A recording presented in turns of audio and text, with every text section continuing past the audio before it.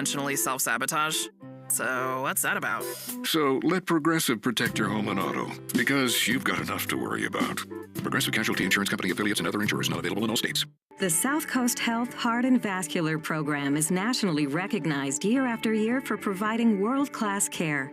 Our heart and vascular team goes above and beyond to deliver the best clinical care and most compassionate service.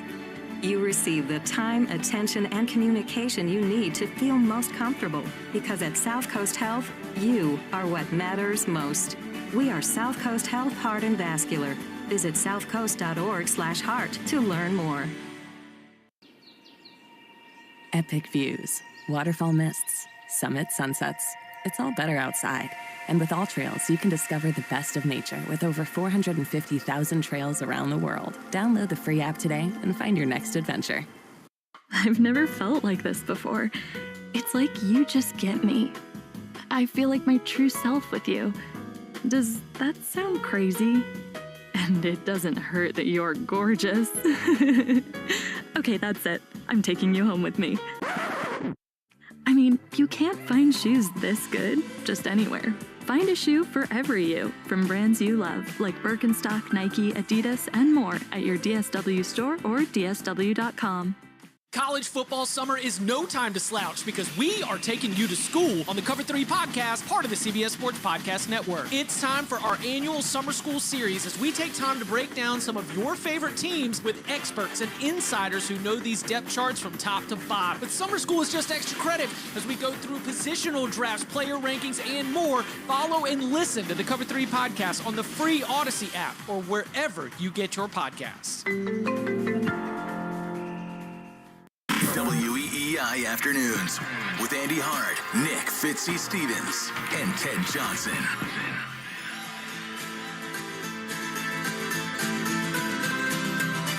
Will, off the field, have you gotten any chance to explore the New England or maybe plans of Drake? Like, where's that fun gonna happen, you imagine? Yeah, I mean, they're out of town right now, so it's just rookies and stuff right now. But I'm worried about football right now, so we'll worry about fun later. But just getting here, getting to know, like I said, all the rookies, all the guys that are here right now, and getting the feel for this thing, and that's what I'm worried about right now. Did you know there's mountains and beaches, stuff like that here in New England? It's a little cold and rainy for a beach.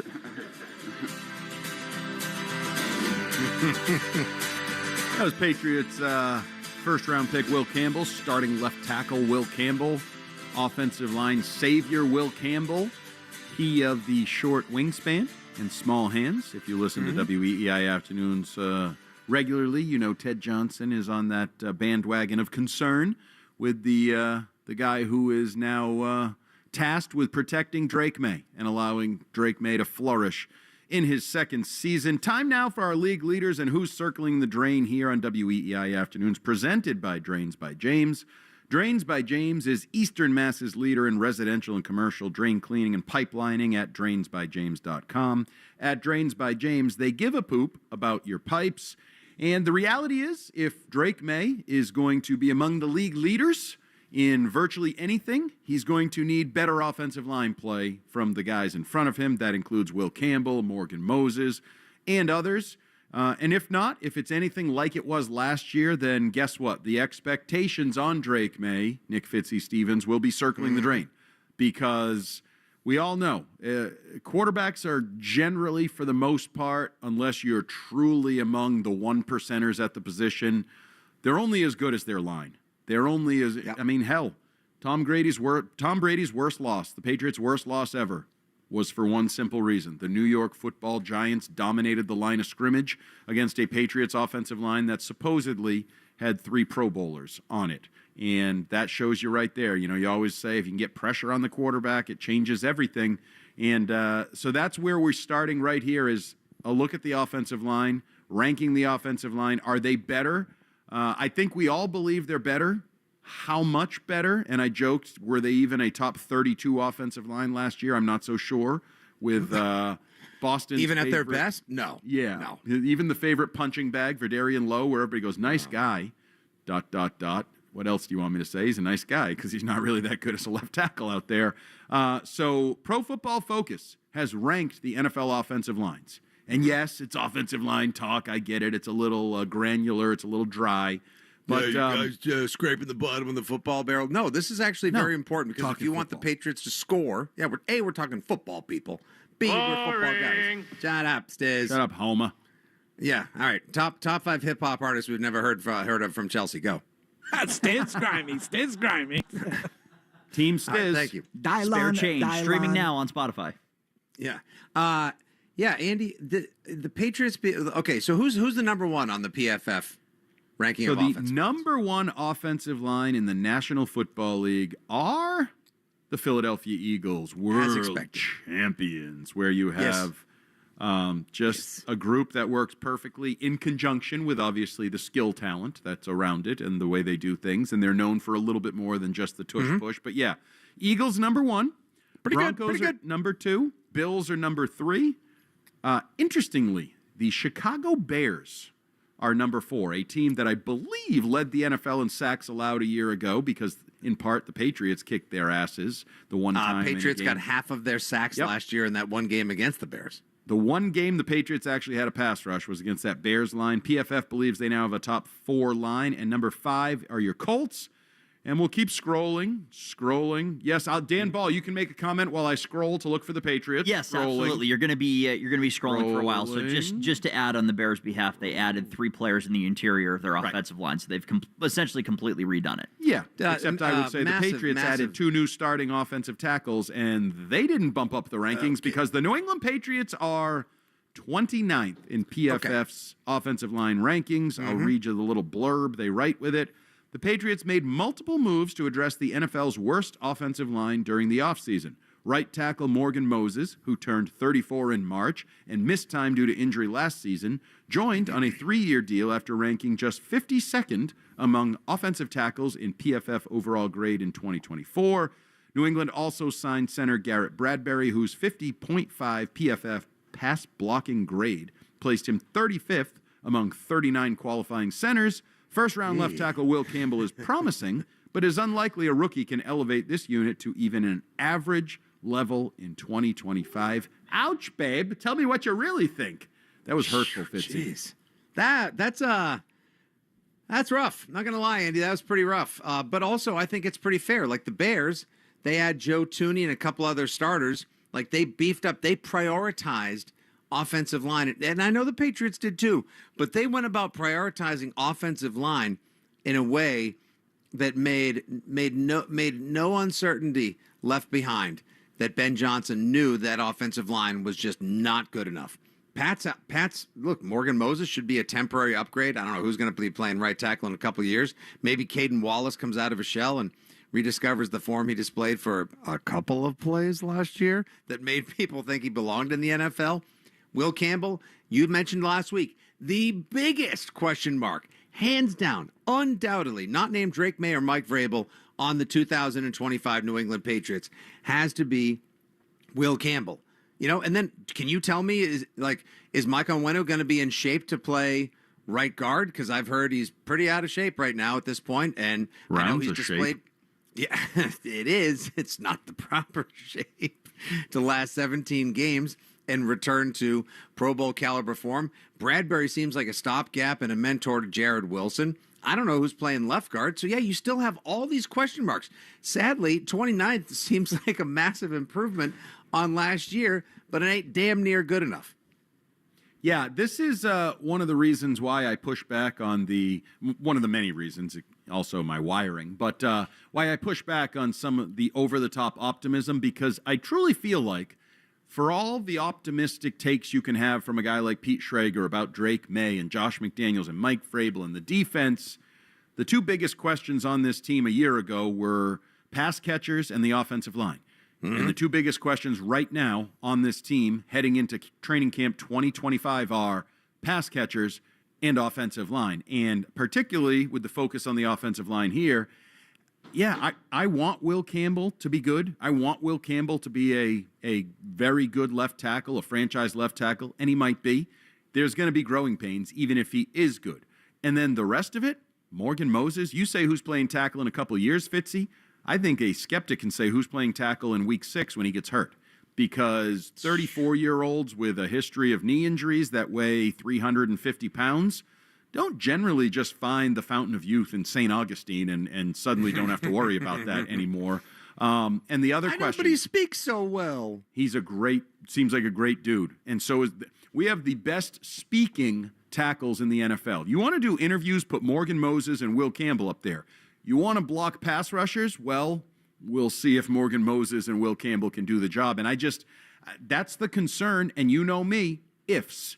Ifs generally turn out 50-50. Ifs rarely turn out 100% positive. So just the way I look at it superficially, if Will Campbell locks down left tackle, the law of averages guy in me says, I bet you we're going to be bitching about right tackle and Morgan Moses gets hurt and who's playing back behind him and how many sacks they're giving up and how many penalties are coming from that side, blah, blah, blah. I do find it hard to believe that we're going to be talking in week 6 about, wow, this offensive line's so good and Morgan Moses and Will Campbell, are they both going to make the Pro Bowl? They've been locking it down out there. I can't envision that, Dan Ball. The reason this ranking caught my eye too, guys, when we were discussing earlier today, is that this is just fundamental football. But in order to try to open up a little bit more room for Antonio Gibson and Ramondre Stevenson and your boy Travion Fitzy before he gets hit, because they were at the bottom of the league in terms of time, yards before contact last year, and just to buy Drake May a little bit of time so he doesn't make those mistakes we saw in year 1. The entire key to this Josh McDaniels Drake May offense, and just the offense being able to be league average, let alone great, to match what your defense is giving you, is that not great play, just better play. And so seeing them ranked in the bottom 5 in the league still after an active offseason was a concern when I saw that earlier this morning. It's a wake-up call. Yeah, that's the perfect way to put it. Like, I think we've been so, you said over the top optimistic, Andy. I'll say over the top optimistic about everything Patriots related because, the splashes in free agency. Oh, what a draft. Mike Vrabel doing all the right things. Will Campbell says nothing wrong. Morgan Moses, spiritual leader. I can't believe they got Henderson at 38th. Hold on. These guys haven't played a single down together yet. Not a single down. It's like half new players. They're revamping practically everything on this team right now. We can talk about how we feel about them after we see 8, 9, 10 games as well. I'd love to know what this offensive line is going to look like by week 12, week 13, Andy, if it's going to be the same or if you're going to have starters in and out at left guard, center, right guard, possibly even right tackle or even left tackle in kind of a nightmare level scenario if Will Campbell can't hold up. Dude, Andy, Will Campbell's first 3 games this season, he gets a face full of Max Crosby, Jalen Phillips, and then TJ Watt. That's what he's going to have to deal with for his first 3 games as a rookie left tackle in New England, protecting Drake May, understanding everything from Doug Marrone and Josh McDaniels with these inflated expectations. How you like them apples? Well, you people are all penciling in wins for all those games. I think 3-1, most people doing those 10-win records, 11-win records have for the month of September. Oh, we're going to kill the Raiders. Why wouldn't we kill the Raiders? I don't know. Maybe Max Crosby kills Drake May and ruins your day on opening day. Like, those are the questions this team has to face. And you just hit on it, Fitzy. The first step this team has to get isn't even good on the offensive line. It's what we were talking about with Alex Cora and the Red Sox lineups. Just let Doug Marrone pencil in 5 guys and get week after week after week out of them. Cole Strange, where do you play? I don't know, somewhere. Find a spot, left guard, center, whatever the setup is. Mike Onwenu, lockdown right guard. So just get 5 guys out there. I feel like that would be a minor victory before we even find out if they can work well together, avoid penalties, block in the run game, block in the pass game. Yep. So this is going to be year 2, 3 in a row where we're just talking about and mix in Doug Marrone. You still don't have in Scar We Trust, the Dante Scarnecchia era where we knew, like, I don't know how good these players are, but Scar will get the best out of them. Scar will get the most out of them. Doug Marrone, good offensive line coach, good resume, been around the block, love that. Think they are in a better place than they've been in recent years, but we need to see it, right? We need to trust but verify, one of my favorite quotes to throw out there, trust but verify that he is going to get the most out of this unit, regardless of what their talent level actually is as they begin what is, Fitzy, you said it, a multi-year process of rebuilding this group. Yes. Just because you drafted Will Campbell, you're not done on the offensive line. You're going to need multiple high picks or free agent dollars in the offensive line moving forward before you're hopefully ranked, top 20. Let's shoot for the stars. Let's be a top 20. That'd be unreal. Top 20. Unbelievable. On Up next here on WEEI Afternoons, we will be talking to Will Fleming in about 15 minutes. He'll come down to the studio, talk about the excitement level. He's going to have a little hop in his step, but not too much hop because he's hit his head on the ceiling because he's a really tall guy. You better He'll watch be out. joining us in studio. But up next, Nick Fitzy Stevens was at Fenway Park yesterday watching some baseball, and you're like, wait a minute. I thought the Red Sox were on the road. They were. But let's just say it was bananas here at Fenway yesterday, and Fitzy was part of it. We'll talk about that next here on WEEI Afternoons. WEEI. WEEI, New England Sports Original. Too fast, Trevor, too fast! Here at the Zebra, research shows people would rather teach their kids to drive than search for auto and home insurance. I know what I'm doing, Mom. Or attend a corporate team building workshop. Go team, feel that synergy. Or be regaled by Uncle Frank's conspiracy theories. They're listening to us right now. That's why the Zebra searches for you, comparing over 100 insurance companies to find savings no one else can. Compare today at thezebra.com. We do the searching, you do the saving. Shh, they're here. Choosing a bottled Starbucks Frappuccino drink that's all flavor and just 100 calories? Easy. Choosing between creamy vanilla, double chocolate, and sea salt caramel flavors? A little harder. Try the delicious new Starbucks Frappuccino light drinks. Look for them wherever you buy groceries. Start with Starbucks coffee. Hey there, I'm Kendra Adachi, and my show, The Lazy Genius Podcast, helps you be a genius about the things that matter and lazy about the things that don't, and you get to decide what matters. I'm not here to tell you what to do. I'm here to give you a new way to see. Episodes of the Lazy Genius Podcast are full of compassionate time management tips and permission slips to do what makes sense for you. New episodes drop every Monday. Follow and listen to the Lazy Genius Podcast on the free Odyssey app or wherever you get your podcasts. This moment right now is the ideal time to throw on your helmet or boots, grab an ice-cold Mountain Dew with a refreshing citrus kick, and tune in for some high-stakes soccer. Because raising your heart rate and your elevation deserves the elevated deliciousness of bold refreshment. Give me a mountain with lots to do. Give me a river, give me a dew. Give me something simple and true. Give me the sunshine, give me a dew. Do the dew. You hear that? That's the sound of Pepsi Zero Sugar, the better tasting, more refreshing zero sugar cola. Pepsi Zero Sugar. Let your taste decide. Your burger is served, and this is our finest Pepsi Zero Sugar. Its sweet profile perfectly balances the savory notes of your burger. That is one perfect combination. Burgers deserve Pepsi. You know they call these the dog days of summer. Well, I'm Rob Bradford of Baseball Isn't Boring, and if you're a baseball fan, there's nothing boring about the summer. Not with the home run derby, not with the All-Star game, where the biggest stars shine the brightest, reminding us all why we love this game. But that's just the appetizer, because right after, the second half of the season kicks into high gear, the pennant races heat up, rivalries intensify, and the unexpected becomes the norm. Don't miss a single moment of the excitement. Listen to Baseball Isn't Boring and the Odyssey app or wherever you get your podcasts. For more than half a century, contractors and trade professionals have relied on WeatherGuard for heavy-duty truck and van storage equipment, not just to protect their tools, but to protect their professional reputations. Whether it's inside or outside of work vehicles, a WeatherGuard badge means pros can trust that their hard-earned name is in good hands. Since 1968 and every day since, WeatherGuard has been protecting anything it takes to build a professional reputation. WeatherGuard, established in 1968, proven every day. WeatherGuard.com. This is the story of the one. As a lineman, he does whatever it takes to keep the power on in his community. And he wants a partner like Grainger who does the same. Grainger offers the professional-grade products he needs, from voltage detectors to harnesses to hard hats, plus fast, dependable delivery, so he can rise to every challenge.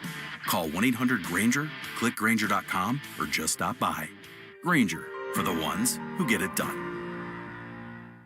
Some people follow the rules, I break them. I'm Soraya, and on Rule Breakers, we talk to the rebels who do things their way. Listen to Rule Breakers with Soraya on the Odyssey app or wherever you get your podcasts. This is the story of the one. As a lineman, he does whatever it takes to keep the power on in his community. And he wants a partner like Grainger who does the same.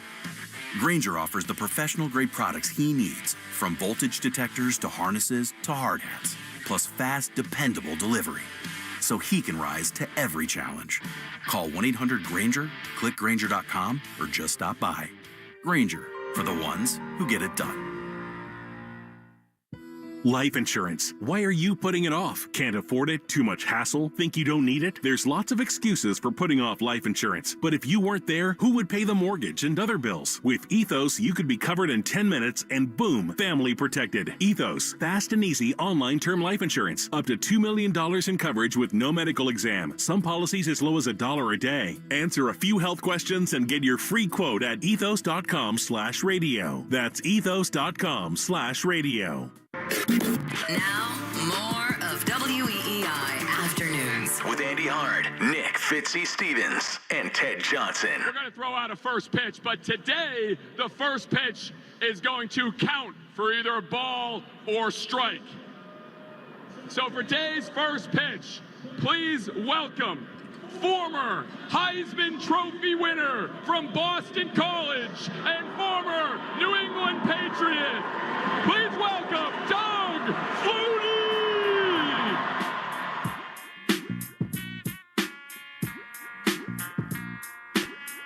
That was from the ESPN broadcast of the Savannah Bananas right here at Fenway Park yesterday. Doug Flutie, not only threw out the first pitch, he continued to stay out there for the entirety of the first batter. He got the out on a little weak jammed pop-up to shortstop after a couple foul balls with his famous knuckleball. And our own Nick Fitzy Stevens was in attendance with the fam, took in the entirety of the Savannah Bananas experience, and we wanted to touch on that. I know I watched it a couple weeks ago on TV, enjoyed what I saw. And from TV, did you really? Oh, yeah. Loved it. And their popularity is only rising. They've been selling out not only Major League Baseball stadiums, but also football stadiums with 70 and 80,000 people as they continue to grow in popularity. So, first-hand account, Nick Fitzy Stevens, the reaction was what? 10 out of 10 will do it again. Andy, it was absolutely awesome. It was everything it was supposed to be. It lived up to the hype and the billing.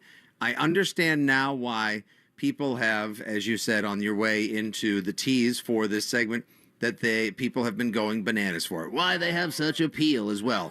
It's such a family-friendly, dynamic, energetic environment that they create. Now, you may say, and of course there will be baseball purists and skeptics that say, oh, good, that's what we needed is more people dancing shirtless, throwing a lot of garbage into the stands just to keep all the kids paying attention. Why don't they just bring their freaking iPads to the game? Well, it's a brand new generation, folks. We are well into the 21st century with declining numbers for baseball. And yes, while most of us around here believe that baseball isn't boring, yay baseball, I got to tell you, the Savannah Bananas absolutely get it. This guy, Jesse Cole, who started this out of nothing a few years back and has turned it into an international multi-million-dollar sensation, is a freaking genius. From the sing-alongs in the stands, all the crowd work they do, contests, Andy, these brilliant ideas they have for contests and engagements between innings that are localized, using local flavor and flair to keep people involved. Like during the third inning, they had two different people from the stands holding 10-gallon painters buckets, and they called it the Boston Tea Party. They went up to the top of the Green Monster, and they had fans throwing boxes of tea down onto the field, and two different dads had to try to catch it in the buckets. Whoever caught the most wins. Then they had something called the Boston Tea Party, where three people in lobster outfits had to, quote, lobster roll in from the outfield. So the first person that did enough somersaults to make it to home plate and not throw up won the prize during the inning. They even did something called the toddler choose mom or dad, I think it was. They put a toddler at third base, put mom and dad at home base between the first and second inning. And whichever parent the kid ran toward and jumped into the arms of, that parent won a prize. The other person got hit in the face with a pie. Like, it's just constant carnival games, goofing around, lots of fun. And the athletes that are on these teams, like the guy Coach Rack in left field, shirtless, gun show. They do backflips when they catch the ball on a fly ball as well. It's so fun. My kids, age 12 and 8, couldn't stop paying attention the whole time. And when you pack Fenway 2 nights in a row, integrate local legends like Keith Falk, Jackie Bradley Jr., Brock Holt, who came up dancing for his at-bat, Johnny Damon yesterday as well. It's It's something. I understand why they sell out stadiums. I understand why people now love banana ball.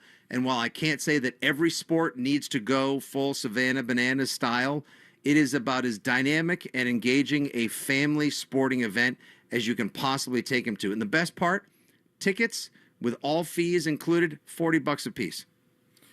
Yeah, I enjoy it, but, it's funny because the question, I think, becomes what is transferable from what the Bananas are doing to regular baseball, Major League Baseball, or even other sports in terms of... Because so much of it is limited because we all know it's one thing to do a one-off entertainment show, but to compete... That's what this is. 162 times a year, I think it would wear off with some people, especially the TV audience, right? Like most people who watch a Bananas game haven't watched a lot of Bananas games. They're tuning in for the first time or the second time, so they're enjoying it. It's different, it's quirky, it's fun, it's upbeat. Does that work on a nightly basis, right? Like nobody goes and watches Blue Man Group every night. At most, you watch it once a year or once every couple years, or somebody comes into town and they make and modest tweaks to the script as well, just like these guys do. But I have to believe, Andy, that they have a writer's room and segment producers that are constantly coming up with the localized bits, with different dance routines as well. Like Saturday night, Stilts, who is the incredibly talented player who wears 10-foot stilts, hit at the plate and got a hit. Then on Sunday, Stilts came in as a reliever and struck somebody out. It's a circus. It's like a circus-like atmosphere. But the thing is, it wasn't just a bunch of dads like me with moms who ate a face full of traffic to get in there, buy all sorts of merchandise, and have a day at the ballpark with 92-degree heat. Retention rate at Fenway yesterday was over 90%. Sold-out stadium.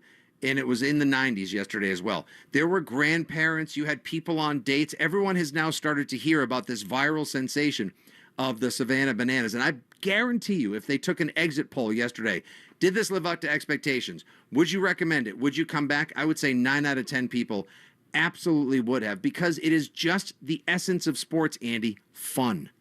Agreed. I just don't know how much of it you can translate into regular sports. I will say the most enjoyable thing I saw in the game I watched a couple weeks ago is a guy got hit by a pitch and he falls down, and then the rest of the team runs out with a rope and he holds onto the rope and they drag him to first base.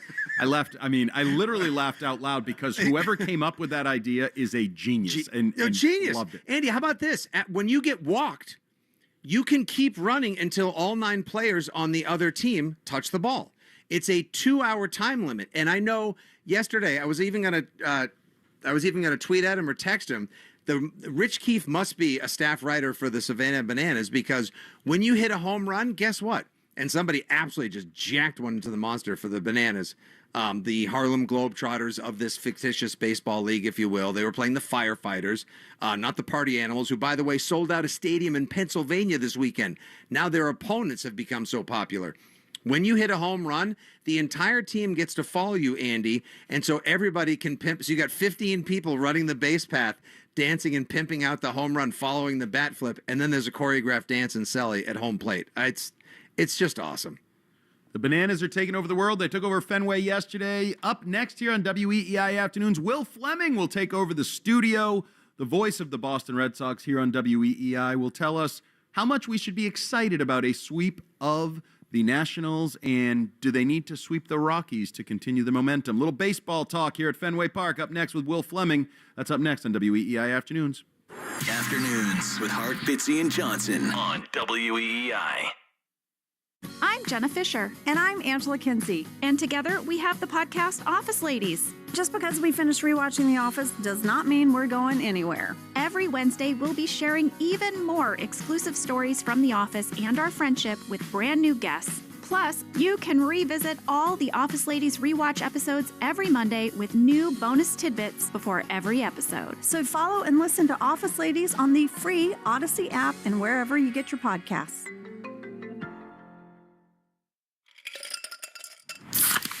You hear that? That's the sound of Pepsi Zero Sugar, the better tasting, more refreshing zero sugar cola. Pepsi Zero Sugar. Let your taste decide. Choosing a bottled Starbucks Frappuccino drink that's all flavor and just 100 calories? Easy. Choosing between creamy vanilla, double chocolate, and sea salt caramel flavors? A little harder. Try the delicious new Starbucks Frappuccino light drinks. Look for them wherever you buy groceries. Start with Starbucks coffee. This moment right now is the ideal time to throw on your helmet or boots, grab an ice-cold Mountain Dew with a refreshing citrus kick, and tune in for some high-stakes soccer. Because raising your heart rate and your elevation deserves the elevated deliciousness of bold refreshment. Give me a mountain with lots to do. Give me a river, give me a dew.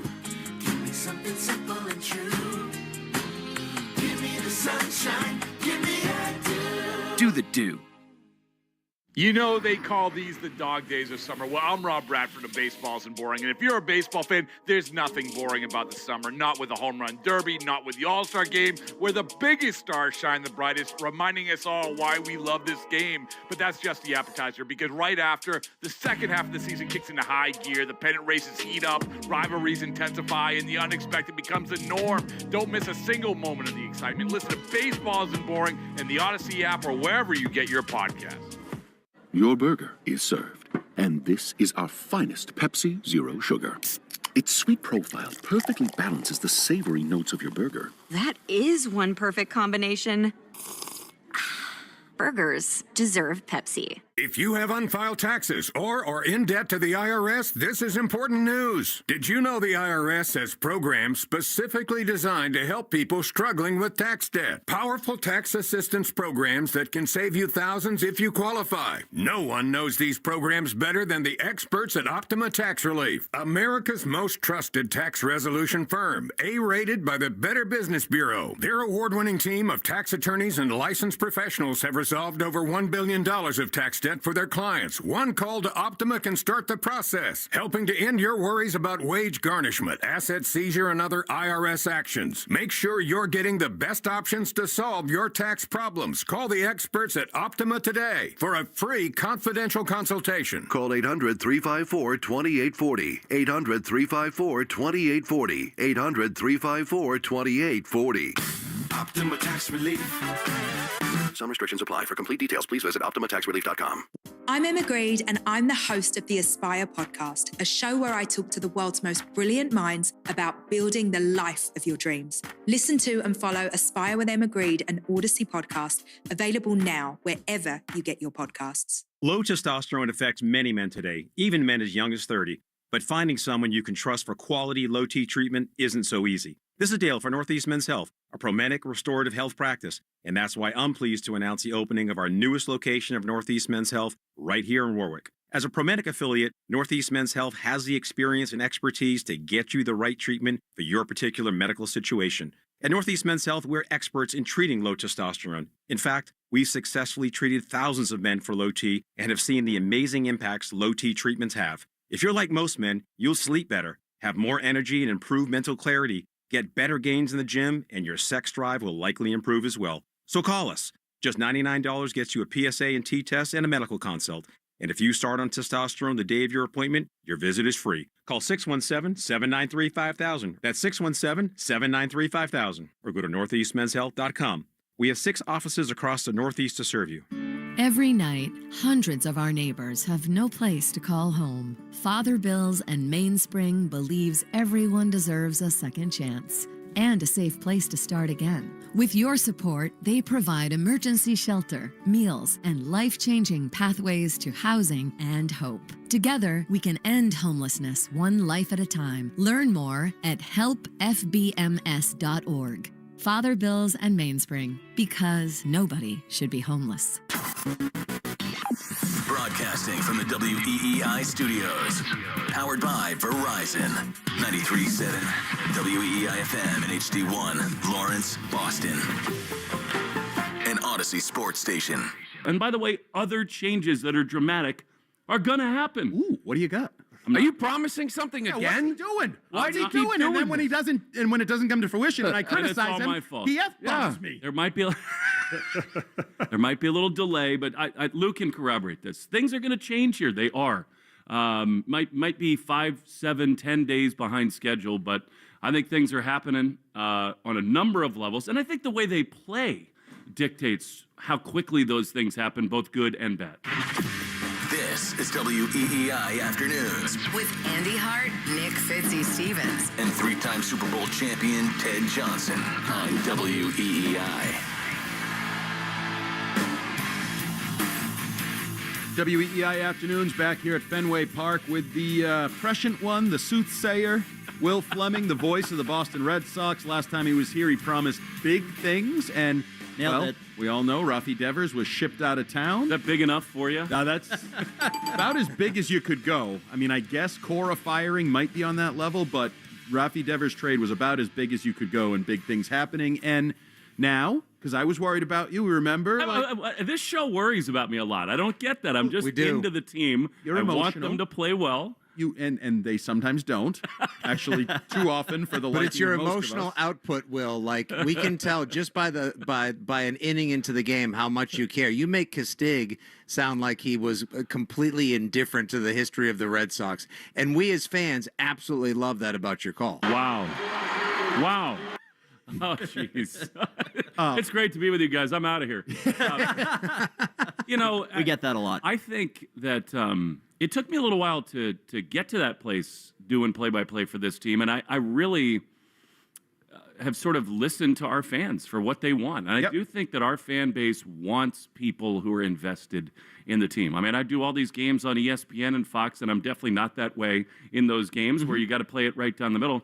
That ain't what this is. Right. You know, this fan base is dying for a winner. And plus, I think a huge part of that is that I know all these people so well, right? And it's impossible to not sort of be invested in the whole thing. It's good for everybody. It's good for you, Andy. It's good for you, Fitzy. If this team is playing better and more people are listening and more people are engaged, that's a huge positive. So, I guess I shouldn't apologize for that. No, you shouldn't. I'm invested in this whole thing. And I'm a big believer, you got to be who you are. You don't try to be Joe Castiglione. Nope. Don't try to be Dave O'Brien. Nope. Don't try to be Bob Sosi. Don't try to be Jack Edwards. Whoever Will Fleming, the baseball announcer, the baseball fan, the baseball lover is who I want to hear. Because I think if you fake it, it won't work. Yeah, I mean, I agree with that completely. And I think it takes a while to sort of discover your own voice, right? And then you find yourself in a sweet spot where you just are who you are. And that probably comes across a little bit heated at times in both directions because, and that's the other part of this. Like, again, our fans, if we stink and base running plays are not being made and balls are being kicked all over the infield, you cannot sugarcoat this stuff, So it's much more fun when they hit and when they score. And it's more fun when they sweep a team. And I don't care that it's a team that isn't great and fired their manager and general manager after you swept them. I'm choosing to give them credit because I watched them play other teams this year, the White Sox, the Angels, teams that on paper you're supposed to be better than or at least as good as, and all of a sudden we're lamenting losing streaks and falling in the standings. But do they need to sweep the Rockies, another bad baseball team? Because everybody right now is talking about the trade deadline, the All-Star break. Where are you? Buyer, seller, how invested? We got Sam Kennedy on the Greg Hill show saying, oh, yeah, ownership has signed off on being as aggressive as we were in the offseason. They're building expectations of now the team is playing winning baseball. What you're going to do about it, but do they need to continue to win to keep that rolling? I don't think they need to sweep, right? You get yourself in a tough spot when you say you just the vagaries of this game are so different, right? I mean, they need to win the series for sure. And it's funny, I was just with Alex Cora and I asked him that exact thing, and I said, as a manager of a young team that's rolling along like this, do you just sort of step back and let it happen? He said, not at all. I'm in that room right now saying we've got to keep going, keep pushing this thing forward. I will tell you, this is the show where I make predictions, but absolutely there is every intention to make huge moves coming up in the next month or so. I really believe that. I've been right about this before, and I'm right about it again. Now, the market will dictate a lot of this stuff. Right. But what can you give to get certain things? After the Devers trade, it's not like they traded him because they didn't want to pay the money. That's ridiculous.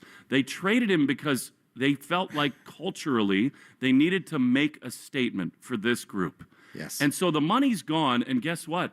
They're sitting on it, and they want to spend it. Now, it might happen in the offseason because you just don't know. The deadline can be so expensive. I should have stopped you right there. Hard stop, Sam Kennedy style. I don't want to wait till the offseason. No, and by the way, they don't either. Okay. They don't want to either. But it's just a question of, and like, I just think you guys should start to think about the world that Craig Breslow, like how he views building a baseball team. Look at the people that he makes huge bids on. Juan Soto, Garrett Crochet, younger players with a lot of runway left. I think you just look at the young people in the game who might be expendable or tradable for teams that are losing, and I think they're going to be aggressive on all of those people. Fitzy, is it me, or did he just say Mason Miller?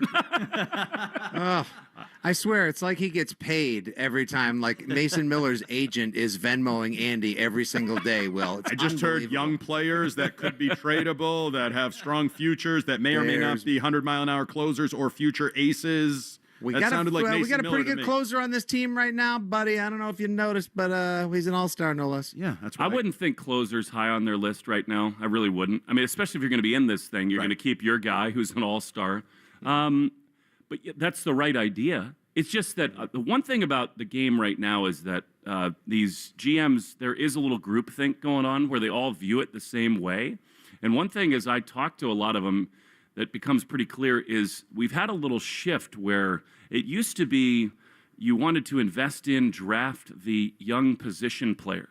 I think now general managers across the game value young, controllable starting pitchers more than position players. In other words, to go get, let's just pull a name out of a hat, Joe Ryan for the Minnesota Twins, who I think would be phenomenal here. And I think there's a lot of interest, and that would be the one to me where if you could pull that off, position player, prospect package to go get him, then all of a sudden you got 5-6 years of Crochet followed by Joe Ryan. Like it's one name. Right.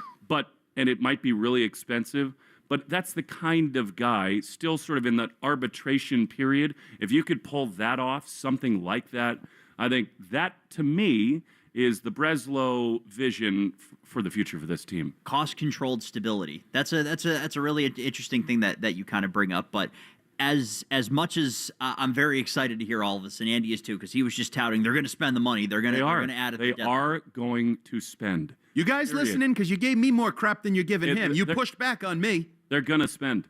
They are. I mean, like they're going to try to do it as hard as they can in the next 3 weeks. And then if it doesn't happen now, it's going to happen in the offseason. I'm telling you, with 100% certainty, they want to get right back in the higher echelon with all these young players getting involved. They're going to spend. Do you foresee any roster casualties coming along with that, specifically a player like a Jarren Duran being involved? Yeah, I mean, there's a lot of smoke there, you know. I think the more you hear rumors around the game, like these national writers who start putting stuff out there, whether it's a Bob Nightingale or a Jeff Passan or whomever, that stuff is not created out of thin air.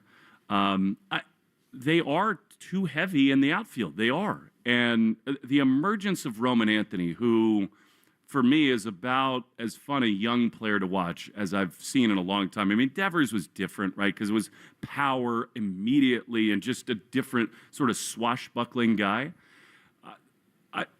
Roman Anthony looks the part of like a 7-time All-Star foundational player. And that sounds stupid after he's played for, 4.5 weeks? No, but he has face of the franchise kind of feel to him. Nothing bothers him. Yeah. And I think they because he's now here and checking that box, someone in the outfield, I do think there's a real chance someone like that goes. Interesting. Yeah, he looks like he just has that veteran poise. You know, the kids always like to say he's built for this. It's a little bit of like a little Bryce Harper and a little Freddie Lynn to throw a contemporary and a throwback comp at, Roman Anthony. Not to put pressure on him. No as pressure. Well, but, none at all, right? No, not yeah.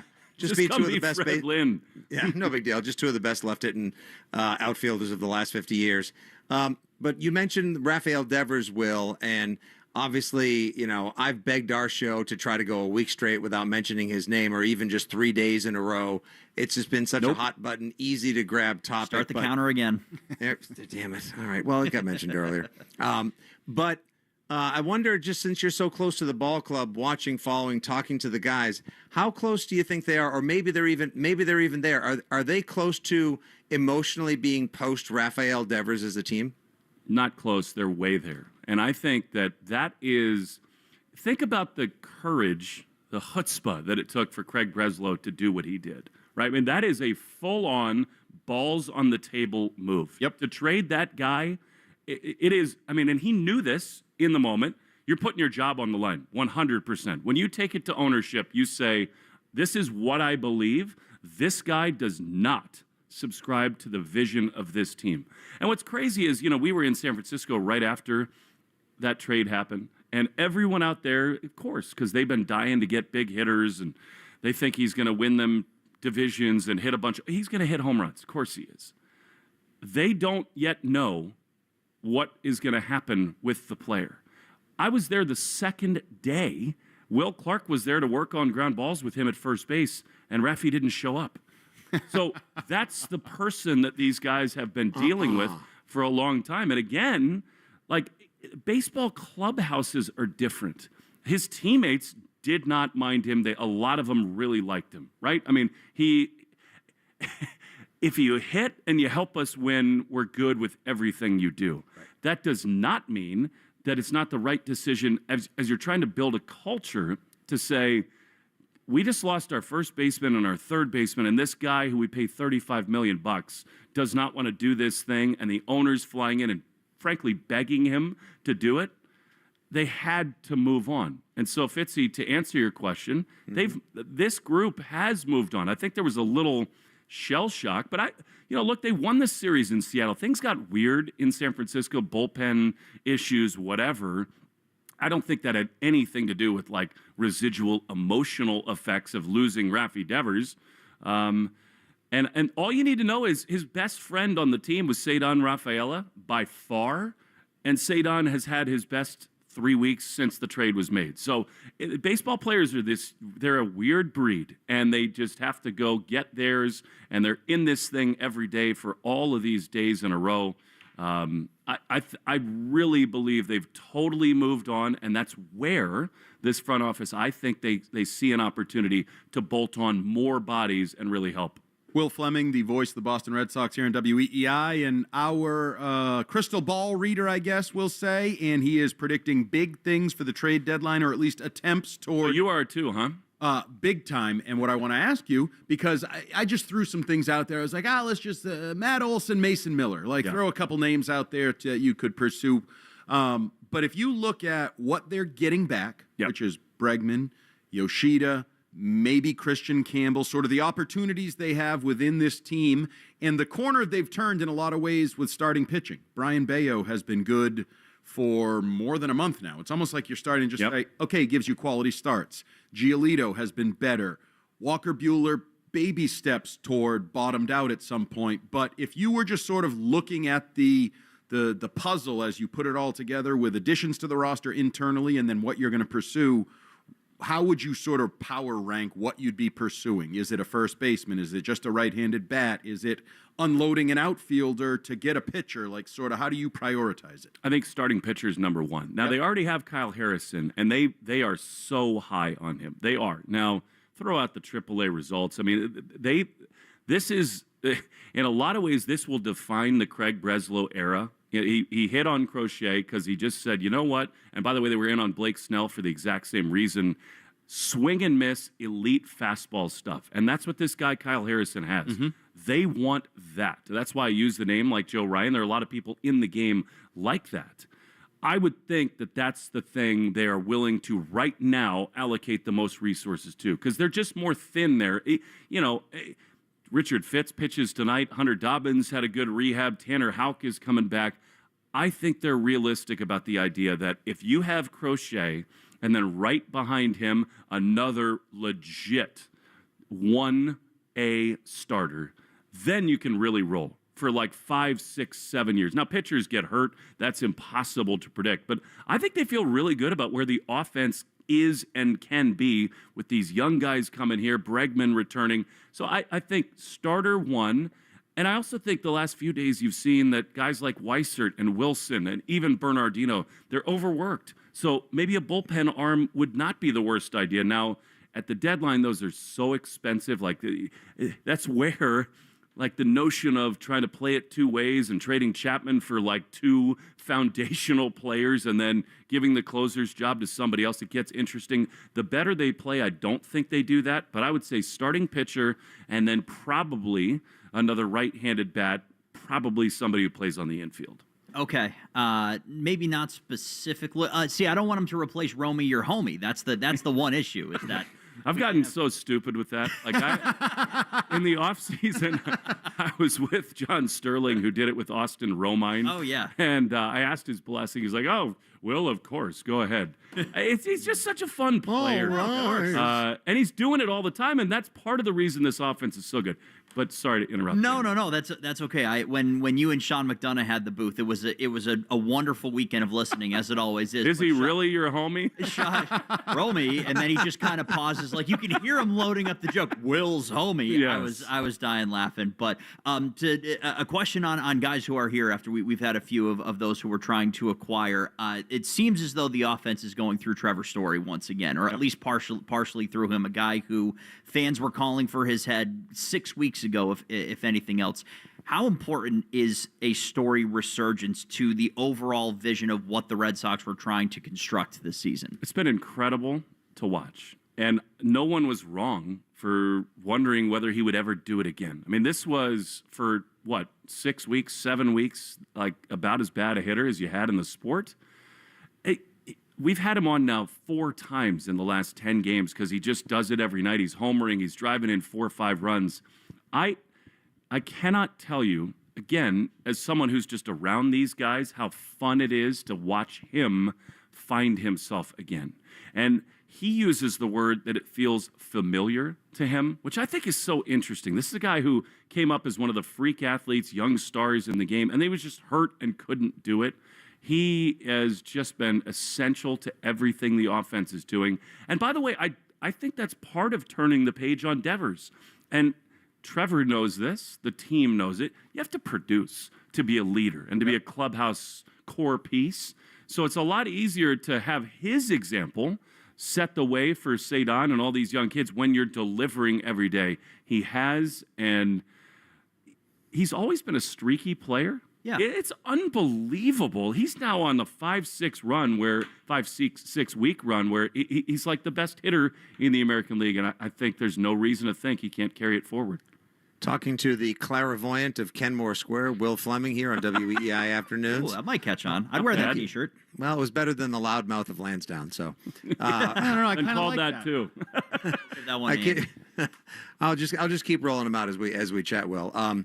So there were 3 All-Stars on the Red Sox, obviously. Crochet, who might be, I don't know if he's pitching to contact or speculating maybe might be getting a little tired, and we're wondering maybe if it wouldn't be a bad idea to skip his next start if it were possible. But the Bregman, obviously, and Chapman, 3 guys that Breslow brought in this season, none of your homegrowns or recently acquired guys. What do you think about that, and do you think there was anyone that was possibly overlooked on the Sox? I mean, you could make an outside case for Carlos Narvaez, maybe. But, I mean, the other catchers that are in for the American League are totally worthy. You know, it's funny, Fitzy, I was thinking that same thing, and I thought it yesterday when Crochet started.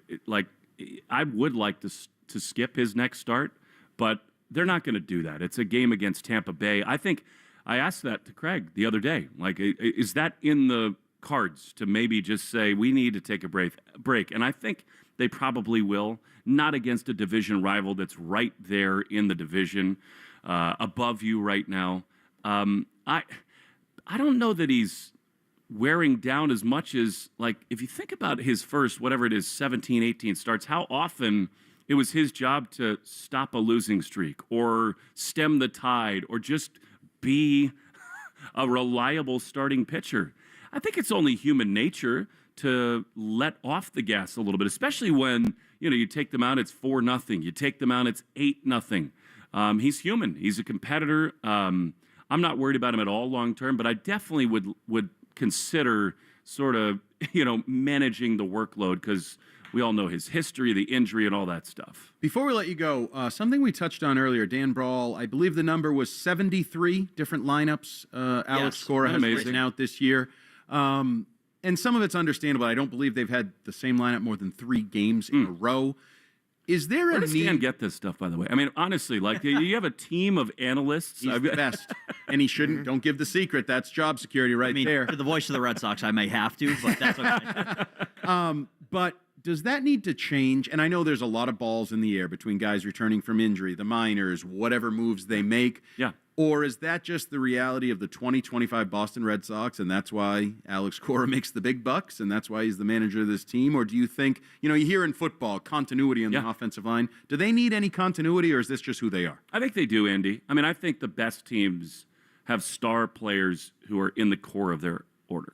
And I think it's a credit to Alex, to Craig Breslow, to everybody lately who puts the lineup together every night. I mean, think about it. Last year, they were the worst team by far against left-handed pitching, and all of a sudden, every time a lefty's on the mound, they just maul him.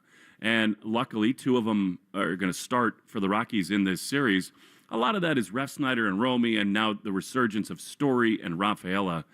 But I'll always tell you, Andy, that I think this is Boston. Right? For a lot of reasons, this group needs to have identifiable stars. They need to have people the fans know, that they know for 4, 5, 6 years they're coming to the ballpark, they can wear the jersey, they're going to be here.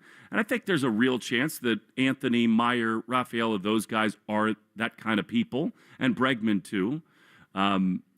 But I would say it's great that they've made it work the way that they have. But long term, I really think you just need to, whether it's a Pete Alonso, a Kyle Schwarber, Kyle Tucker, those names are names to watch in the offseason. I think that this front office realizes that it's good to be versatile and flexible and have pieces that can give you what they call platoon advantages. That's a Dan Ball term. Yep. But Alex does that better than everybody. I would like a superstar advantage, and when they traded Devers, they forfeited a bunch of that. And look, for what I've told you guys today, I believe every word of it, that it was time. The culture needed it. The clubhouse needed it. But he's one of the 10 best hitters in the game, right? And you just can't snap your fingers and recreate that. You can't do it. So I think they will very intentionally try to add more people like that. And the good news is you get one back with Bregman very soon. He is Will Fleming. He'll be on the call for WEEI tonight, voice of the Boston Red Sox. And we're also going to book him, I believe. We don't usually do this on the air in advance. Here we go. I think August 1st, so the trade deadline's the 31st. Perfect. So August 1st, we'll talk to you about why they got whatever big name starting pitcher, right-handed bat, because you're promising big things and you're always right, right? Not always, but I mean most. They're going to add. They are. Right. Again, you just don't know what the market will cost. They're going to make big moves. All right. Believe it. Well, enjoy the game tonight, and we'll talk to you soon. Thanks. We'll do. Thanks, guys. Thanks, Will. WEEI Afternoons rolls along. It's Monday. It's 5:30. It's time for the Fitzy Five. That's up next. But first, Dan Ball has what's trending for you. Romy, my homie. Your home of the Sox. Now, here's what's trending on WEEI. Here's what's trending now on WEEI and WEEI.com, brought to you by the 99 Restaurant. The Red Sox completed the series sweep over the Washington Nationals yesterday afternoon. The final score was 6-4. Boston returns home to open up a 7-game homestand that will bring them into the All-Star break. Game 1 of their series against the Rockies is tonight at 7:10. Richard Fitz starts against lefty Austin Gomber. Here is your lineup for tonight. Nate Eaton leads off at third. Then it's Romy Gonzalez at second. Roman Anthony's your DH with Rob Refsnyder in left. Trevor Story at short. Carlos Narvaez is your catcher with Willie Abreu out in right. Abraham Toro is at first, and then Cedon Rafaela out in center field, and he is batting ninth. You can listen to the game on WEEI FM 93.7 and across the Shaw's and Star Market WEEI Red Sox Radio Network. Shaw's perfecting the art of fresh. Mass Mutual pregame show with Christian Arcan is tonight at 6:10, and Will Fleming and Will Middlebrooks have the call of the series. Reliever Aroldis Chapman, third baseman Alex Bregman, and left-handed starter Garrett Crochet were named American League All-Stars yesterday. All three are returning to the All-Star game, though this is their first selection as members of the Red Sox. 8th selection for Chapman overall, 3rd for Bregman, and 2nd for Crochet. The Anthony Simons Drew Holiday trade between the Trailblazers and Celtics is now official, without the previously reported second-round picks going from Portland to Boston. The final deal is a straight 1-for-1 player swap. The Kristaps Porzingis trade, meanwhile, was also officially announced by the C's earlier today. In soccer, Mexico defeated the United States 2-1 to win a 10th CONCACAF Gold Cup title, and the Revolution returned to action on Wednesday at Gillette when they host Lionel Messi and Inter Miami CF. You gotta try the new burgers at the Nines. Bigger, bolder, and beefier. Their half-pound, 100% American Angus beef is sure to please. Try the new bourbon onion burger and get more ang for your buck. You gotta love the Nines. I'm Dan Ball. This is Trending Now on WEEI and WEEI.com. More Afternoons Live from Fenway Park coming up right after this.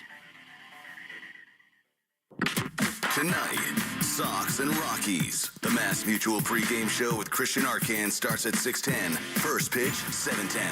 On the Shaws and Star Market Red Sox Radio Network. I'm Emma Greed, and I've spent the last 20 years building, running, and investing in some incredible businesses. The more success I've had, the more people started coming to me with questions. How do you start a business? How do you raise money? How do I bounce back from failure? On my new podcast, Aspire with Emma Greed, I'll be answering these questions and more through weekly conversations with the smartest minds out there. Listen to and follow Aspire with Emma Greed, an Odyssey podcast available now, wherever you get your podcasts. This moment right now is the ideal time to throw on your helmet or boots, grab an ice-cold Mountain Dew with a refreshing citrus kick, and tune in for some high-stakes soccer. Because raising your heart rate and your elevation deserves the elevated deliciousness of bold refreshment. Give me a mountain with lots to do. Give me a river, give me a dew. Give me something simple and true. Give me the sunshine, give me a dew. Do the dew. Your burger is served, and this is our finest Pepsi Zero Sugar. Its sweet profile perfectly balances the savory notes of your burger. That is one perfect combination. Burgers deserve Pepsi. You know they call these the dog days of summer. Well, I'm Rob Bradford of Baseball Isn't Boring, and if you're a baseball fan, there's nothing boring about the summer. Not with the home run derby, not with the All-Star game, where the biggest stars shine the brightest, reminding us all why we love this game. But that's just the appetizer, because right after, the second half of the season kicks into high gear, the pennant races heat up, rivalries intensify, and the unexpected becomes the norm. Don't miss a single moment of the excitement. Listen to Baseball Isn't Boring and the Odyssey app or wherever you get your podcasts. You hear that? That's the sound of Pepsi Zero Sugar. The better tasting, more refreshing Zero Sugar Cola. Pepsi Zero Sugar. Let your taste decide. Choosing a bottled Starbucks Frappuccino drink that's all flavor and just 100 calories? Easy. Choosing between creamy vanilla, double chocolate, and sea salt caramel flavors? A little harder. Try the delicious new Starbucks Frappuccino light drinks. Look for them wherever you buy groceries. Start with Starbucks coffee. On July 12th and 13th, immerse yourself in one of World War II's largest battles at the American Heritage Museum's Pacific Reenactment Weekend. This living history event in Hudson, Mass. will surround you with the sights and sounds of the Okinawa campaign, with real World War II aircraft flying overhead, and the chance to drive authentic World War II tanks. And you'll even get access to our aviation hangar and classic automobile barn. Don't miss your front row seat to this epic experience. Purchase tickets now at AmericanHeritageMuseum.org. Weather brought to you by Staples. Have you heard? The Staples Easy button is back with even more easy. Press it for custom prints, shipping services, even passport photos. Staples. That was easy. I'm Jordan Robinson, host of the new podcast, The Women's Hoop Show. Each episode, I'll be joined by a rotating group of women's basketball experts to talk WNBA, college hoops, the new Unrivaled League, and the shifting landscape of the sport. The game is growing, and so are we. Listen to and follow the Women's Hoop Show and Odyssey podcast, available now for free on the Odyssey app or wherever you get your podcasts.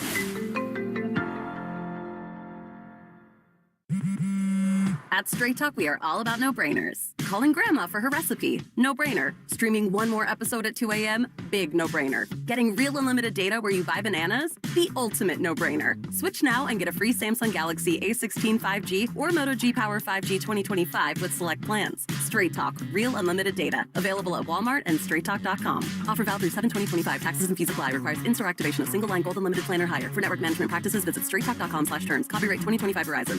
If Old Spice Deep Sea Super Hydration Body Wash were music, what would it sound like? Start with the deep sounds of Old Spice's ocean waves and kelp. Layer on the smooth, renewing moisture. You wouldn't hear any parabens or phthalates because Old Spice Deep Sea hasn't got any. But you would hear that vitamin B3 for healthier looking skin. So while your regular body wash sounds like this, Old Spice sounds like this. sounds like it smells amazing. Good morning, Doctor. Doctor? Hi, Doctor. Doctor? Dr. Jackson's practice is growing. What do you mean we're still short-staffed? He needs a good patient doctor. How do we not have enough doctors to doctor all these patients? And he doesn't have the patience to sift through hundreds of resumes. I need Indeed. Indeed you do. When you sponsor a job on Indeed, it's easier for talented candidates to find it, which makes it easier for you to hire them. Visit Indeed.com/credit and get $75 towards your first sponsored job. Terms and conditions apply.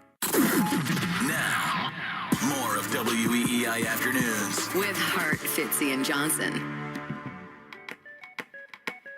They're going to spend. They are. I mean, they're going to try to do it as hard as they can in the next 3 weeks. And then if it doesn't happen now, it's going to happen in the offseason.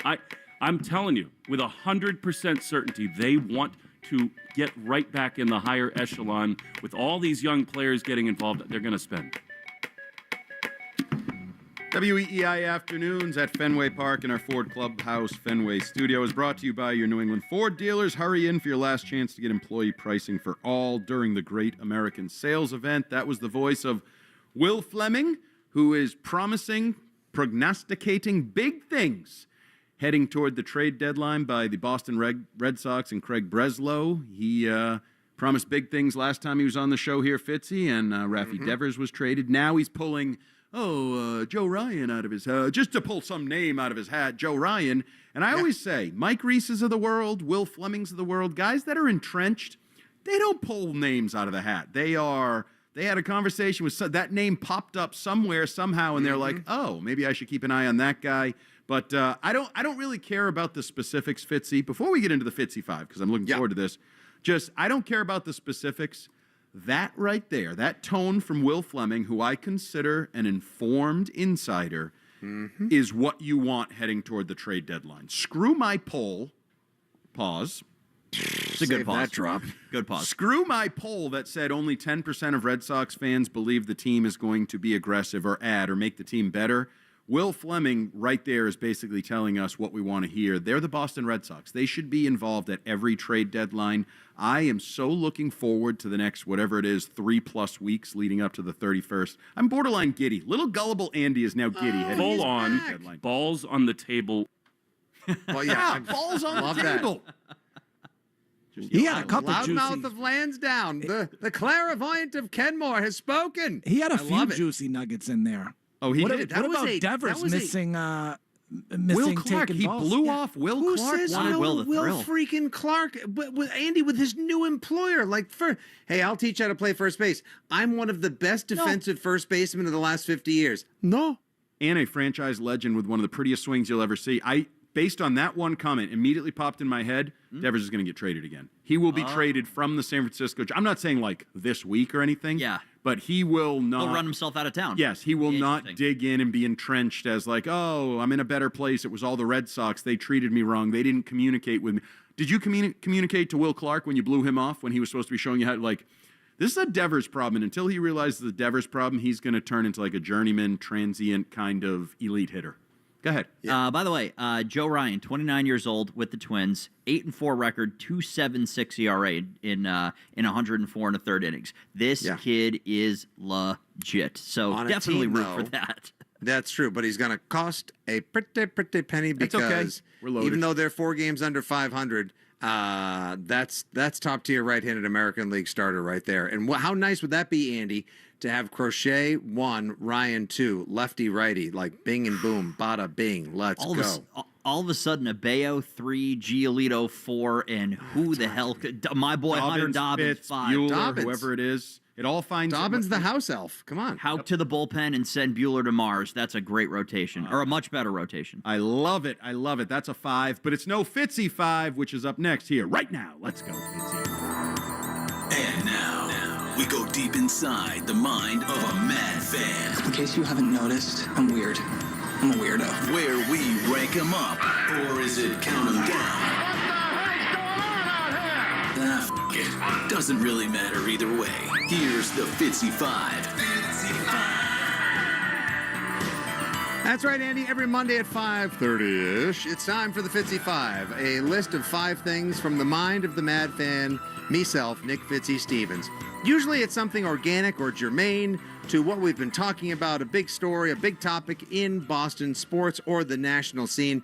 And I must profess that I had me a damn good time yesterday, as I spoke about in the past hour at the Savannah Bananas baseball game yesterday, as they got a who cares win against the Firefighters, but more importantly, stormed Fenway, took it over for the weekend, and gave the baseball and sports-loving fans of all ages and generations a damn good time. And it got me thinking, same thing that you actually talked about when we were discussing the Bananas in the past hour. How does this translate? How can we Savannah Bananify other sports? It seems like a daunting, if not very difficult task. Baseball perhaps was prime and ripe for it. But other people have been trying in recent years to add a higher level of uniqueness and engagement to some existing sports. So no, we're not going to pay tribute to the Harlem Globetrotters, the early ones who changed the game. And we're not going to be talking about boutique, absurd, unique sports like watching cornhole or pickleball on TV, Andy. So tonight, in the Fitzy Five, we'll be talking about my 5 favorite alternatives to current American sports. Are you ready? Okay. All right. Let's begin with number 5. Geht über, da ist es geht über Ailton, kleines, dickes Ailton mit dem Touchdown für den Vegas. Aber Steffe, sehr, sehr schöne Lauftechnik da. Das soll sich sparen. Das ist arrogant. That's right, Andy. Coming in at number 5 is something we've discussed previously on the program before. A German import that is now actually in an American league itself. That is American ice football. It is a 5-on-5 game of football played in pads, head to toe, a helmet, and bowling shoes on a hockey arena. One of the most absurd. I'm not kidding. It's one of the most absurd watches. That was a German highlight I had to give you because everything always sounds better in German as well.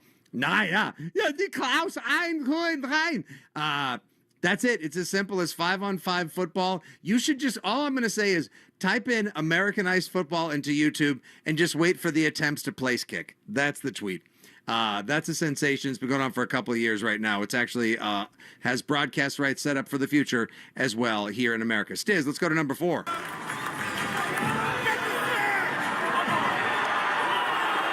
right. That was a championship caliber putt that was made to cap off season 1 of the TGL.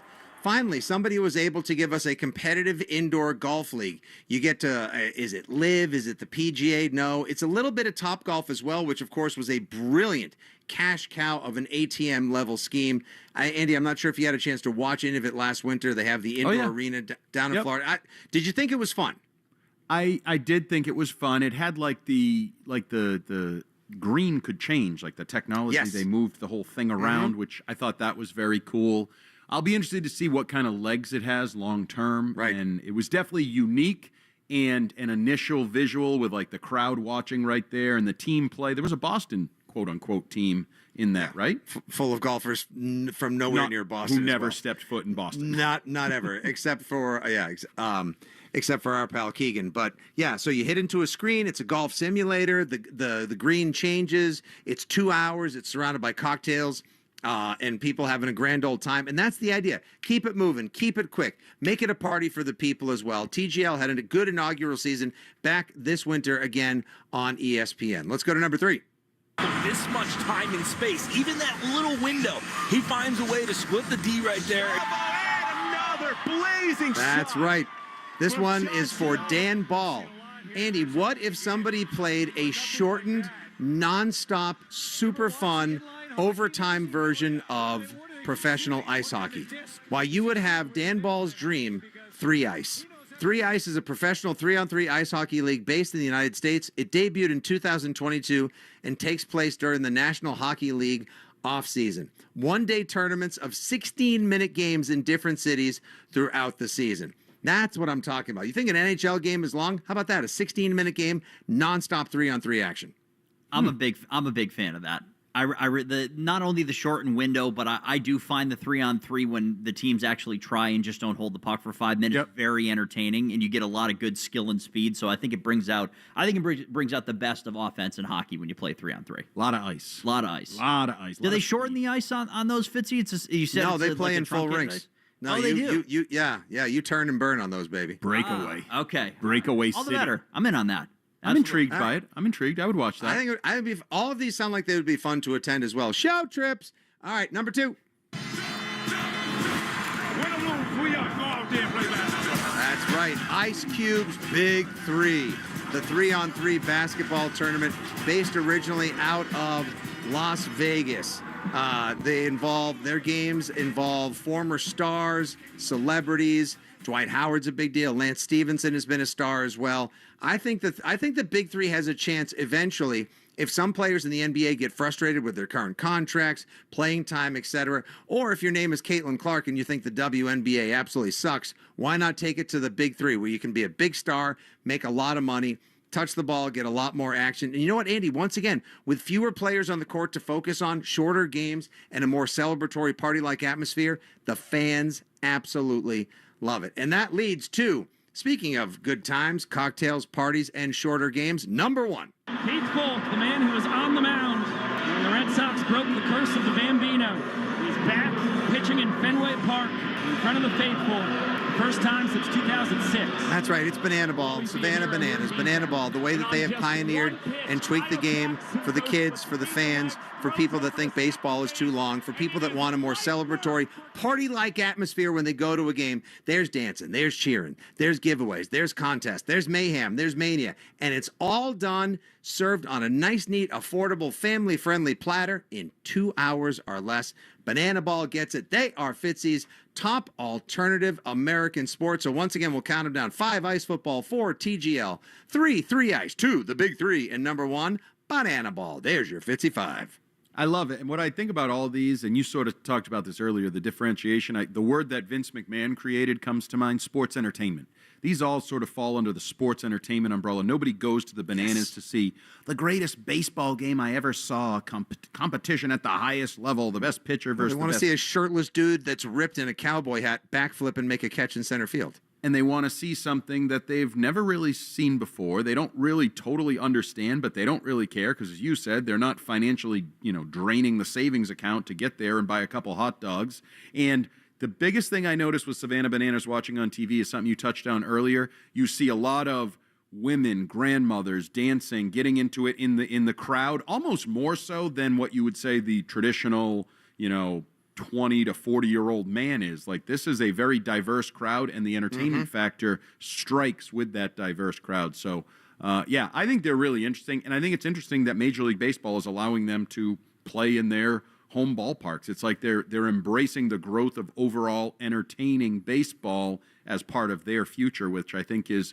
probably smart business. They're not going to put you out of business. They're not a threat to you. They can actually help you grow the game and grow the entertainment value. So that's Fitzy Five for this week, an entertaining look at the world of sports. And up next, we have Odds and Ends as WEEI Afternoons comes to an end here at Fenway Park.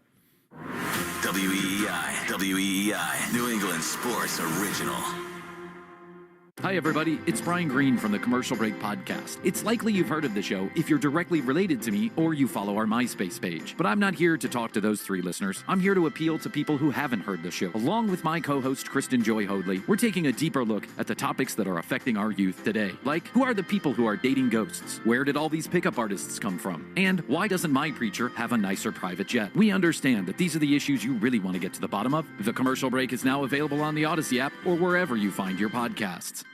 You know they call these the dog days of summer. Well, I'm Rob Bradford of Baseball Isn't Boring. And if you're a baseball fan, there's nothing boring about the summer. Not with the home run derby, not with the All-Star game, where the biggest stars shine the brightest, reminding us all why we love this game. But that's just the appetizer, because right after, the second half of the season kicks into high gear, the pennant races heat up, rivalries intensify, and the unexpected becomes the norm. Don't miss a single moment of the excitement. Listen to Baseball Isn't Boring and the Odyssey app or wherever you get your podcasts.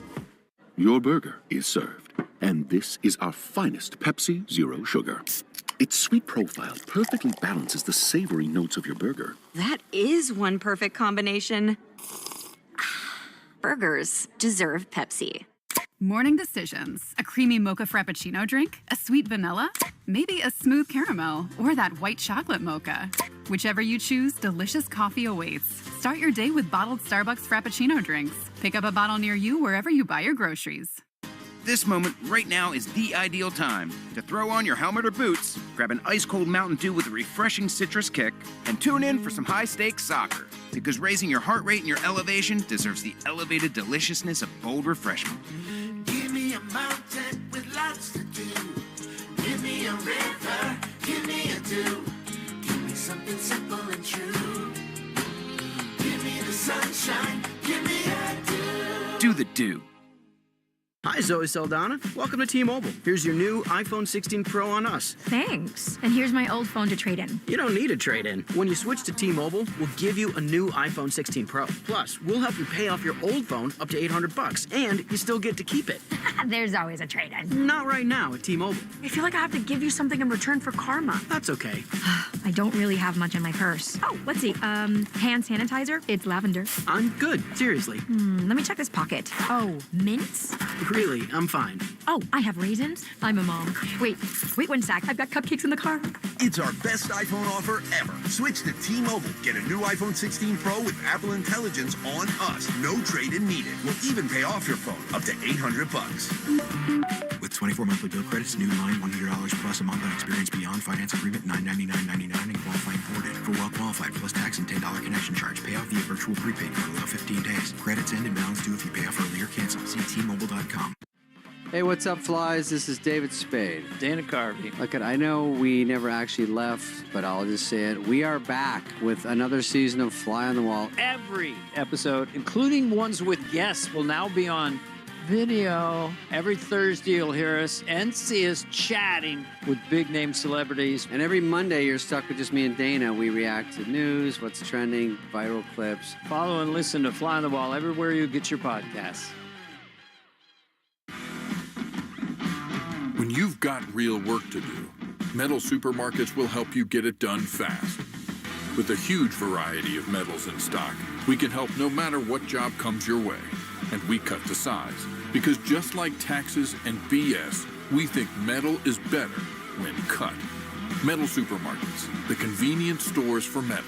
Find a store or shop online at metalsupermarkets.com. The cost of mesothelioma treatments can exceed $400,000, and families often face losing their homes and life savings just to pay the bill. The Rights and Claims Department of Flint Cooper has helped victims secure financial support they need to pay for their care and ensure their family's future. If you've been diagnosed with mesothelioma and don't have legal representation, call Flint Cooper now at 800-606-8169. Time is running out for you to file a claim, so don't wait. Call 800-606-8169 for a free consultation. Round up the family and step behind the scenes of Pixar's animated films in the Science Behind Pixar exhibition at the Connecticut Science Center. Explore more than 10,000 square feet of interactive experiences that bring the animation process to life. And come face to face with some beloved Pixar characters. The Science Behind Pixar at the Connecticut Science Center is on exhibit through September 1st and sponsored by Liberty Bank, the Mashantucket Pequot Tribal Nation, and Pro Health Physicians. Visit ctsciencecenter.org for tickets and information. This is WEEI Afternoons with Andy Hart, Nick Fitzy Stevens, and Ted Johnson. Yeah, I mean, there's a lot of smoke there, you know? I think the more you hear rumors around the game, like these national writers who start putting stuff out there, whether it's a Bob Nightingale or a Jeff Passan or whomever, that stuff is not created out of thin air. They are too heavy in the outfield. They are. That was Will Fleming just moments ago with us here on WEEI Afternoons in our Ford Fenway Clubhouse studio, telling us big things are coming, telling us there's a lot of smoke around Jarren Duran, who, by the way, not in the lineup tonight. And I'm not doing one of those, oh, he's not in the lineup because he could already be traded type things. My theory posed to Dan Ball here on WEEI Afternoons as we enter the odds and end portion of our program, which is brought to you by Cars for Kids, your trusted charity for car donations, also accepts donations of boats, RVs, motorcycles, and real estate. Call today, 877-CARS for Kids. It's Cars with a K.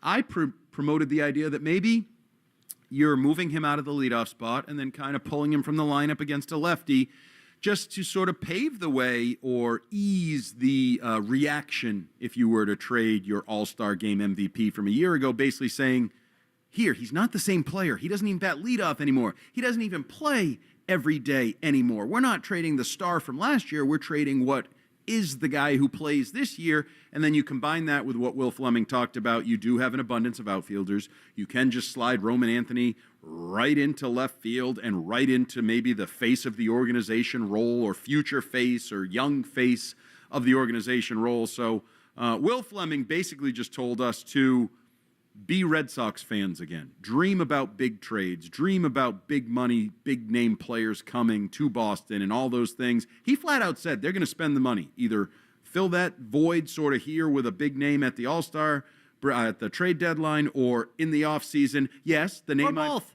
Did you hear Kyle Tucker? That name came out of his mouth. Kyle Tucker is going to be a free agent, so you missed on Juan Soto. Get the next Juan Soto, which is Kyle Tucker. That's going to cost a lot of money.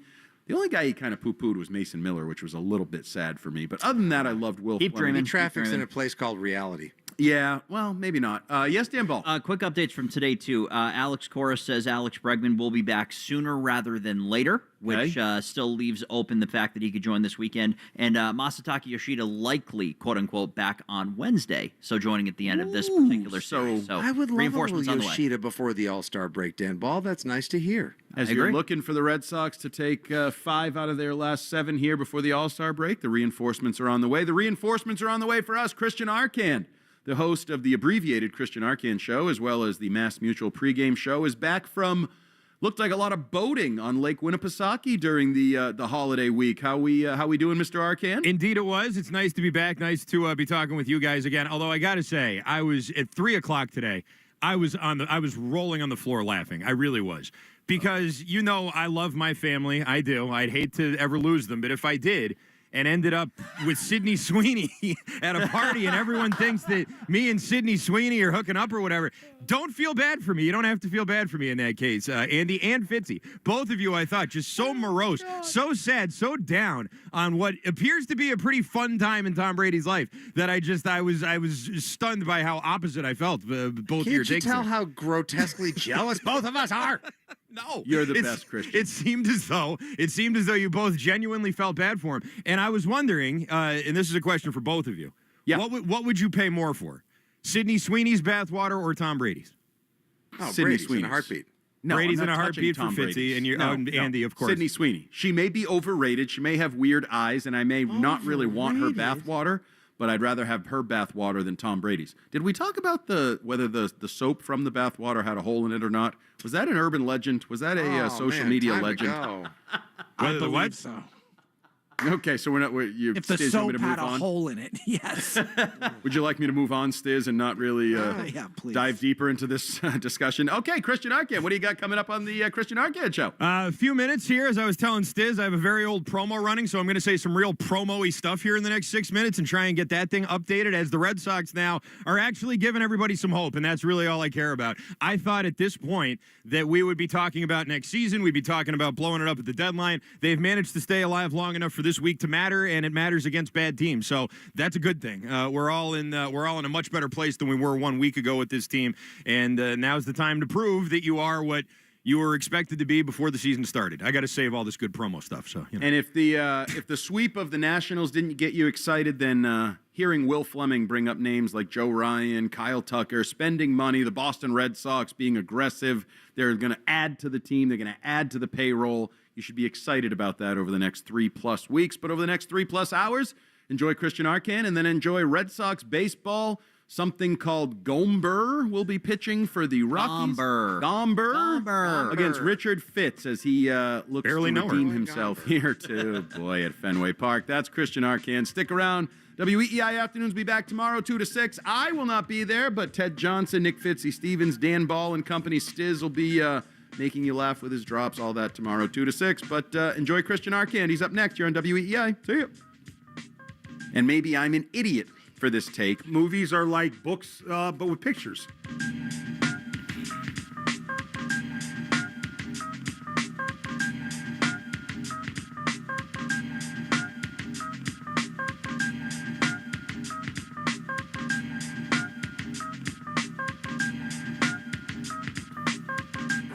Afternoons with Hart, Fitzy, and Johnson on WEEI.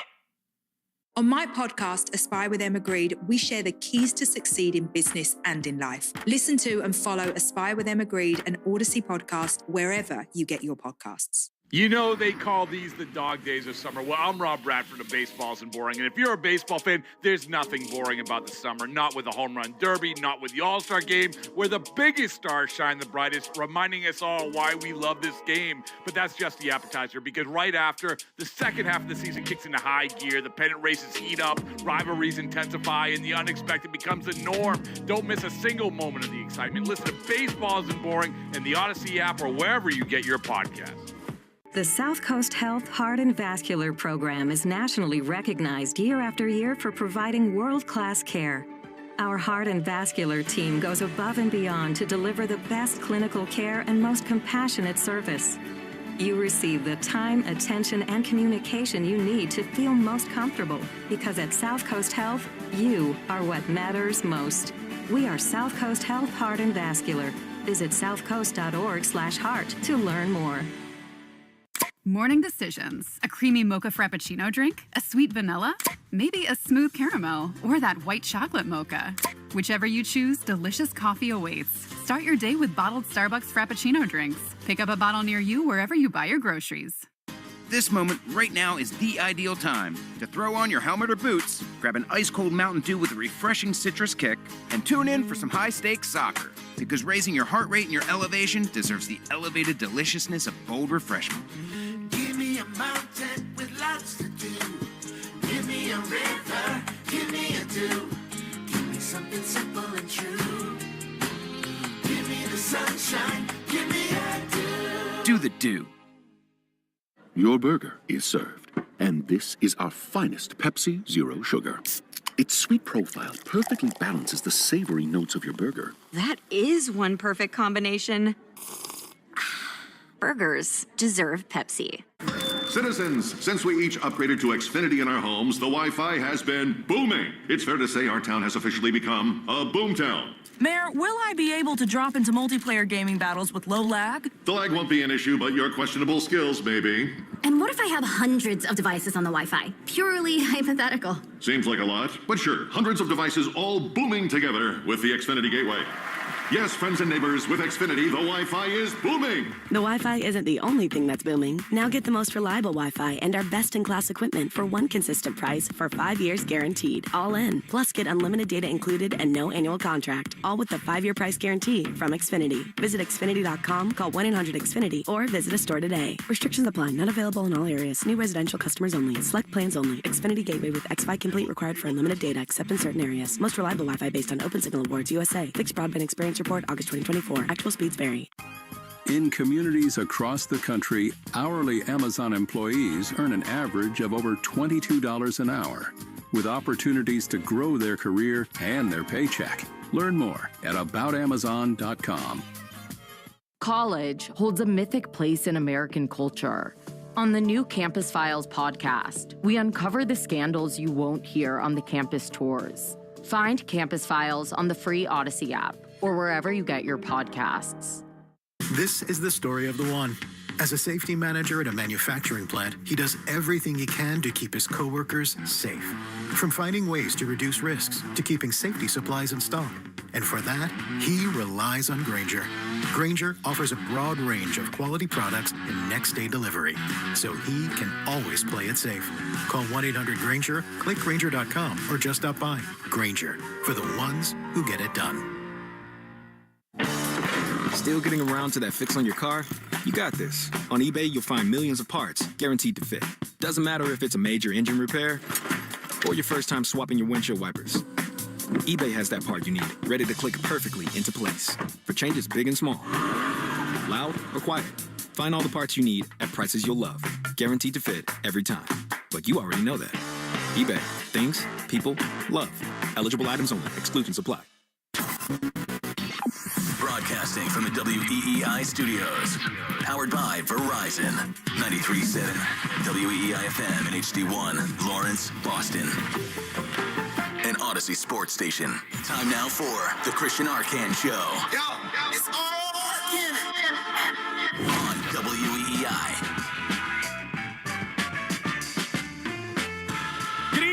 minutes of Christian Arcan Show for about 4 minutes here. Brighton Studio, powered by Verizon. We are Boston Sports Original.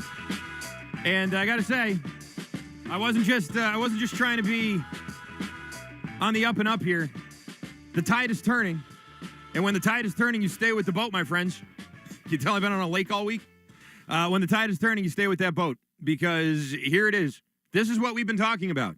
This moment right now, this series against the Rockies, which could have meant nothing had things continued the way they were after that Angel series. This series could have been a moot point. We could already be in the midst of blowing the team up. They survived. They survived. They persevered. They beat up on a lousy team in the Washington Nationals. But, you know, those Cincinnati Reds, in that division, they're nothing. But they're kind of like you. The Red Sox and the Reds, pretty similar. Hovering around 500, fourth place in their division, better than they should be, or better than their record has shown so far, but just unable to really get out of their own way. And that was a big series for them. Sweeping the Nationals in D.C., big series. You weren't sweeping the White Sox. You weren't sweeping these other bad teams that you played. Baltimore. You didn't sweep them. And other people have said that today. I agree 100%. I'm not going to take these games here and use them as some sort of measuring stick against the other good teams in the American League or anywhere, really. I'm not talking about that when you talk about the Nationals and when you talk about the Rockies, but that's not what this is about. We're in survival mode right now. This is survival mode strictly. And the Red Sox are surviving. They are surviving. They were able to make this stretch here going into the All-Star break matter. And it may not seem like much, but considering where we are as a sports city right now, this was really, really needed. This was something that needed to happen. The Boston Bruins and the Celtics, for that matter, haven't exactly been blowing anybody's socks off here with some of the moves that they've made over the last week or so. I don't think anybody really looked at that and was like, yeah, all right, this really pumps me up for the Bruins or the Celtics next year. It's all sort of this weird scrambling of, okay, well, what are they really going to do? All right, well, they don't really have much money. Maybe they'll make a trade before the season starts. Who knows? It's really on the Red Sox right now. And I don't even, trade deadline, fine. Go ahead and worry about that and make something happen there. But first, you got to get the work done. And these Colorado Rockies are the worst team in baseball. They've been better lately, in fairness. But they're still on pace to be the worst team ever. Worse than the White Sox last year. And if you look up and down their roster and you look at their rotation and you look at really everything about them, it is a cautionary tale, not for the Red Sox, but in general for baseball teams, that you can fall off quick. And when you have an opportunity to be a good team or even to be just a fringe playoff team, you have to take it. You have to take it and you have to hold on to it and you have to grip it with all your might. Because the other side of this is ugly. The other side of this is the White Sox. The other side of this is the Orioles, a team that had a bunch of great young players not too long ago. And through a combination of cheapness and indifference from their front office, dismantled the team and saved all this money, and now they're the joke of the American League East and one of the worst teams in the American League, period. And I don't think the Red Sox are in danger of that. But it does go to show that the line between where you are and where they are can be very blurry at times. And the Red Sox over this last week really have given us all a reason to believe that this can still be a productive season, a playoff season. Maybe even if the cards fall the right way, a season with a playoff run that goes beyond the wild card, goes beyond who knows. Because if you look at what they did in the offseason and you look at this all-star selections here, they do have that kind of top-end talent. The question is, can they keep it up? Can they continue to beat these teams they're supposed to beat? I guess we'll all find out together here in about an hour. I'm Christian Arcan. That was the Christian Arcan Show. Stick around. Red Sox baseball is next here on WEEI.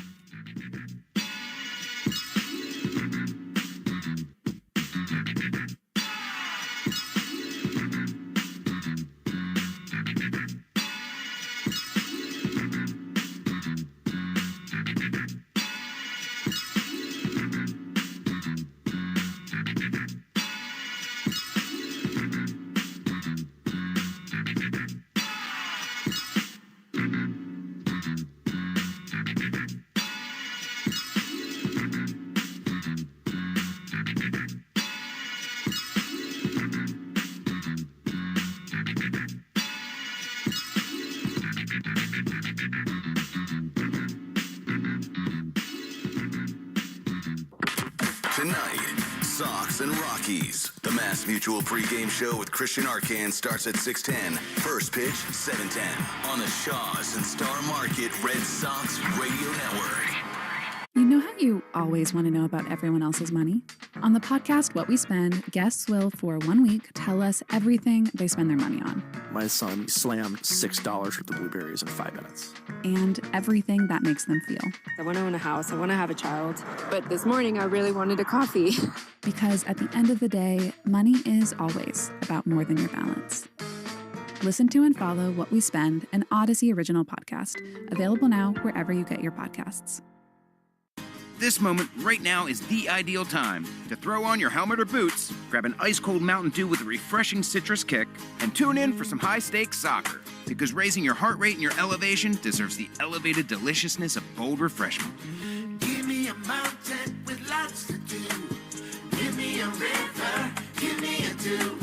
Give me something simple and true. Give me the sunshine, give me a dew. Do the dew. Choosing a bottled Starbucks Frappuccino drink that's all flavor and just 100 calories? Easy. Choosing between creamy vanilla, double chocolate, and sea salt caramel flavors? A little harder. Try the delicious new Starbucks Frappuccino light drinks. Look for them wherever you buy groceries. Start with Starbucks coffee.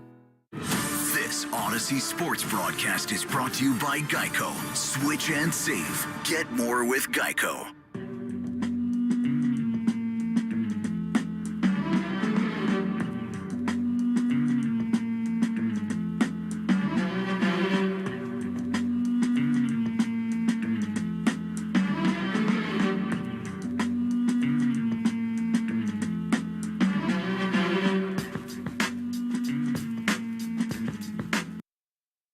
And for the first time since June 22nd, the Red Sox are back up over 500, and for the first time since then, things are beginning to look up as the roller coaster season swings back in the other direction, thanks in large part to these last two series, taking 2 of 3 against the middling Reds at Fenway and then powerbombing the Washington Nationals in D.C. to the tune of a 3-game sweep in which they outscored the Nats 27-9. And while the NL East cellar-dwelling Nationals are definitely not a big-time measuring stick for a team with playoff aspirations like the Red Sox, the good news is that this Rockies team in town tonight is considerably worse. But let's bring it back to yesterday afternoon in our nation's capital. Garrett Crochet on the mound, confidence high, and a sweep coming with the pitcher going for Washington, Shinosuke Ogasawara, making his Major League debut. The Red Sox bats, which erupted for 21 runs in the first 2 games, picked up right where they left off in the first inning after leadoff man Nate Eaton singled and stole second. Roman Anthony drove him in with an RBI single to make it 1-0. Rob Refsnyder then doubled home Anthony, making it 2-0,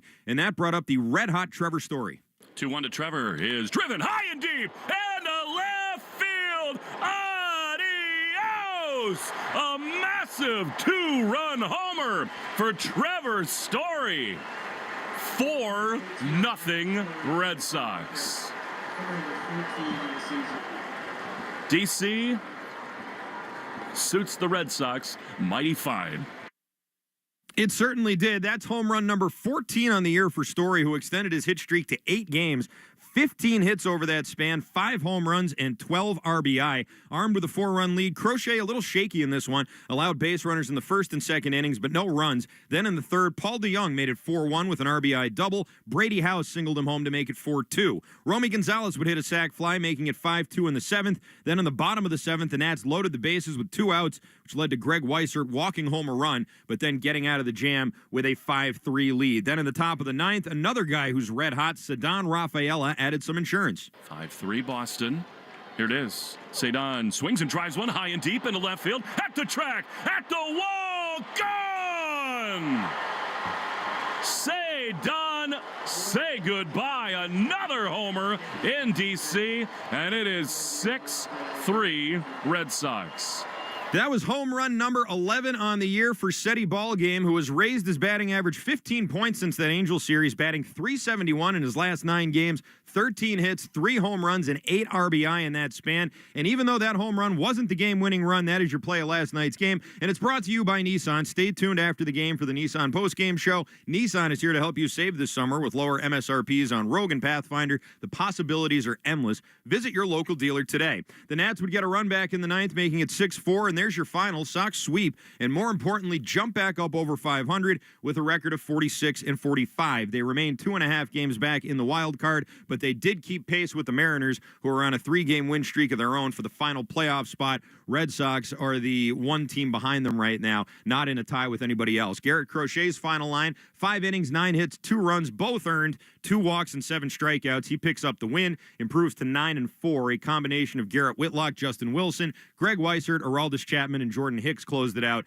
Hicks picked up his first save in a Red Sox uniform. Tonight, the Red Sox hope to make it a 4-game win streak as the Colorado Rockies come to Fenway for the first time since June of 2023. And in case you haven't been following Colorado Rockies baseball this season, they are by a wide margin the worst team in baseball, coming into tonight with a record of 21-69. That is a .233 winning percentage for you math majors out there. And for some additional perspective, they're a full 9 games worse than the next worst team in baseball, the White Sox, who last season finished with a record of 41 wins and 121 losses, the worst record of the modern era. Will move over Chicago because the Rockies currently are on pace for an astoundingly bad 38 wins and 124 losses at the rate that they're currently going. And that brings us to tonight's pitching matchup, which is brought to you by Town Fair Tire. For the best prices on tires, nobody beats Town Fair Tire. Nobody. For the Red Sox, it'll be Richard Fitz getting the ball. He is 0-3 with a .450 ERA in 7 starts so far this year. Fitz still has yet to record a win in 11 starts in the majors going back to last season, despite the fact that he's pitched pretty well, including his last start, which was suspended due to rain. He went 3 innings, allowed 1 run on 2 hits with a walk and a strikeout. The game got suspended. Brian Bayo pitched the next day. Red Sox did win 5-3, but of course, Fitz didn't get the credit for it. He has made 2 starts since coming back from his pec strain. He allowed 3 earned runs in 7 innings. No one on the Rockies has ever faced him. For the Rockies, it'll be Austin Gomber getting the start. He comes into tonight with a record of 0-1 and a 5.49 ERA in 4 starts. It's his 7th season, his 5th with Colorado. He is a big lefty, 6'5", hailing from the state of Florida. He hit the 60-day DL back in March. Shoulder soreness, began rehab in June. He was activated on June 15th. He had 1 real bad start where he allowed 9 runs against Arizona. Other than that, he's been kind of good. 1 earned over 5 innings against the Dodgers recently, for example. In the other 3 starts against Houston, Atlanta, and L.A., he has an ERA of just 1.8. Tonight's first pitch is at 7:10, and that's brought to you by Jeffrey Glassman Injury Lawyers, Boston's go-to injury attorney for over 30 years. If you've been hurt in a car or work accident, you got to get Glassman. Call all 7s at 617-777-7777. By the way, you can watch Red Sox pregame on Twitch. Just follow WEEI, brought to you by Subaru of New England. Make this summer a Subaru summer in a brand new Subaru with symmetrical all-wheel drive. Find your authorized dealers at SubaruofNewEngland.com. It is time now for the Baseball Isn't Boring 2-Minute Grill with Rob Bradford, which is presented by McFarland Energy, the region's most dependable provider of home heating oil, including BioHeat, as well as expert HVAC services at McFarlandEnergy.com. Here with Rob Bradford is Red Sox catcher Carlos Narvaez. All right, there's nobody I'd rather be talking to in the planet for the 2-minute grill than Carlos Narvaez. So my question to you is how awesome it is to even be in that sort of conversation about the All-Star game. Listen, like, we can make a case for you, but still just to be in the conversation must be pretty cool. I mean, super proud. No, like, I always say that, but when I look 1 year ago back, it's like I never thought something like this, So it's like just to be on the mix, to be in the conversation, to people vote for me. Like I just gotta feel proud of everything how it's been, all the work that individually we did in the off season, the spring training, and looking for a spot in the roster. You know what I mean? So now, when I look back and all how everything has been happening, I just feel blessed. Like I always say that when I'm gonna take all of this with accountability and just put people like both for me for the All-Star game. I just see gotta be even more accountability on those. You know what I mean? Like gotta prove like they're no wrong, and like of course like super blessed, to have the support of the fans and this amazing fan base that is in Boston. Like I I feel the love, you know what I mean? So I just feel proud, and I know my family is proud too, and they love like how everything is being here in Boston, how the people love me and call me and show the support. I cannot feel even more blessed. You know? Human nature. Were you watching Alejandro Kirk's numbers?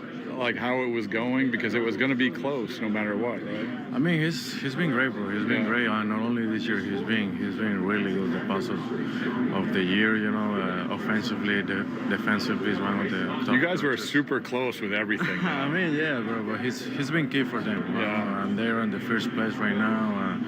He's being one of the key guys there, so like so proud for him too. I played with him coming up. I played with him in rookie ball, and then he jumped and get it into the big leagues way early. But I know him pretty long time. I'm so proud of him. You know, like I say, he's been good, and he's such a great guy too. So just pumped like he got the opportunity there too. The last thing is, you're playing a lot, right? And so it's a long season, probably it's going to be the longest season you ever had. You had about a couple weeks ago, they gave you a couple days rest, and then you sort of took off.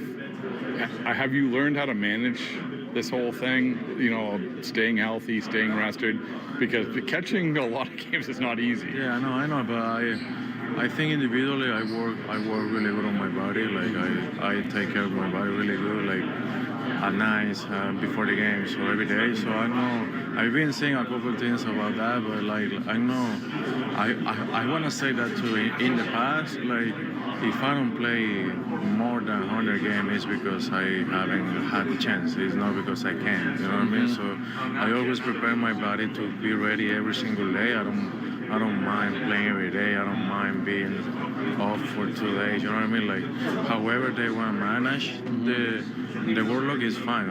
I don't think they're doing for that too. I mean, Connor is looking way better too. Like he's been here for the last 4 or 5 years. He knows pretty good to the pitchers too, and he's doing an amazing job too. And you know what I mean? Like to accomplish big things on the season, you need both catchers. You know what I mean? So I don't think it's something like that, but I want to say, because I've been saying a couple things about it. Like I'm ready to play however games.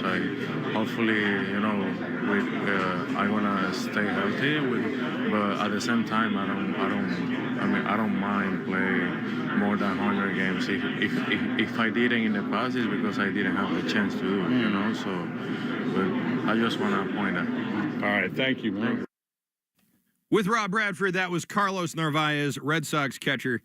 And maybe someday American League Rookie of the Year should be. I don't know. He should be in the conversation. Anyway, in 15 minutes, we will have Will Fleming sitting down with Alex Cora, which is brought to you by your New England Ford dealers. Hurry in for your last chance to get employee pricing for all during the Great American Sales Event. But coming up next, we'll head over to Fenway Park and talk with Will Fleming. He's having conversations with everybody today, including me, also Alex Cora, also WEEI Afternoons. But he has the privilege of talking to me. Coming up next here, this is the Mass Mutual pregame show. Talk to Mass Mutual today. Feel comfortable about tomorrow.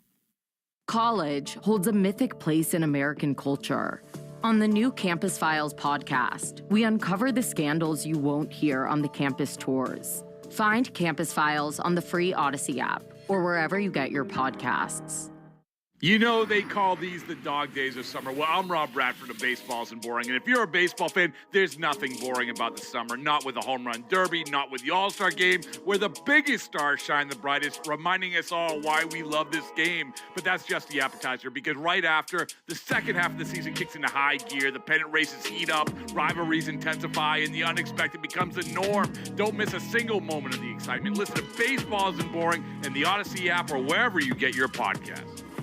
Choosing a bottled Starbucks Frappuccino drink that's all flavor and just 100 calories? Easy. Choosing between creamy vanilla, double chocolate, and sea salt caramel flavors? A little harder. Try the delicious new Starbucks Frappuccino light drinks. Look for them wherever you buy groceries. Start with Starbucks coffee.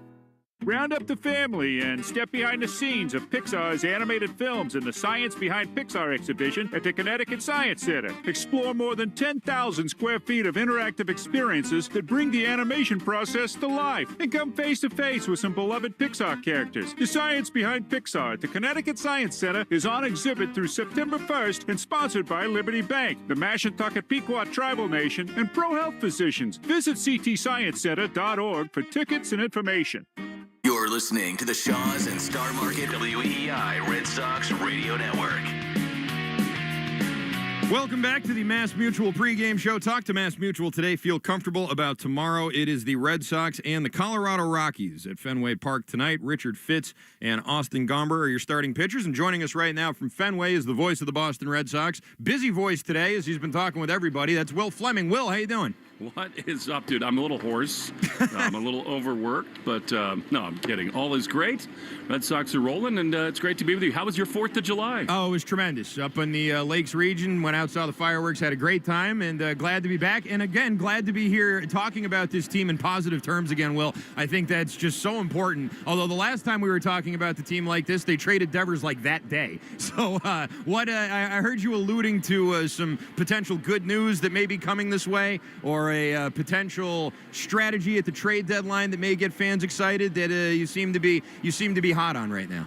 Well, I think it's going to happen. But the most important thing in the near term is that Bregman and Yoshida are going to come back soon. Who knows whether it's tomorrow, maybe Wednesday for Massa. Alex Cora told me today that they're going to sit down and have a long chat with Bregman about just doing right by him, because you know, anybody who's been around him knows that he's just frothing at the mouth to come back and help this team. And so they just want to do right by him and make sure that, you know, if you think about it, if they play well this series and then kind of ride into Tampa, there's no real urgency to do it, and you'd rather just give him another, 10 days to fully heal. So we'll see how that goes. But yes, I very much believe that this team is going to push. You're tuned to an Odyssey station that is airing a Major League Baseball game. Due to league restrictions, you're not in an area where this game is available. This station will return to regular programming once the game has concluded. You're tuned to an Odyssey station that is airing a Major League Baseball game. Due to league restrictions, you're not in an area where this game is available. This station will return to regular programming once the game has concluded. You're tuned to an Odyssey station that is airing a Major League Baseball game. Due to league restrictions, you're not in an area where this game is available. This station will return to regular programming once the game has concluded. You're tuned to an Odyssey station that is airing a Major League Baseball game. Due to league restrictions, you're not in an area where this game is available. This station will return to regular programming once the game has concluded. You're tuned to an Odyssey station that is airing a Major League Baseball game. Due to league restrictions, you're not in an area where this game is available. This station will return to regular programming once the game has concluded. You're tuned to an Odyssey station that is airing a Major League Baseball game. Due to league restrictions, you're not in an area where this game is available. This station will return to regular programming once the game has concluded. You're tuned to an Odyssey station that is airing a Major League Baseball game. Due to league restrictions, you're not in an area where this game is available. This station will return to regular programming once the game has concluded. You're tuned to an Odyssey station that is airing a Major League Baseball game. Due to league restrictions, you're not in an area where this game is available. This station will return to regular programming once the game has concluded. You're tuned to an Odyssey station that is airing a Major League Baseball game. Due to league restrictions, you're not in an area where this game is available. This station will return to regular programming once the game has concluded. You're tuned to an Odyssey station that is airing a Major League Baseball game.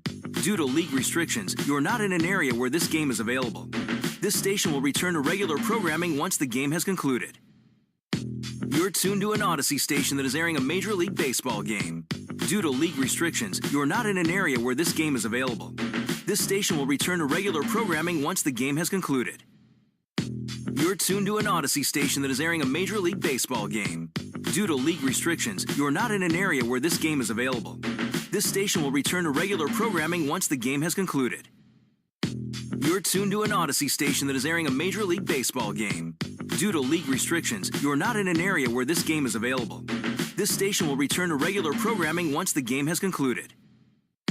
You're tuned to an Odyssey station that is airing a Major League Baseball game. Due to league restrictions, you're not in an area where this game is available. This station will return to regular programming once the game has concluded. You're tuned to an Odyssey station that is airing a Major League Baseball game. Due to league restrictions, you're not in an area where this game is available. This station will return to regular programming once the game has concluded. You're tuned to an Odyssey station that is airing a Major League Baseball game. Due to league restrictions, you're not in an area where this game is available. This station will return to regular programming once the game has concluded. You're tuned to an Odyssey station that is airing a Major League Baseball game. Due to league restrictions, you're not in an area where this game is available. This station will return to regular programming once the game has concluded. You're tuned to an Odyssey station that is airing a Major League Baseball game. Due to league restrictions, you're not in an area where this game is available. This station will return to regular programming once the game has concluded. You're tuned to an Odyssey station that is airing a Major League Baseball game. Due to league restrictions, you're not in an area where this game is available. This station will return to regular programming once the game has concluded. You're tuned to an Odyssey station that is airing a Major League Baseball game. Due to league restrictions, you're not in an area where this game is available. This station will return to regular programming once the game has concluded. You're tuned to an Odyssey station that is airing a Major League Baseball game. Due to league restrictions, you're not in an area where this game is available. This station will return to regular programming once the game has concluded. You're tuned to an Odyssey station that is airing a Major League Baseball game. Due to league restrictions, you're not in an area where this game is available. This station will return to regular programming once the game has concluded. You're tuned to an Odyssey station that is airing a Major League Baseball game. Due to league restrictions, you're not in an area where this game is available. This station will return to regular programming once the game has concluded. You're tuned to an Odyssey station that is airing a Major League Baseball game. Due to league restrictions, you're not in an area where this game is available. This station will return to regular programming once the game has concluded. You're tuned to an Odyssey station that is airing a Major League Baseball game. Due to league restrictions, you're not in an area where this game is available. This station will return to regular programming once the game has concluded. You're tuned to an Odyssey station that is airing a Major League Baseball game. Due to league restrictions, you're not in an area where this game is available. This station will return to regular programming once the game has concluded. You're tuned to an Odyssey station that is airing a Major League Baseball game. Due to league restrictions, you're not in an area where this game is available. This station will return to regular programming once the game has concluded. You're tuned to an Odyssey station that is airing a Major League Baseball game. Due to league restrictions, you're not in an area where this game is available. This station will return to regular programming once the game has concluded. You're tuned to an Odyssey station that is airing a Major League Baseball game. Due to league restrictions, you're not in an area where this game is available. This station will return to regular programming once the game has concluded. You're tuned to an Odyssey station that is airing a Major League Baseball game. Due to league restrictions, you're not in an area where this game is available. This station will return to regular programming once the game has concluded. You're tuned to an Odyssey station that is airing a Major League Baseball game.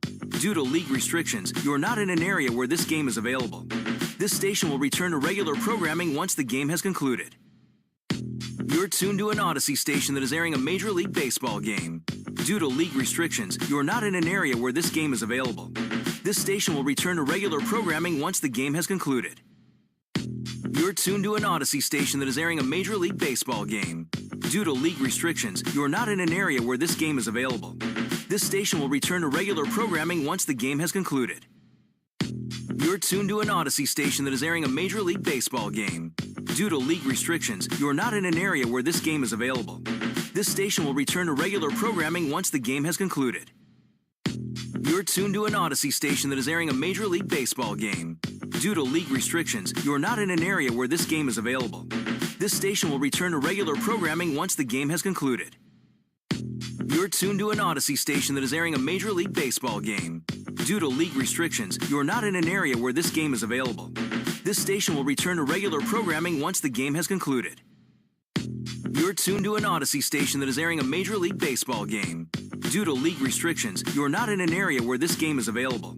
This station will return to regular programming once the game has concluded. You're tuned to an Odyssey station that is airing a Major League Baseball game. Due to league restrictions, you're not in an area where this game is available. This station will return to regular programming once the game has concluded. You're tuned to an Odyssey station that is airing a Major League Baseball game. Due to league restrictions, you're not in an area where this game is available. This station will return to regular programming once the game has concluded. You're tuned to an Odyssey station that is airing a Major League Baseball game. Due to league restrictions, you're not in an area where this game is available.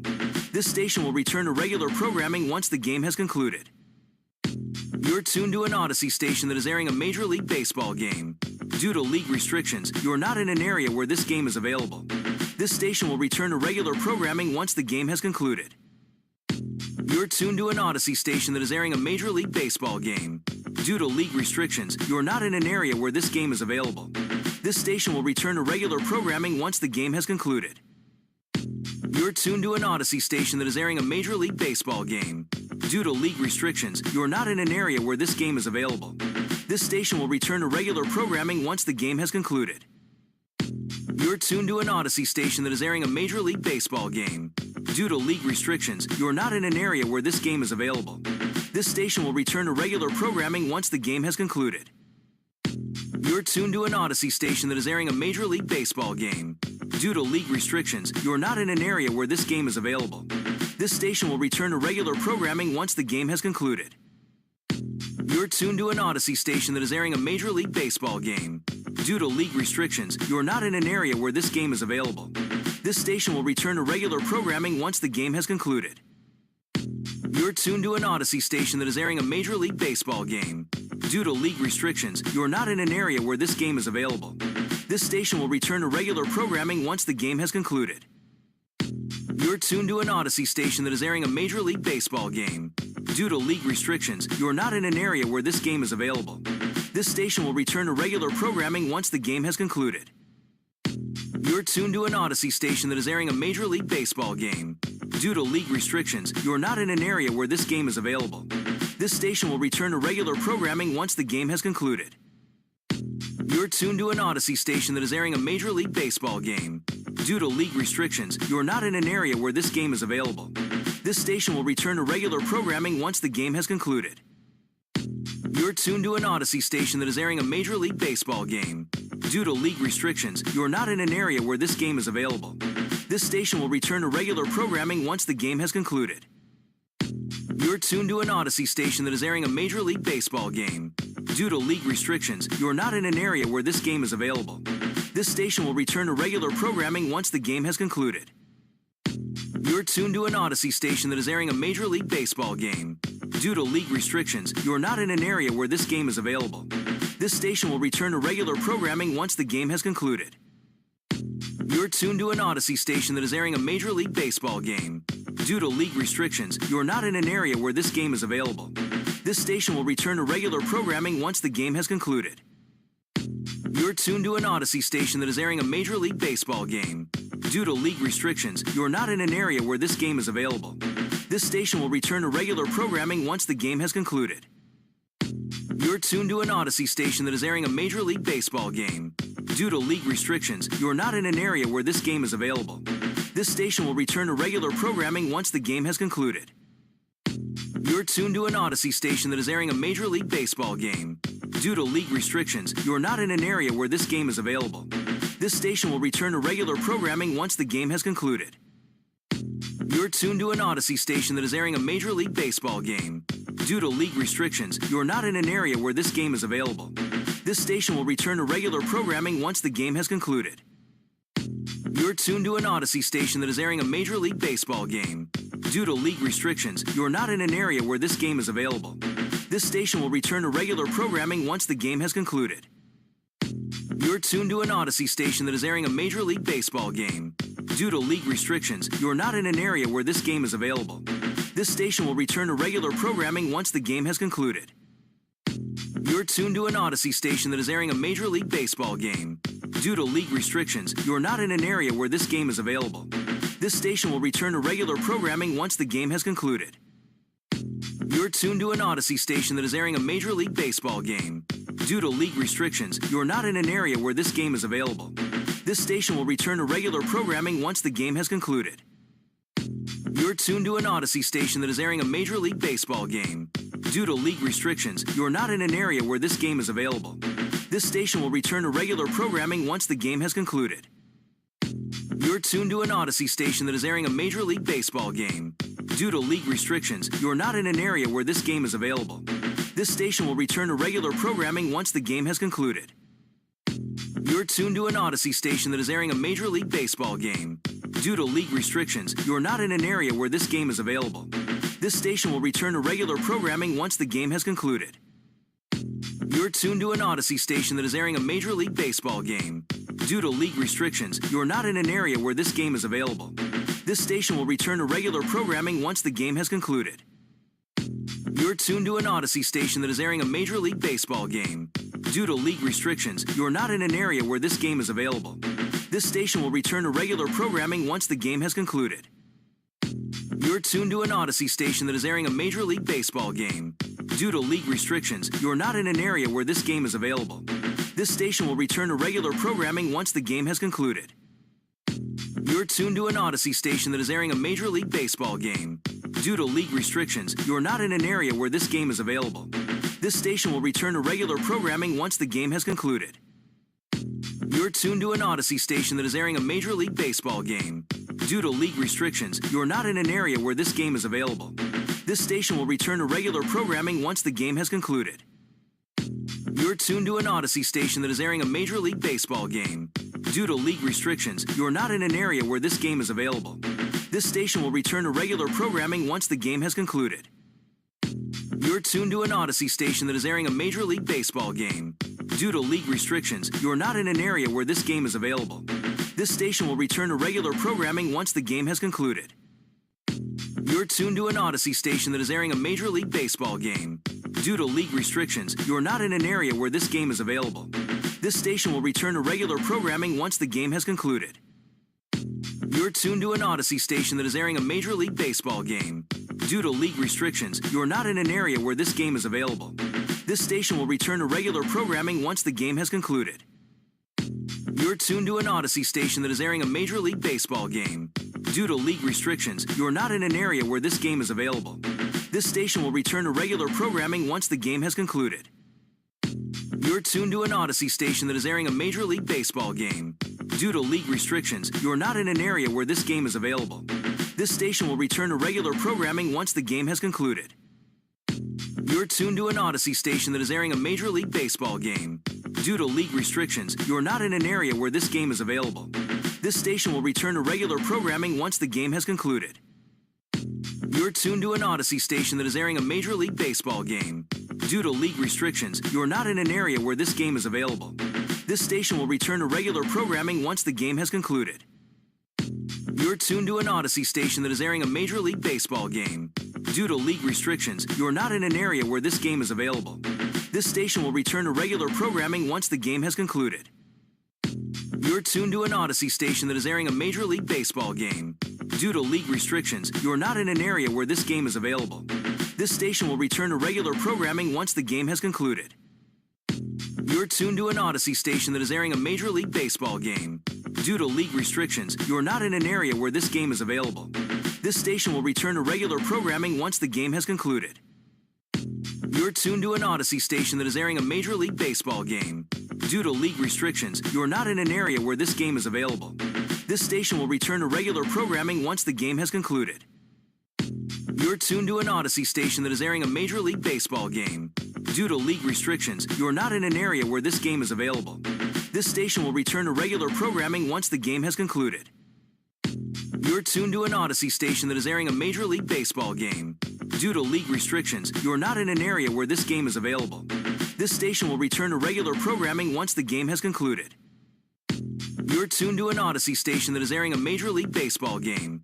Due to league restrictions, you're not in an area where this game is available. This station will return to regular programming once the game has concluded. You're tuned to an Odyssey station that is airing a Major League Baseball game. Due to league restrictions, you're not in an area where this game is available.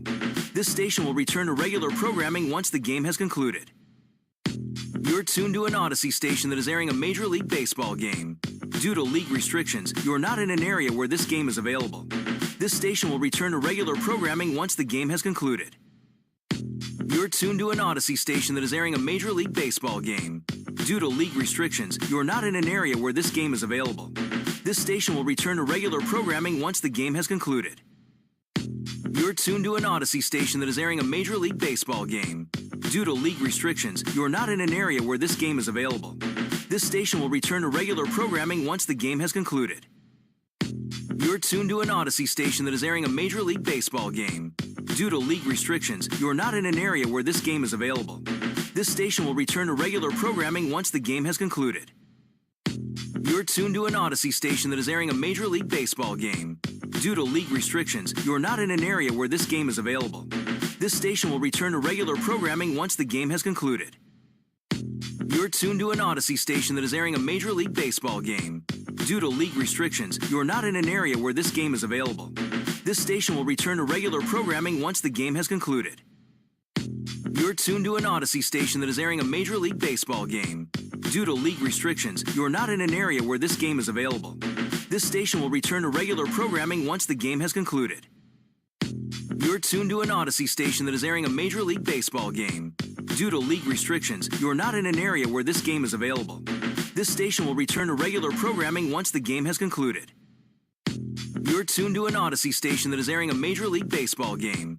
Due to league restrictions, you are not in an area where this game is available. This station will return to regular programming once the game has concluded. You're tuned to an Odyssey station that is airing a Major League Baseball game. Due to league restrictions, you are not in an area where this game is available. This station will return to regular programming once the game has concluded. You're tuned to an Odyssey station that is airing a Major League Baseball game. Due to league restrictions, you are not in an area where this game is available. This station will return to regular programming once the game has concluded. You're tuned to an Odyssey station that is airing a Major League Baseball game. Due to league restrictions, you are not in an area where this game is available. This station will return to regular programming once the game has concluded. You're tuned to an Odyssey station that is airing a Major League Baseball game. Due to league restrictions, you are not in an area where this game is available. This station will return to regular programming once the game has concluded. You're tuned to an Odyssey station that is airing a Major League Baseball game. Due to league restrictions, you are not in an area where this game is available. This station will return to regular programming once the game has concluded. You're tuned to an Odyssey station that is airing a Major League Baseball game. Due to league restrictions, you are not in an area where this game is available. This station will return to regular programming once the game has concluded. You're tuned to an Odyssey station that is airing a Major League Baseball game. Due to league restrictions, you are not in an area where this game is available. This station will return to regular programming once the game has concluded. You're tuned to an Odyssey station that is airing a Major League Baseball game. Due to league restrictions, you are not in an area where this game is available. This station will return to regular programming once the game has concluded. You're tuned to an Odyssey station that is airing a Major League Baseball game.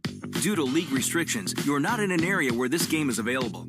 This station will return to regular programming once the game has concluded. You're tuned to an Odyssey station that is airing a Major League Baseball game. Due to league restrictions, you are not in an area where this game is available. This station will return to regular programming once the game has concluded. You're tuned to an Odyssey station that is airing a Major League Baseball game. Due to league restrictions, you are not in an area where this game is available. This station will return to regular programming once the game has concluded. You're tuned to an Odyssey station that is airing a Major League Baseball game.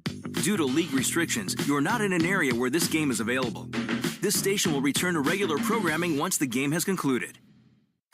You're tuned to an Odyssey station that is airing a Major League Baseball game. Due to league restrictions, you are not in an area where this game is available. This station will return to regular programming once the game has concluded. You're tuned to an Odyssey station that is airing a Major League Baseball game. Due to league restrictions, you are not in an area where this game is available. This station will return to regular programming once the game has concluded. You're tuned to an Odyssey station that is airing a Major League Baseball game. Due to league restrictions, you are not in an area where this game is available. This station will return to regular programming once the game has concluded.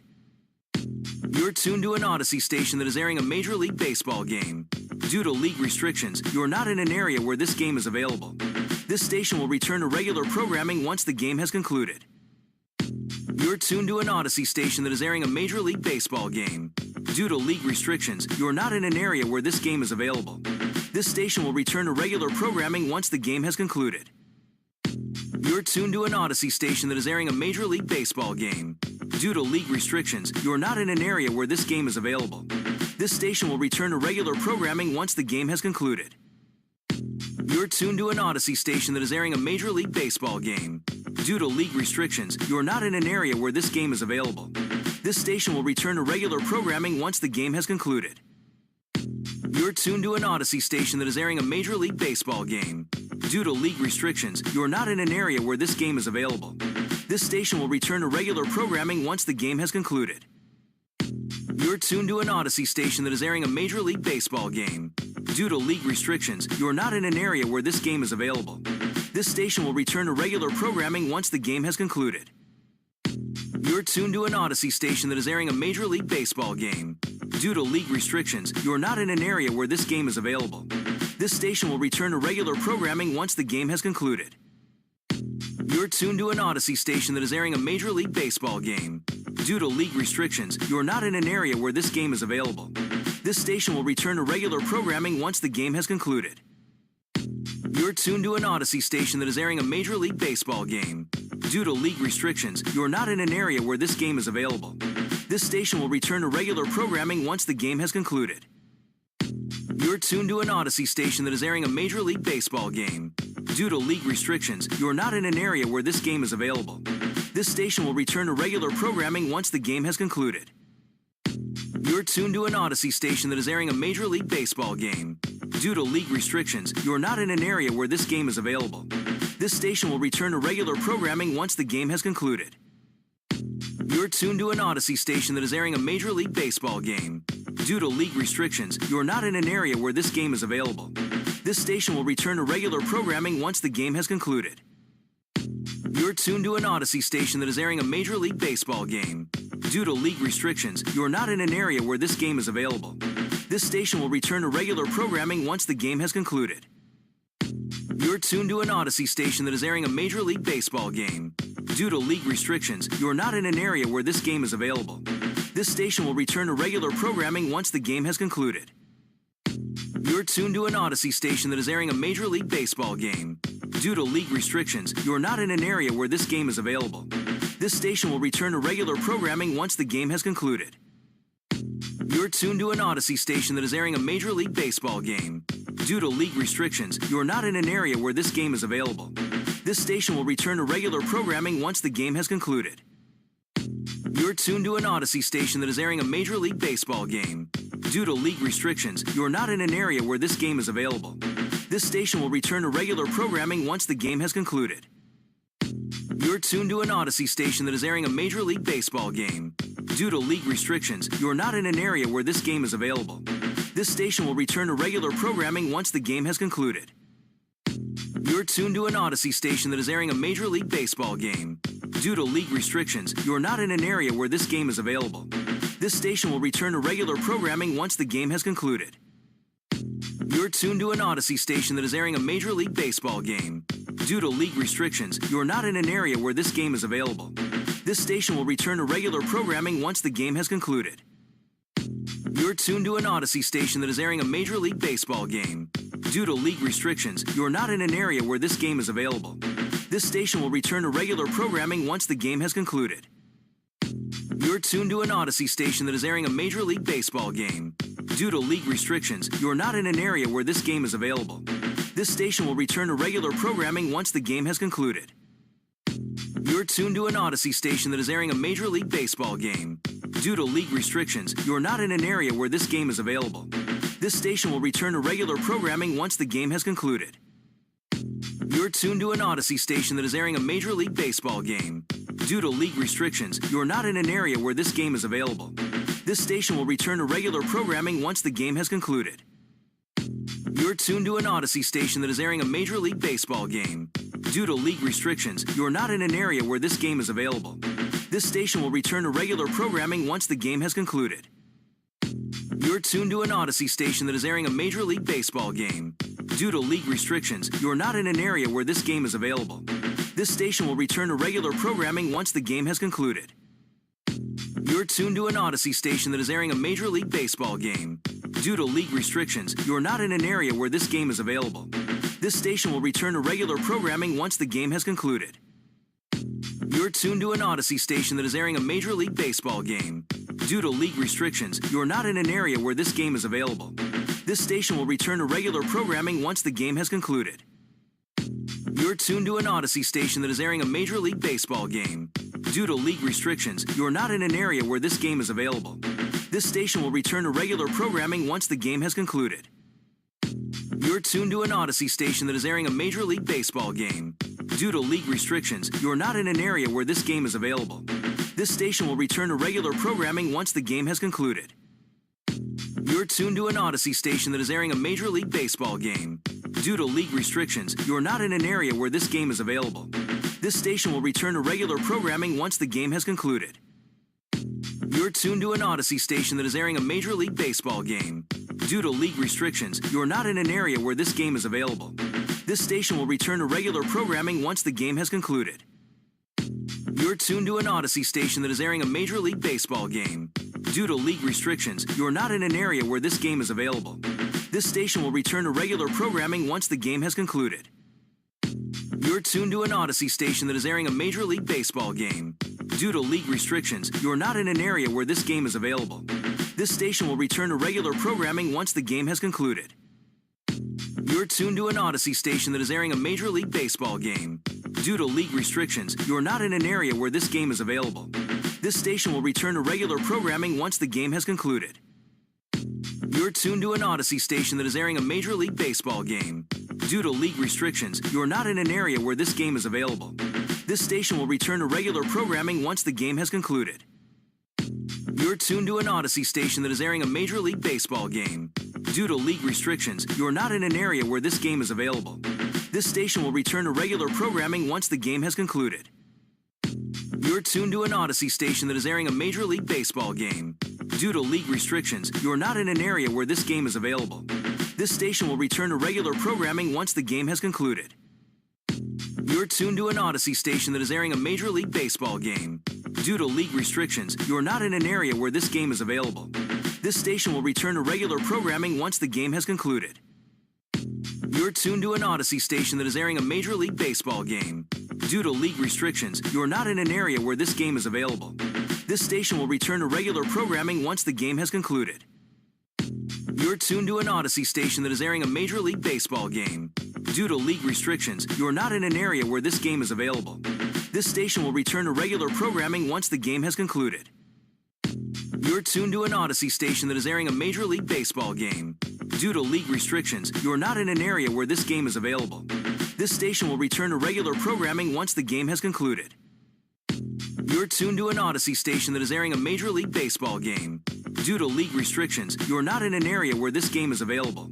This station will return to regular programming once the game has concluded. You're tuned to an Odyssey station that is airing a Major League Baseball game. Due to league restrictions, you're not in an area where this game is available. This station will return to regular programming once the game has concluded. You're tuned to an Odyssey station that is airing a Major League Baseball game. Due to league restrictions, you're not in an area where this game is available. This station will return to regular programming once the game has concluded. You're tuned to an Odyssey station that is airing a Major League Baseball game. Due to league restrictions, you're not in an area where this game is available. This station will return to regular programming once the game has concluded. You're tuned to an Odyssey station that is airing a Major League Baseball game. Due to league restrictions, you're not in an area where this game is available.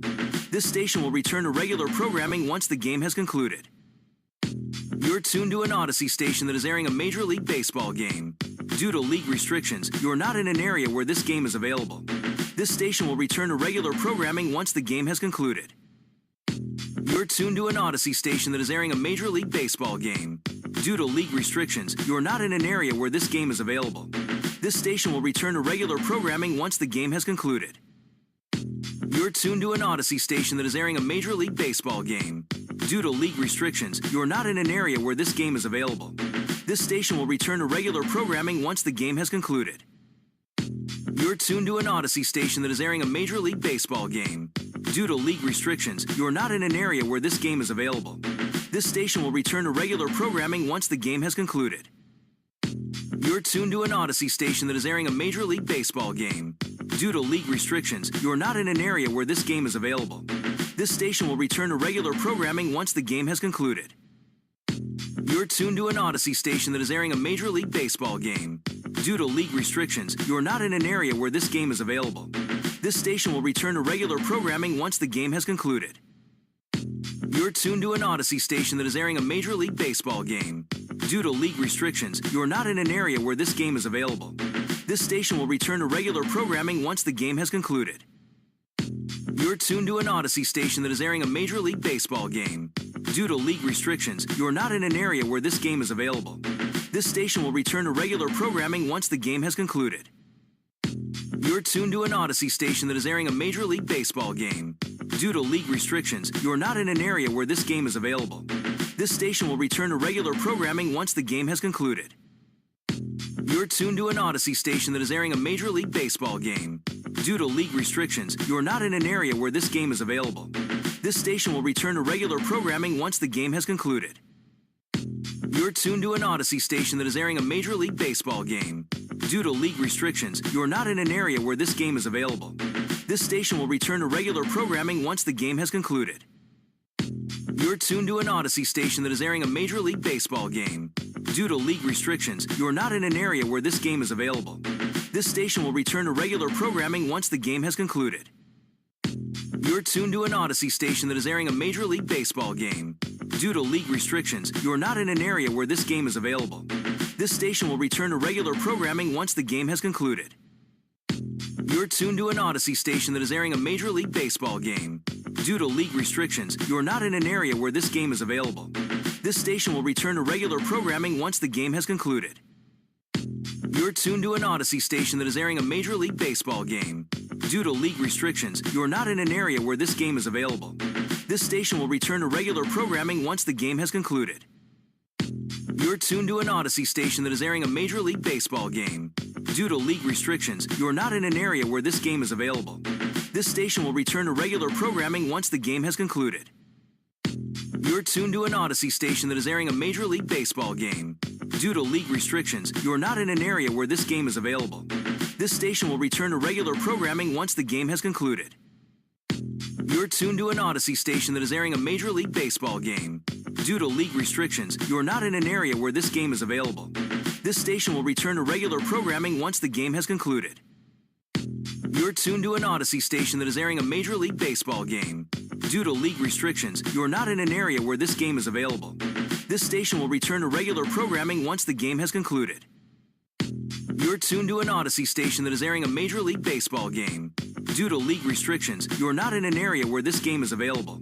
This station will return to regular programming once the game has concluded. You're tuned to an Odyssey station that is airing a Major League Baseball game.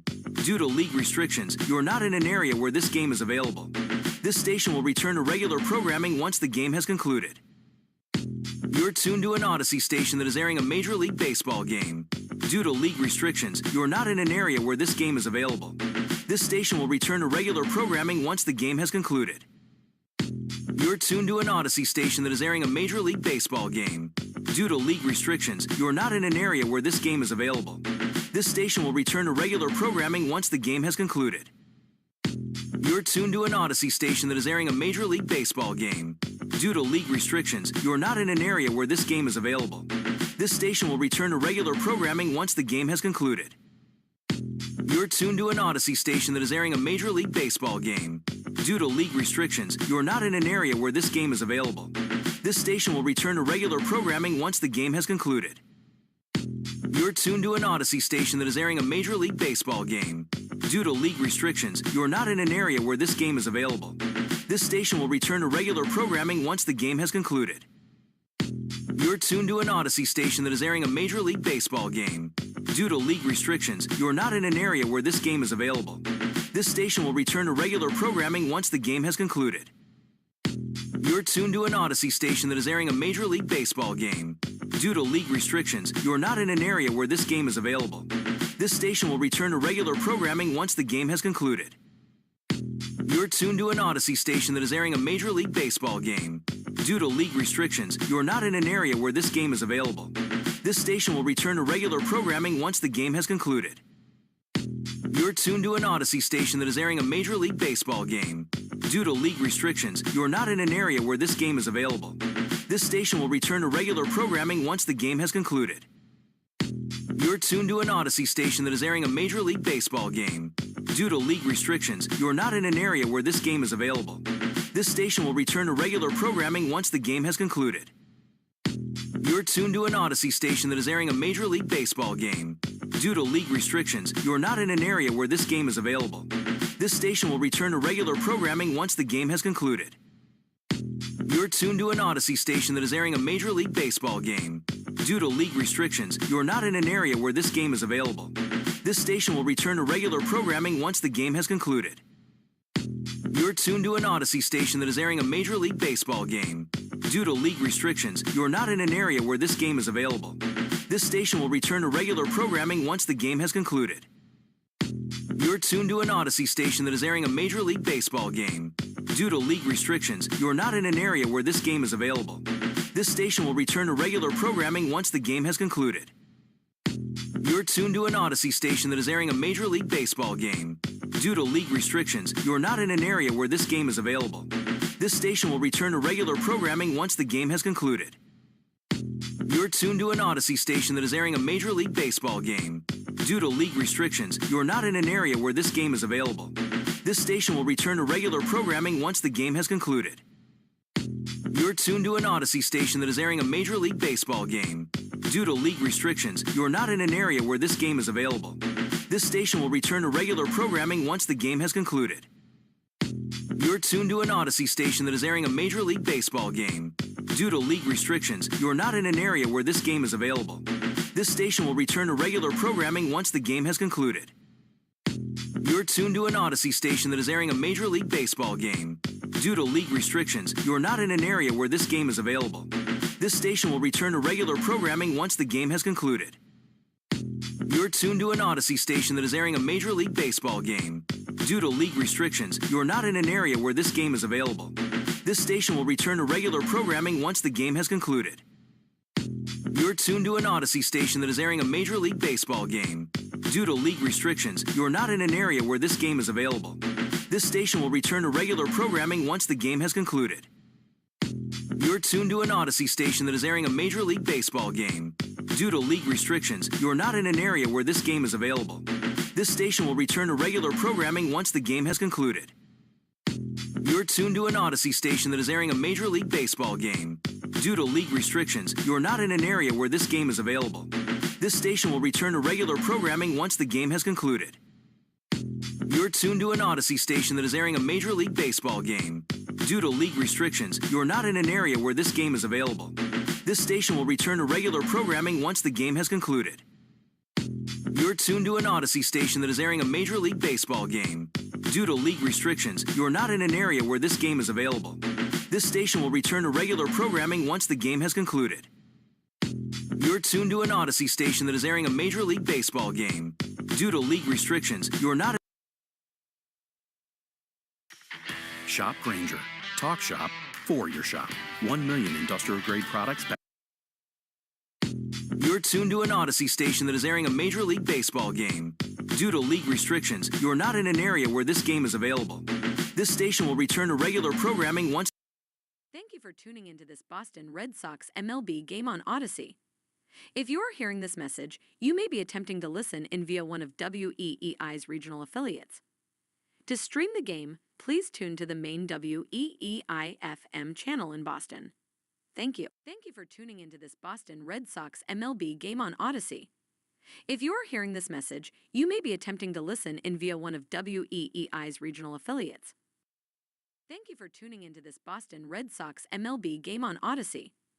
If you are hearing this message, you may pick up. I know that they gave up quite a bit, but they needed shooting. They needed scoring because Paulo pretty much is their scoring man. Averaged about 26 points per game. One of the better young players in the league. I really like their future. If I was buying stock on any team in the East right now, it would be Orlando. We don't know what Boston's going to look like, especially with no Porzingis or Drew Holiday, no Jason Tatum for the majority of the season. And then, Indiana, hell of a year this year. but no Tyrese Halliburton most likely all of next season. So now Paolo's going to be happy. He's very rich, one of the biggest deals in NBA history, and I do think that the Orlando Magic are going to be contenders next year in the East. Yeah, arrow and needle is definitely pointing north for the Orlando Magic, to say the least, with Paolo Banchero again signing a 5-year extension worth $287 million. Can I get a loan, Paolo? Please and thank you. The other thing I want to touch with you on, the fourth is now in the rear view. And one thing that we're going to do a lot of here on BetMGM tonight, now through the beginning of the NFL season, is talking fantasy football. I know a lot of you out there are going to be engaging in drafts. Some people are already probably engaged in like 150 best ball leagues and drafts currently. But for those of you that maybe play in a family league, maybe play with a bunch of your friends like I do here at Casa de Evans, my draft is going down, salary cap / auction at Casa de Evans on August the 2nd. You're getting the gears turning, the wheels spinning in your head about strategy, about players that you really want to zero in on at whatever round you're picking in, or if you're doing a salary cap / auction, at what dollar valuation. So we're going to be here to help you with all of the tips and insights and player perspectives that we possibly can muster right here on Bet. Shop Granger. Talk shop for your shop. 1 million industrial-grade products backed by 20. For the Rockies, then Hunter Goodman, the catcher, bats second. Mickey Moniak has been sort of dangled as trade bait for the Rockies. He's got 13 home runs, one off his career high. He's in left field batting third. Thairo Estrada, the longtime New York Yankee and San Francisco Giant, is the second baseman. He cleans up. Michael Toglia, the first baseman, bats fifth. Ryan McMahon, one of the longest tenured Rockies, he's at third base. He bats sixth. Brenton Doyle is in center field batting seventh. Yanquiel Fernandez is the DH. He bats eighth. And Ryan Ritter is the shortstop, and he bats ninth. If you've not heard of most of those players, you are not alone. The Red Sox will go with Nate Eaton in the leadoff spot. He's the third baseman. Romy Gonzalez at second base batting second. Then the DH, Roman Anthony, in the three-hole. Rob Refsnyder, he's been on a heater with Romy and with Story and Rafael. This Red Sox offense, the transformation against left-handed pitching this season has been absolutely amazing, and Refsnyder a huge reason why. Then TS10, the shortstop, Story, bats fifth. Carlos Narvaez, after the day off yesterday, catches, bats sixth. Wilyer Abreu was used sort of as a decoy in a pinch-hitting role yesterday. He is in right field batting seventh. Toro, the first baseman, bats eighth, and Ceddanne Rafaela is in center field, and he bats ninth. Richard Fitz is just about ready to complete his warm-up tosses. A rain-shortened start last time, Will, for Fitz. He was throwing harder. It's been sort of a topsy-turvy season for him, still looking for his first win ever with the Red Sox. That belies the way that he's pitched. The stuff looked much better last time. Yeah, what's the ERA say, 3.3? So, I mean, he's been throwing the ball well. The stuff we saw in spring training, that was the big change, was the velocity and the four-seamer, his ability to get swing and miss, and he picked up 3 or 4 miles an hour on his fastball and has maintained that to this point, which I think will be key for him, the way he likes to pitch at the top of the zone just to get down below it with the off speed. But that's the pitch to watch for him. When he has the fastball going, there's just a ball or two above the zone, that's when he has his good stuff. Gotta say, I'm a little bit jealous right now of Dave O'Brien and Lou Merlone. They're up in the monster seats in the front row. How fun is that? It is. And by the way, Lou, he teased me. We had him view from the booth, right? We're talking to him, doing an interview segment with him. He's like, you know what? I brought my glove because I want to make Will mad again. I'm going to get another one. And I tell you, I will walk out of here and go home if that happens. You know, he's been a magnet this year as Tyler Freeman digs into the right-handed batter's box. Richard Fitz into the wind, he throws. And the first pitch of the ballgame is a fastball up and in at 98 miles an hour. And we are underway, just a minute behind schedule, 7:11. 83 very humid degrees. Time and temp brought to you by Hatfield. The 1-0 is a ball. Alfonso Marquez is the crew chief. He's the home plate umpire today. Carlos Torres at first, Lance Barrett at second, and Tom Hanahan in the rocking chair at third. Working quickly, the 2-0 from Fitz is a foul on the first base side, and it's 2-1. This offense, this club, Will, is rolling. They've won 5 of 6. They just dominated the Washington Nationals. I thought it was very interesting what Alex Cora said before the game. The 2-1 is a strike on the inside corner. Good slider. And it's 2-2. You know, you're a manager of a young team like this. He's really hands-off most of the time, Alex is. I said, are you just letting them go when they're riding this wave? He said, absolutely not. 2 balls and 2 strikes. Fitz winds. He throws. And a ball, a slider that misses just outside. He's leaning into these guys and saying, we got to push to the finish line of this first half. Yeah, and you want to get the absolute best out of these young guys. You don't want them to get complacent because they've had a few good games.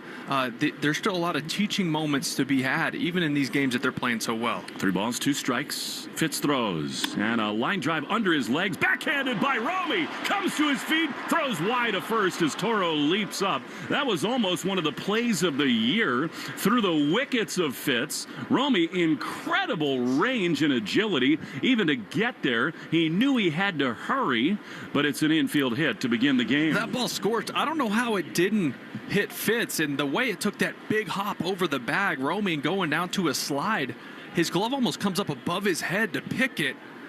Just rushed the throw. I'm not sure if it would have got it. It would have been close, but wow, heck of an effort. Romy is such a freakish athlete as now the Rockies send their catcher Hunter Goodman to the plate from the right side. He drives one high into right center field, carrying pretty well, but in front of the triangle, right where the grass and the track meet. Cedon glides back. He's there to make the play for the first out of the evening. As we said, Toro at first, Romy at second, Story at short with Nate Eaton, who's become a little bit of a fixture lately for the Red Sox. He's at third base. Willier in right, Cedon in center with Rob Refsnyder in left, with the lefty Gomber on the mound. Duran and Meyer both out of the lineup tonight for the Red Sox. Here now, Mickey Moniak, longtime Philly prospect, having a really nice power season. 1 on, 1 out in the first. The pitch from Fitz misses outside, ball 1. Yeah, I think I mean, I know Duran's been heating back up. He hadn't got scorching hot, but he is on a 7-game hitting streak. But against the lefty who's got a good slider, we've seen him struggle against that here lately. And trade rumors swirling. The runner goes from first. Narvaez's throw is in time. They got him. Story wanted to be sure he tagged a second time. That makes you wonder whether the Rockies want to look. Normally a shortstop will not go back to the runner, as he just did. And there are 2 away. The Rockies will not look. Well, this is exactly why Carlos Narvaez leads all catchers in not only defensive run save, but caught stealing above average. Just such a clean catch and release. He throws it on the money. The accuracy's right there, right into the sliding base runner. We just had Devin Marrero play waiter to you again. I wish he were still in the booth. 1-1 pitch is driven high and deep and down the right field line toward the pole, and this thing is gonna be close, and it is just foul, about 5 feet in front of the pesky pole. It's 1-2. You know, off the bat, you're thinking that is 20 rows foul, but the wind is blowing out to center field, and that got up above the lights here at Fenway Park and started to blow back towards the right fielder Abreu, and that was what, 2 rows out of reach. Demo, Devin Marrero, who was on the Nesson set with you before the game, I think he would appreciate that tag and play from Story, and he was a guy who was just about as good with a glove as anybody I've ever seen. 1-2 with 2 down. The pitch is a little bit high with a fastball. 2-2. I mean, out of Arizona State, a Miami kid, true natural defensive athleticism. Yeah, and he'll say, look, I felt like a big leaguer defensively, not so much offensively. He'll tell you that. 2-2, chop foul on the first base side. I mean, Alex Cora makes a 2-hand overhand grab. Speaking of a guy good with the glove or the bare hand. He told me today it took him 13 years to feel comfortable in a big league lineup. I mean, hitting is so hard, and that's what makes what Rafaela and Anthony and all these guys have done the last week or so. 2 down in the first. The 2-2 is high with a fastball. And Fitz has not really been efficient here in the opening inning. This is how he was in the first inning of that rain-shortened outing his last time out. A lot of fastballs. He does try to pitch top of the zone, but he will miss up a lot. 3-2 pitch comes home, and it is swung on and missed. He got him slider. Inning over with a little help from Narvaez. Fitz hangs a 0 in the top of the first. Red Sox, who scored 27 runs in 3 games in D.C., look to get it going. When we come back, Eaton, Romy, and Anthony after this. Scoreless game on the Shaws and Star Market. WEEI Red Sox Radio Network. You know how you always want to know about everyone else's money?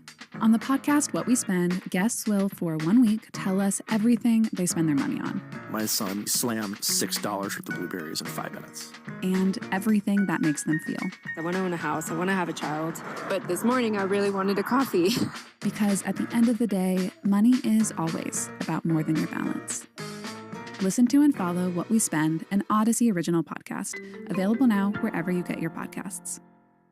You know they call these the dog days of summer. Well, I'm Rob Bradford of Baseball Isn't Boring. And if you're a baseball fan, there's nothing boring about the summer. Not with the home run derby, not with the All-Star game, where the biggest stars shine the brightest, reminding us all why we love this game. But that's just the appetizer, because right after, the second half of the season kicks into high gear, the pennant races heat up, rivalries intensify, and the unexpected becomes the norm. Don't miss a single moment of the excitement. Listen to Baseball Isn't Boring in the Odyssey app or wherever you get your podcasts.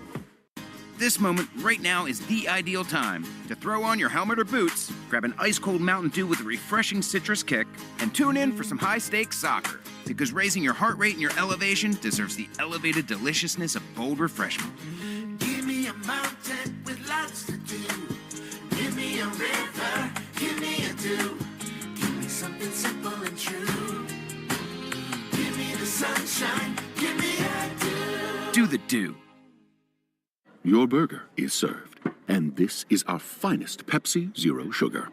Its sweet profile perfectly balances the savory notes of your burger. That is one perfect combination. Burgers deserve Pepsi. Your smart speaker to play, 93.7 WEEI. Now, back to Red Sox baseball on WEEI. Austin Gomber, the left-hander, is on for the Colorado Rockies. Nate Eaton to lead it off for the Sox. No score after half an inning. Hot and muggy night at Fenway Park. Gomber throws. Eaton takes a ball, a fastball a little bit outside. Nate comes in 278. Not yet hit a homer. One driven in. This feels like the kind of matchup that he could launch against. The 1-0 is driven high into left field. Back at the warning track. It is high up against the wall, and it is off the red line and in play. It's a double for Nate Eaton. I think they'll review it, and I think that might have gotten out. That is very close. If it hit the padding and bounced right back, it's almost an impossibility. But it did. It hit the top of the ladder. Top of the ladder. The ladder never gets hit. Are you kidding me? And look, it's Monster Week here at Fenway, and it gets hit. We always talk about how the ladder never gets hit. I think I've seen it twice now. I think he just dented it. Look at the top rung of the ladder. That is, I mean, that's a 1 in a billion shot. As Eaton just misses a homer. A leadoff double. And here's Romy. Gonzalez at 323 with 3 homers and 24 driven in. The pitch is a ball. A fastball misses outside. And it is 1-0. This is his 5th start, Gomber, longtime St. Louis Cardinals prospect. You could hit a billion balls and never do that again. No. It's the beauty of baseball. 1-0 to Romy. Pitch is fouled back to the screen. I cannot get over, Will, how awesome Gonzalez's approach has been these last 2 weeks. It's like lefties just have, if he gets out, it was an accident. Everything he hits against lefties has been hard contact. He just sees the ball so well, and he's embraced this role that he's been given on this ball club. 11 for his last 25. Leadoff man at second. The pitch is swung on a miss. Now that was a really good changeup by Gomber. It's 1-2. Yeah, it's like him and Refsnyder are the same way. They'll take their first at bat, and that's probably the one at bat they don't look their best. And then after that, they come in against a lefty, and they have this dialed-in plan. Romy in these spots has often gone the other way. The 1-2 is a ball. Because he's willing to sacrifice himself in these spots, especially early in games. He's got this beautiful inside-out approach, especially in 2 strike counts for the Rockies. Tolia at first base. Estrada at second, Ritter the shortstop as Romy swings and fouls a changeup back, and it stays 2-2. Also thought an interesting note was the fact that the Boston Red Sox have the most first-inning runs in all of baseball. 70. And the Rockies have given up the most. So you love that matchup here early. That seems to be kind of a volatile combo. They really have jumped on teams lately. 2-2 to Romy. Eaton leading at second. The pitch is swung on and fouled on the first base side. That's what I'm talking about. I really think that Gonzalez, when he gets in these two-strike holes, thinks about right center field. Yeah, and then Gomber's going to make that tough, right? He understands that. He's trying to get a ground ball on the ground. And here with 2 strikes is when he can get to his slider, which is his best pitch he'll use with 2 strikes down into righties. 2 balls, 2 strikes. The pitch is swung on and missed exactly there. Right under the hands, a slider.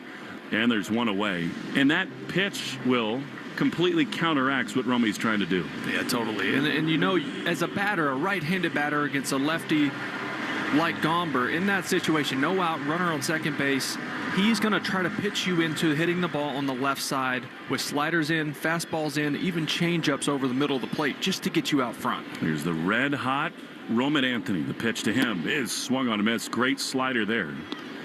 And it is 0-1. Roman is 5 for his last 13. And for a week, he's been basically a 300 hitter, average up to 229. 1 on, 1 out. Pitch. Anthony takes a ball. Slider. It missed, and it's 1-1. What I've been most impressed with this kid, Roman Anthony, is even when he was in his 3 for 24, 3 for 25, now he's hitting over 300 for a week. He looks the exact same every game. Totally calm. 1-1. Eaton runs. The pitch is outside throw to third. Not in time. Head first slide by Eaton. He's got game-changing speed. It was bang, bang. I do think he beat that throw to third. I tell you what, it is so hard to steal third base, especially with a left-handed batter up there. It's such a clear lane for the catcher to make a throw. You have to get a big jump. It is super close. I think he's safe, don't you? It is very close. I need to see another. Whoa. Hello. Alfonso. He's safe. Oh, that is as close as it gets, It's Willie. the left pinky that touches the bag, and whether or not the swipe tag gets the outside of his hand. What's important here is the initial call of safe, and not being, maybe not enough to overturn it. You know, Alex Cora just picked up the phone and checked in with Mike Brenly, and his facial expression makes you believe it's going to stand. I think it is. I really do. I mean, unless you have some frame-by-frame total slowdown that shows him out, which I don't think they have. That's about as close as it gets. I thought he got his whole hand in there before he initially was tagged, but then the replay showing, I mean, the contact of the leather to the hand is about the same exact time. I think the glove hits the bag before the hand. And so it's a little misleading because I think his hand is on the left field side before it gets tagged out. We will see. It's aggressive, that's for sure. Nate Eaton doing that. You know, these last 2 weeks, Will, there are very few base runners I've ever watched with as much sort of electrifying speed as he has. Yeah, he can go. I mean, he's been a great add-on and plug-and-play guy they've had. Eaton has been. A long, long look from New York. We get the reverse angle now. You sort of think he's out, don't you? I do. The more I see it, I'm thinking that glove actually gets to his hand just before. And I hate how long this has taken in New York, because that makes me think they're really contemplating overturning this. Now we get the extreme close-up. And wow, I mean, that might be that his hand is above the bag by 1 millimeter when the glove touches him on that left pinky. After review, the call is overturned. The runner is out. Now, you saw that all the way like a former third baseman. The tag just got him by an absolute fraction of a second. I'll tell you what, he got a great jump. It was the right move.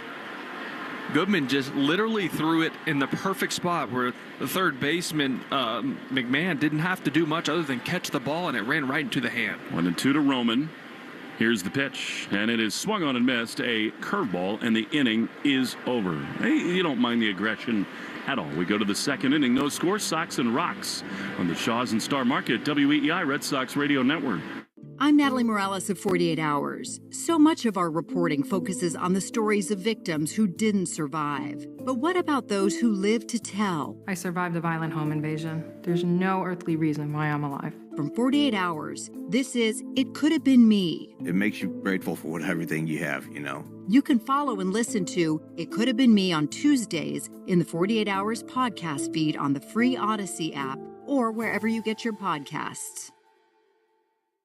You know they call these the dog days of summer. Well, I'm Rob Bradford of Baseball Isn't Boring. And if you're a baseball fan, there's nothing boring about the summer. Not with the home run derby, not with the All-Star game, where the biggest stars shine the brightest, reminding us all why we love this game. But that's just the appetizer, because right after, the second half of the season kicks into high gear, the pennant races heat up, rivalries intensify, and the unexpected becomes the norm. Don't miss a single moment of the excitement. Listen to Baseball Isn't Boring in the Odyssey app or wherever you get your podcasts.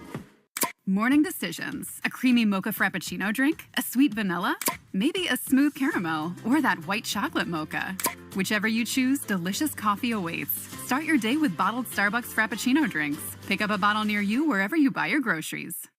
This moment right now is the ideal time to throw on your helmet or boots, grab an ice-cold Mountain Dew with a refreshing citrus kick, and tune in for some high-stakes soccer. Because raising your heart rate and your elevation deserves the elevated deliciousness of bold refreshment. Give me a mountain with lots to do. Give me a river, give me a dew. Give me something simple and true. Give me the sunshine, give me a dew. Do the dew. The Greg Hill Show, weekdays, 5:30 to 10. Now back to the Shaws and Star Market WEEI Red Sox Radio Network. Tyro Estrada leads it off as we go to the top of the second. Richard Fitz to face him. Scoreless game, Red Sox and the Rockies. What a crazy first inning that was. Fitz throws, and Estrada takes up and in. So we had a fly ball that dented the top rung of the ladder in front of the monster, and two very close caught stealings by the catcher. 1-0 is hopped toward short, backhanded by Story, leaping throw to first on a hop, and Toro can't handle it. It goes into the Red Sox dugout, which will send Estrada to second. Toro's been so good picking balls at first. I think that's one he'd tell you he should have. Story got rid of it quickly, and they'll have to give Trevor an error there to put the leadoff runner at second base. Yeah, Trevor had to move back on this. He caught it on the outfield grass in the 6 hole and knew he had to get rid of it quickly, but he did give Toro a long hop. But I don't know if it hit the cut of the grass or not, but it came up really high. But to your point, Toro's been all over those lately, just couldn't come down with that one. Here's Michael Tolia, another left-handed hitter. Pitch is a strike on the outside corner. I just watched the replay. That's exactly what happened. It hit right on the edge, that corner where the grass meets the dirt, and it did kind of go up to Toro's right shoulder. 0-1. Fitz sets at the belt. He throws, and he misses just down in it. You've played so much first base. Why is that? I mean, it just that sometimes the way the grass lifts up off that dirt. Yeah, it's weird. We're talking an inch different. If it hits right in front of it, it ramps up like that. If it hits just past it on the backside, it'll, instead of bounce, stay really low. 1-1. Pitch is fouled off. Do you think Trevor, he's always kinetic. He just wants to move around, throw the ball on the run, leaping up. Do you think he had more time there to sort of plant and throw? We see him on the run more than not. And I think that's for him. I think he likes his throws better that way because his arm isn't as strong post-surgery as it used to be. And I feel like he uses his momentum the best he can. And when he feels like he comes to a dead stop, he doesn't get as much on his throws. 1-2 to Tolia. 209 hitter with 10 homers. The pitch is low with a curveball, and it's 2-2. But that's the one where, look, if you're moving left to right or you're coming in, obviously on the run, you're fine. That one taking him back almost behind third base, you need a little bit of extra. I would have liked to seen him set his feet right there, but I know that right foot and hammer it to first. But that's just not his style either. He doesn't play that way. He's been fabulous defensively for a month. 2-2. The pitch is outside. He also leads the American League among shortstops with runs batted, and he's just been a marvel for this team. Homers too, right? There's a lot of good shortstops in this league, and he's sneaky having a good year. Like the last 4 or 5 weeks, he's been really good. 3-2. They play him on the dirt to pull. Fitz throws. Tolia takes a ball. Slider outside. He's thrown a lot of 3-2 off-speed stuff, has Fitz. And now the Rockies have 2 on with nobody out in the second inning. Yeah, this is just Fitz not loving how the fastball's coming out of his hand command-wise right now. The velocity's great, but it doesn't matter how hard ball 3 or ball 4 are. So he's got to find a way to get this fastball down a little bit. He does want it up, just not a foot above the zone. So here now Ryan McMahon, another left-handed hitter, 209. He does have 12 homers, and he swings and misses at a slider for strike 1. Colorado did win yesterday. They beat the White Sox 6-4. Talk about a race to the bottom there. They have not won 2 games in a row since the middle of June, where they went in and beat the Washington Nationals 3 in a row. 2 on, none out. 0-1 to McMahon. Pitch is a chopper toward first. Toro in, now back, flips underhand to first. Fitz is there to make the play. That was kind of an in-between hop. It was hit so softly. I don't think the Red Sox and Toro had any chance really to turn to there. They make the play at first base, and Rockies at second and third. Yes. So the thing with a ball chopped like that and Toro playing back, if he does come up and get the short hop to try to turn it, he's right in the baseline with the runner to second base. So there's really no chance. You might as well just stay back, make sure of 1 out. So here now Brenton Doyle. The Red Sox will concede the first run of the game. They play back up the middle especially. Eaton and Toro in on the grass. Pitch to the right-handed hitting Brenton Doyle is a slider that misses outside 1-0. I can't remember a start in which Richard Fitz has thrown more sliders. I think you must be onto something where so far this evening he just does not feel comfortable throwing that fastball. 1-0. Pitch is another slider. This one a good one, and a strike. 1-1. The slider, at least, yeah, he does have good command. He's pitching to the edges or just off with. The fastball has been big misses. Not even close. 1-1. Colorado has him at second and third. Fitz at the belt. He throws. And a high line drive into right field. That's a base hit, and it's going to give the Rockies a lead. Coming home to score was Estrada, so an unearned run puts Colorado ahead 1-0. Yeah, Tolia actually at second base went back to the bag thinking, okay, this might be caught by Romy Gonzalez. So that actually kept the Rockies from scoring 2 on that play.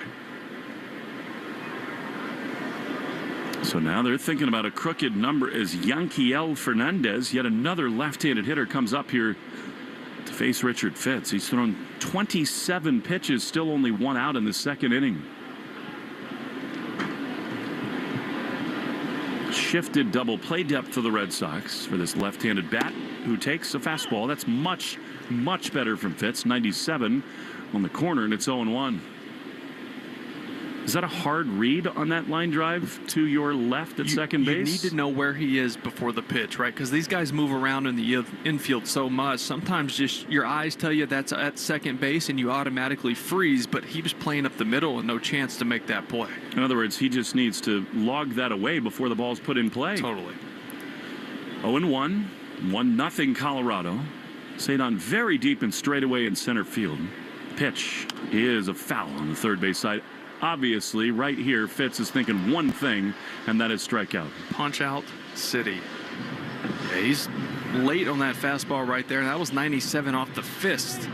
He's got fluttered at foul. He's probably going to try to go upstairs here with this fastball. Arbella Insurance Foundation, dedicated to striking out cancer by supporting the Jimmy Fund. Every strikeout from a Sox pitcher this year, Arbella donates $50 to the Jimmy Fund. 0-2 to Yanquiel Fernandez. The pitch. Swing and a miss. He did it. Beautiful slider. Beneath the zone. It's his best pitch so far today, and they're 2 away. Yeah, that's the thing. I was initially thinking, go upstairs with the fastball, but he is just not feeling that pitch right now.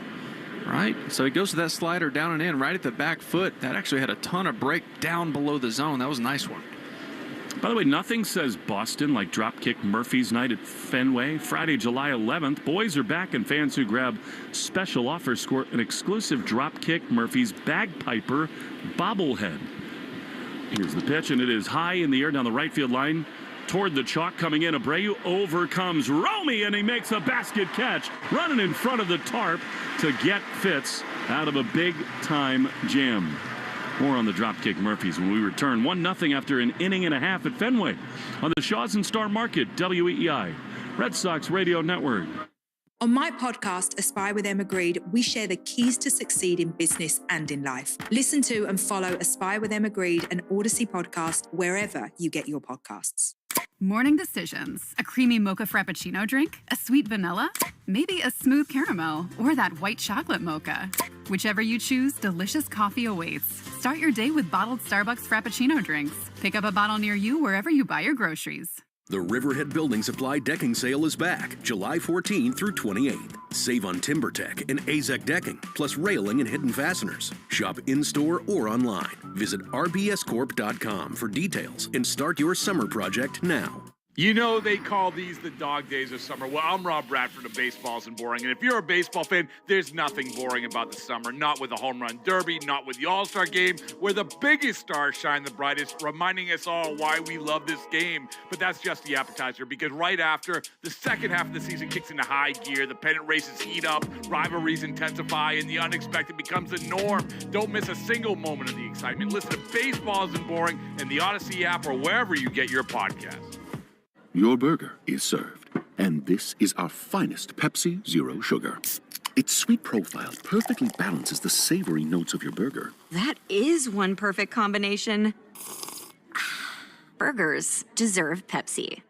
This moment right now is the ideal time to throw on your helmet or boots, grab an ice-cold Mountain Dew with a refreshing citrus kick, and tune in for some high-stakes soccer. Because raising your heart rate and your elevation deserves the elevated deliciousness of bold refreshment. Give me a mountain with lots to do. Give me a river, give me a dew. Give me something simple and true. Give me the sunshine, give me a dew. Do the dew. Hey, it's Rob Refsnyder. This is the home of the Sox, WEEI. Rob Refsnyder leading it off as we go to the bottom of the second. Colorado, an early 1-0 lead. Rob takes a fastball inside off the plate for ball one. He's not been as dominant and brilliant against left-handers as he was the previous two seasons, but still such a lethal weapon against southpaws. He takes a strike on a changeup at the bottom of the zone. It's 1-1. Rob has been great here at Fenway Park, .340 hitter at home. Right-handed lineup here against Gomber as Rob takes a pitch up and in with a slider, 2-1. It's always interesting to watch these left-handed pitchers, how they attack Romy and Refsnyder, because those are the guys circled. These are the guys that have crushed lefties for so long. 2-1. Here's a foul back. He took a violent rip at that fastball. It was perfectly placed on the outside corner, 2-2. There were some, we'll say, bad intentions with that swing. He is such a good two-strike hitter, Refsnyder is. The pitch is a great take. I mean, that is just so good from Refsnyder. He's selling out for fastball, gets a curveball low, and the count is full with Trevor Story on deck. That's the thing with Gomber, right? He doesn't miss a lot of bats. He doesn't walk guys, but he induces a ton of weak contacts. The one thing he does really well. 3-2 to Ref. Gomber winds, he throws. Rob takes the ball. That is just a wonderful plate appearance. He's aboard to begin the second inning for Trevor Story. So this Friday, July 11th, you get a special offer and you get a Dropkick Murphys bagpiper bobblehead that plays. I'm shipping up to Boston. Get your tickets now at redsox.com/Dropkick Murphys. I never ask for the freebies, the giveaways. I need some of those. My boys are obsessed with that song. Here's Trevor Story, who takes a breaking ball in the inside corner, 0-1. I was interested. I knew of Dropkick Murphys. I didn't know that much about their music until Johnny Gomes in 2013. Because it was like his anthem. You talked to Johnny today. 0-1 to Story. The pitch is a ground ball on the left side, and it's backhanded by the shortstop Ritter. He throws to second for one, relay to first, not in time. This is Trevor's first time facing the Rockies, the team that drafted him, brought him up where he became a star. That was hard hit into the 5.5 hole and a really good ranging play by Ritter to record the first out of the second. Yeah, Trevor, I had a good talk with Trevor earlier this morning about how he's felt at the plate. And I said, did something switch? What was it? He said, honestly, I'm just convicted to the fastball in a certain location in the plate, and I'm not afraid to look dumb early in counts taking my shot. Well, he does look convicted. I mean, he's had some swing and miss, but still, it's such a balanced approach. Here now, Carlos Narvaez. 1 on, 1 out. Rockies lead by a run in the second. Throw to first. And Trevor takes a lunging step back to the bag. And what he means about I'm not afraid to look dumb, swinging and missing, is I'm going to sell out to the fastball, and if I think I get it, I'm hacking, and I'm going to be on time. If he beats me, he beats me. I live to see another pitch. Carlos, 272 with 7 home runs.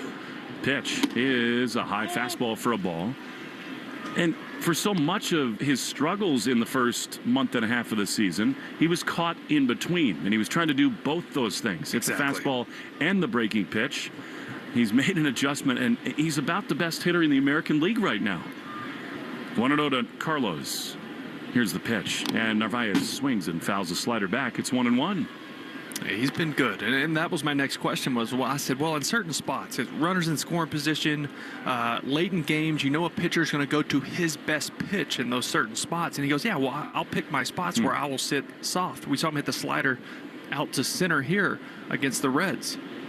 1-1 to Carlos Narvaez. Trevor has a bigger lead now at first. Pitch is swung on and missed. Good fastball. But he has taken shots, and I think everyone with the club is thrilled that he does, because when he guesses right, when he gets good pitches to hit, especially early in games, hitters counts, he has been lethal. Well, how good has Rafael been at that also? It's amazing. They're sort of on that parallel track. 1-2 to Narvaez. The pitch is bloop foul on the first base side. Well, there's something to it, right? Taking your shot, using your driver, per se, for the golfers out there, early in counts, right? You hunt certain pitches. If you think you get it, take your A swing. As the count progresses, you make adjustments. You read the pitcher, what he's trying to do to you, the situation. The scoreboard tells you how to do a lot of things. 1-2 to Narvaez. Pitch is a chopper toward third, backhanded over there by McMahon. He throws high to second, and that pulls the second baseman Estrada off the bag. That'll likely be a fielder's choice and maybe an error, and the Red Sox have 2 on with only 1 out here in the second inning. Well, there's one team in baseball worse defensively, and we've seen a lot of errors from the Boston Red Sox, but the team worse than them is the Colorado Rockies. They're pretty shaky, even on forced plays like that. Has a chance to be scored a hit, only because I'm not sure if they had a play at first, but I would score that an error. Here's Wilyer Abreu, 2 on, 1 out. The pitch is outside.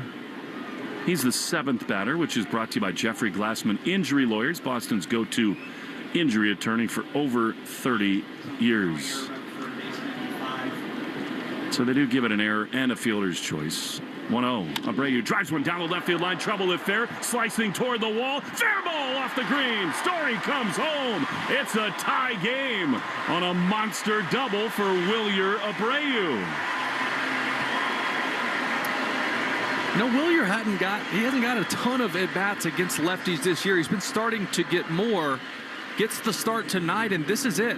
When you're facing a lefty, throws a lot of off speed. You got to look out over the plate. You have to try to stay on it and drive it the other way. There it is. This is the Red Sox having their plans, having their approaches, and sticking with them, driving that four-seamer off of the RBI double. You know, it's interesting. Wilyer has 17 home runs. That's his 50th career double. Only his 11th this year as Abraham Toro digs in. Runners at second and third. He drives one foul down the right field line. You'll take that trade-off. I mean, 11 doubles in game number 79 for Wilyer is a little light for him, but 17 homers more than makes up for it. Yeah, the ball flying out of the ballpark. I mean, what is it, like 70% of his RBIs have come via the home run also. 0-1 to Toro. Got to cash this in right here. They play the infield back. The pitch is a strike. Fastball right on the inside corner. He must have been looking for something else there, and it's 0-2. And so many spots, and Gomber loves his slider. He loves his big slow breaker, and a lot of times he likes to bury that in, but that'll allow him to sneak the fastball in on the inner half. 0-2. Toro lines one into right field. That's a base hit. That's going to score 2. Narvaez touches the plate. Abreu behind him. Foot first slide. 2-run double for Abraham Toro, and the Red Sox lead it 3-1. Well, the boys just keep swinging it, don't they? And the beat goes on for Abraham Toro. He has been one of the more consistent players on this ball team. since he started getting consistent playing time. He does so many things well, right? He's not a flashy player, but he does everything above average, which is all you can ask for a guy who come in and is a substitute for someone who got hurt, but he is taking advantage of the opportunity. Darryl Scott, the pitching coach, is out to the mound. I mean, he got jammed a little bit there, did Torra, but still got enough on it. A blooper into right field. And this Red Sox team, which far and away leads the universe in doubles, has 3 in this inning. They're rolling in a 2-run lead. You know, and I always say, is that because of the monster? But the monster takes away a lot of doubles from some guys, and you see this team go on the road and hit doubles as well. They're going to play good baseball, and we're going to continue to talk about this. Since they have changed their style of play, since they have changed their approach at the plate, so more of a line drive, gap-to-gap mentality, not just trying to launch balls over the monster pull side, but stringing together innings like we see right now. And here now is the hottest hitter on the club, Ceddanne Rafaela. In the 9-hole, 3 runs in for the Sox. Gomber throws, Ceddanne takes. Strike again. He's been doing that over and over again. It's a breaking ball. He's sitting fastball. He takes a curve for strike 1. He said something super interesting to us yesterday, 0-1. Here's the pitch, and it's a chopper toward third. Coming in, McMahon, he gloves, looks Toro back to second and throws to first. Doubled up on the curveball, and Rafaela is out number 2. He said, as he watches the replay on the video board, which I love because he's just reinforcing, did I swing at the right one or not? He said, I just needed to prove it to myself. I've now had a few weeks where I know if I swing at the right pitches, results are going to come. Well, results will always give you confidence, right? That's what this game's all about. When something's working, you feel like you're on top of the world, and you just have to stay consistent with it. Here's Nate Eaton.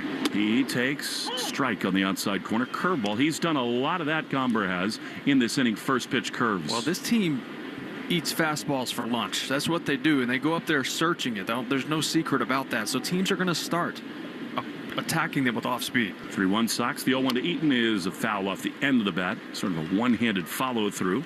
Big news, by the way, Coca-Cola is now buy 2, get 2 free at Shaw's and Star Market. That's right, buy 2, get 2 free on 12-pack cases of Coke and Diet Coke, 12-ounce cans. Shaw's and Star Market, official supermarket of the WEEI Red Sox radio network.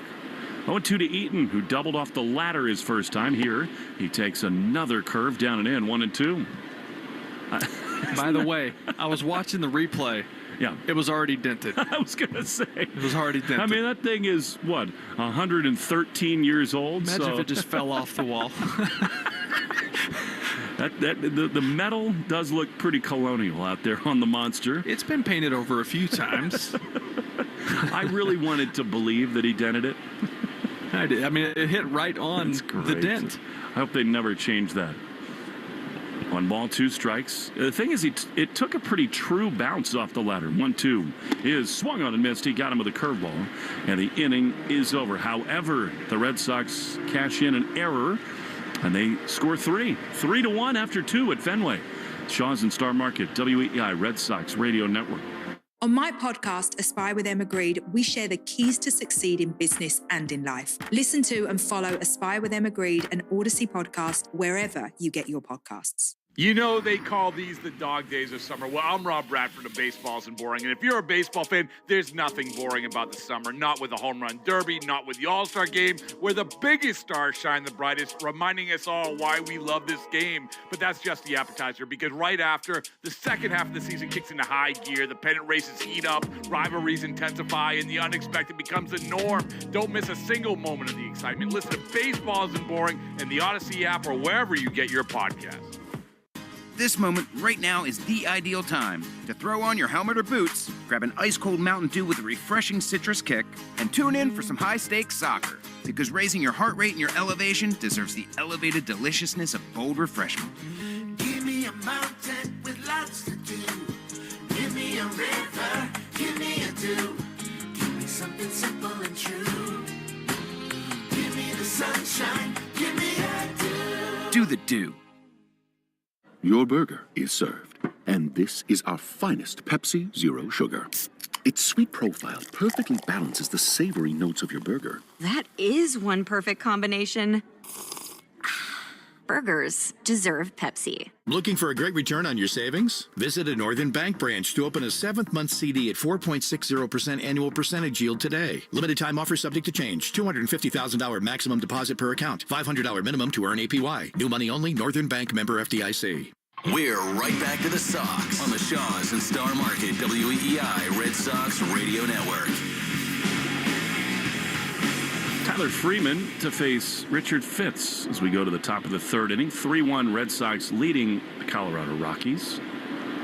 Fitz has needed 31 pitches to get through 2 innings. The pitch here is strike. First pitch slider on the outside corner, 0-1. So I was meaning to ask you between innings, and I forgot because I'm scarfing down this bowl right now. But did you get McDonough to flex his muscle, get us on the golf course, or what? 0-1 is a chopper up the middle. The shortstop Story and the second baseman Romy come together. They cannot make the play. It's a bouncing base hit. Sean is in Ireland right now. A little bit difficult to reach him. He sent me a video in 40-mile-an-hour winds. I think he was at Ballybunion. He piped a drive down the middle. Probably went about 215 yards off the tee. Oh, I'm going to tell him you said that. You and I will take trips there, by the way. Bunyan? Oh, man. Okay. Irish golf is the best. I haven't done it. It's on the list. It is incredible. Here's Hunter Goodman, right-handed hitter. Takes as Narvaez tries to throw behind the runner at first. Just a little bit tardy. A fastball missed, and it's 1-0. The Herb Chambers batting order in this third inning. Brought to you by Herb Chambers Mercedes-Benz of Boston, Mercedes-Benz of Sudbury, and Flagship Motor Cars of Linfield. 1-0 to Hunter Goodman. Pitch misses outside. Hey, by the way, we've had some tragedy in our world of late. One of the great personalities on radio and on talk radio and as an athlete with the Boston Bruins, Lyndon Byers, passed away over the weekend after a long battle with cancer. 2-0 to Hunter Goodman and a swing and a miss. He was a longtime co-host with Greg Hill over on AAF, and it's been really wonderful to hear all the great remembrances of him. He was apparently like the ultimate prankster and great guy, great teammate. You've had a lot of those. And so LB, that leaves a big-time void in this market, in this city that loves athletes and personalities so much, and Lyndon was absolutely one of those as Fitz checks in over at first. He was just the true enforcer for those Bruins, kind of there to protect Cam Neely. And then just a remarkable career after his playing days. The 2-1 is a double play ball to short. Story to second for 1. Over to first, 2 double play. And then fitting that that play starts with Trevor Story, and you from far eastern reaches of Texas are here with us. And just unspeakable tragedy took place over the weekend. The Guadalupe River just swelled and flooded, and all of these young kids just trying to have a good summer at camp. Just a nightmare. It really is. It's just impossible to think about what those kids went through, what their parents are right now going through. As Mickey Moniak hits a chopper to the right side, Romy Gonzalez gloves. He'll flip underhand to first. And the inning is over. Our hearts are with the people deep in the heart of Texas. Just an awful, awful tragedy there. 3-1 Red Sox lead after 2.5 innings in the Shaws and Star Market, WEEI Red Sox Radio Network. We know there's a lot that can go on during one night of baseball. Long home runs, epic pitching performances, catches that defy space, time, and gravity. Climbing the wall. Did he catch it? He did! But what if you could get all of that summarized in a quick, concise, and at least we think, funny podcast that's under 10 minutes? Check out MLB.com's Morning Lineup. It runs Monday through Friday mornings on Spotify, Apple, or wherever you love listening most. Just like our hometown legends of the diamond, Herb Chambers has been hitting it out of the park for decades with legendary customer service. With over 35 brands and so many locations, Herb Chambers offers the largest inventory of cars, trucks, and SUVs in New England. You can always count on getting the lowest prices and best value. And at Herb Chambers, you always get more for your trade. Come see for yourself and experience our legendary customer service today. Herb Chambers. We don't sell cars, we help people buy them. Big news for savings on summer refreshments. Coca-Cola is now buy two, get two free at Shaw's and Star Market. Hey, it's Joe. Today through Thursday, buy two, get two free on 12-pack cases of both Coca-Cola and Diet Coke. 12-ounce cans, lowest priced item is free. Short on time, order ahead for free curbside pickup or get delivery. Come save on Coca-Cola and have an awesome summer. Shaw's and Star Market, the official supermarket of the Red Sox Radio Network. You know they call these the dog days of summer. Well, I'm Rob Bradford of Baseball Isn't Boring, and if you're a baseball fan, there's nothing boring about the summer. Not with the home run derby, not with the All-Star game, where the biggest stars shine the brightest, reminding us all why we love this game. But that's just the appetizer, because right after, the second half of the season kicks into high gear, the pennant races heat up, rivalries intensify, and the unexpected becomes the norm. Don't miss a single moment of the excitement. Listen to Baseball Isn't Boring in the Odyssey app or wherever you get your podcasts. Jones and Keith. Weekdays 10 to 2. Now back to the Shaw's and Star Market WEEI Red Sox Radio Network. Romy Gonzalez is going to lead it off as we go into the bottom of the third inning. Red Sox lead the Rockies 3-1. Romy struck out swinging his first time, but as Will told you, second time facing lefties usually means really good things for him. Gomber winds, he throws, and Romy takes a breaking ball inside for ball one.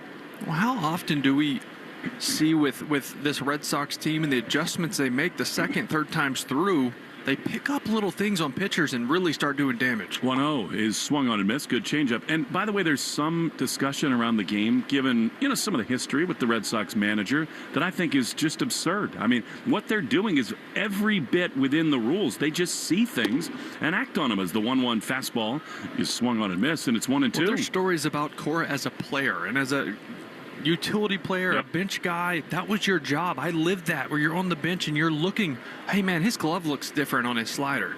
He only lifts his leg this high on his changeup. You relay those things to the hitting coach, they confirm it, boom, you got a tip. 1-2 is just inside. A splitter, they call it. And it's 2-2. Were you good at that? Were you good at picking things up from pitchers? I love doing that, because even in games that you weren't playing, you could find a way to help the team win. 2-2. Pitch is fouled off.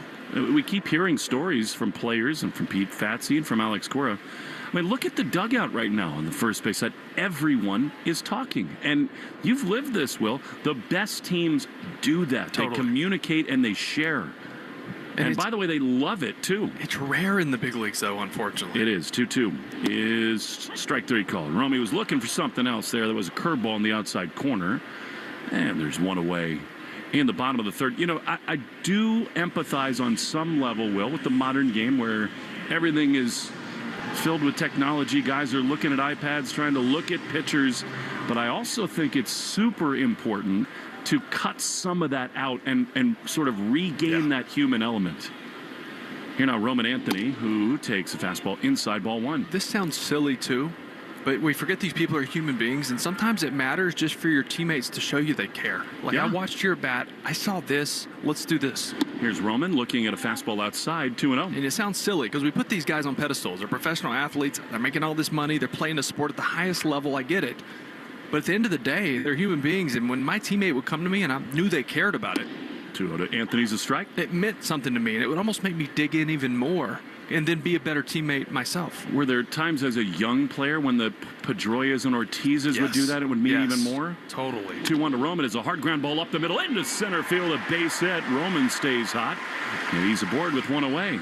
Because I would imagine that's happening now for Meyer and Anthony and Cedon with the Stories and Bregmans of the world. Yeah, and that's been the silver lining, I guess, to the Bregman injuries. He's been much more accessible during games to everyone because he's not on the bases, he's not hitting, he's not out playing defense. He's always in the dugout, and he's such a information junkie and baseball junkie that he sees something for everyone, and you see him go from guy to guy in that dugout. Here's Rob Refsnyder. Maybe he's thinking first pitch curveball right here. 1 on, 1 out.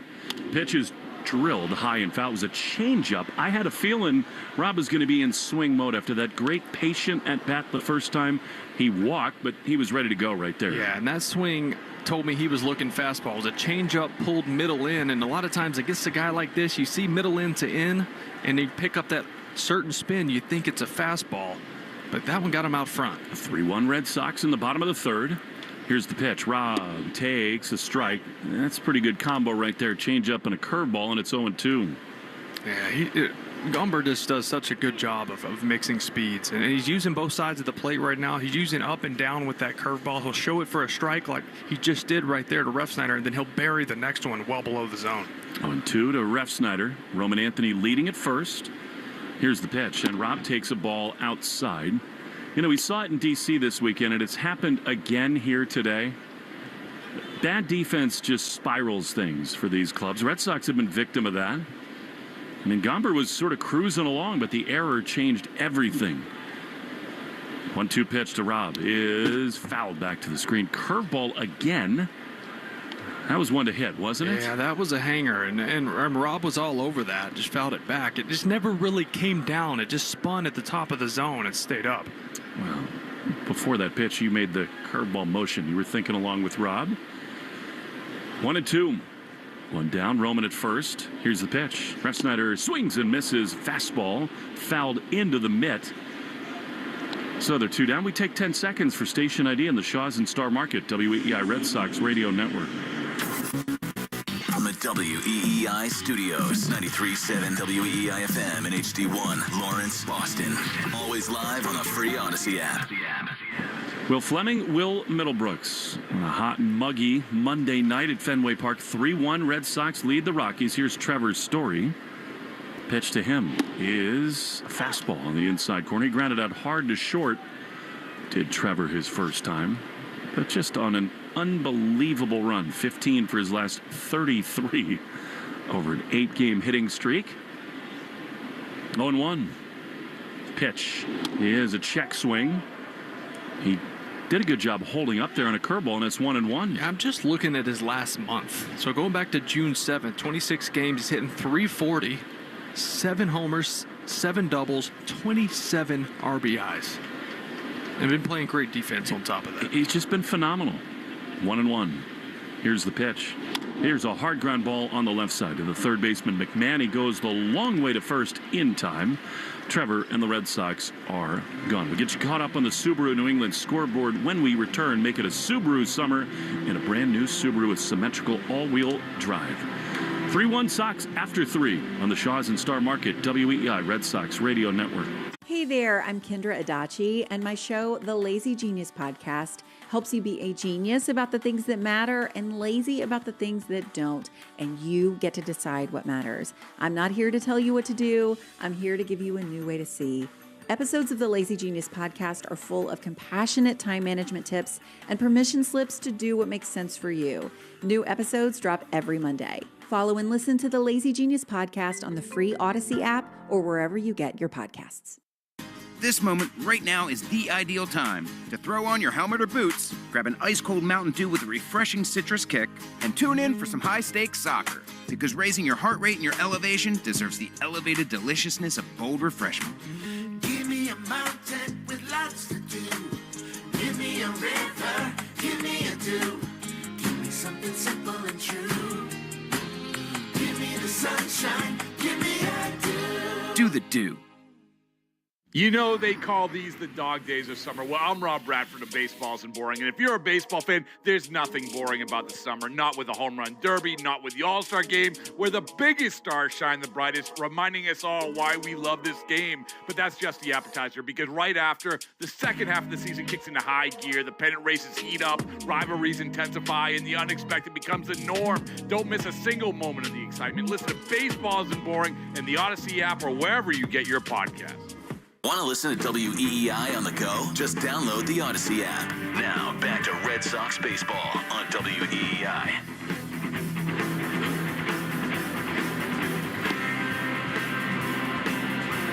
To the fourth inning we go. Richard Fitz is back to the mound. He's really settled into this start. He'll see Estrada, Tolia, and Ryan McMahon for the Rockies. 3-1, Red Sox lead. Doug Lane here in the booth with us. Joe Braverman back at the flagship WEEI. Great to be back with Will Middlebrooks. He brought his golf clubs to Boston this time. That's why he's angling to play. As Tyro Estrada, right-handed hitter, chops one foul on the third base side. It's a really nice way to say asking for free golf. Hey, who are your buddies with memberships? Well, the crazy thing is you're here without your wife and kids. I have My kid's out in Colorado for the week, so it's a very good time for us to get some golf in. The 0-1 is a chopper toward the right side. The second baseman, Romy, has it. Throws to first in time, and there's one away. We should get bunk beds. More room for activities. Yeah, lots of golf. We can work on our swing. It's amazing after all this time, you and I have not set foot together on a golf course. Well, generally when we're together, we're working. Yes. You know, it's not, we have off days. You're like, all right, I guess I'm going to go see my family. I'll see you tomorrow. Sleep tight. What an idea that is, right? Here's the left-handed hitting Michael Tolia. Pitch is swung on and missed. Yeah, but we're open to any golf in the greater Boston metro area. Loomer's getting peanuts brought to him up on top of the line. So he's got the black Rawlings glove on, too. Tolia walked his first time, and now he fouls one off. A fastball, and it's 0-2. I thought having a glove as a fan was frowned upon. I love it. I'm fine with it, but I always hear people say, oh, no, you're a grown man, no glove. No. Why not? Come on. No, I'm with you. It's 1 in a billion. You get a foul ball hit at you, catch it. Also, I want to know, I got to text Lou, was that a gamer? Excellent question. The 0-2 to Tolia. Chop foul. His son, Mason, the Northeast Lions, keep winning all these tournaments. They went down to Florida, and they came back up here and just rolled again. They're just stacking wins.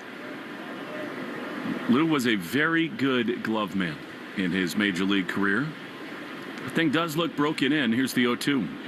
And that is just outside a curve. Do you have a lot of your old gamer gloves still at your house? Yeah, most of them. I have a lot of them. I like keeping the same glove. If it was still in good shape and I could restring it, relace it, oil it up, I'd use it.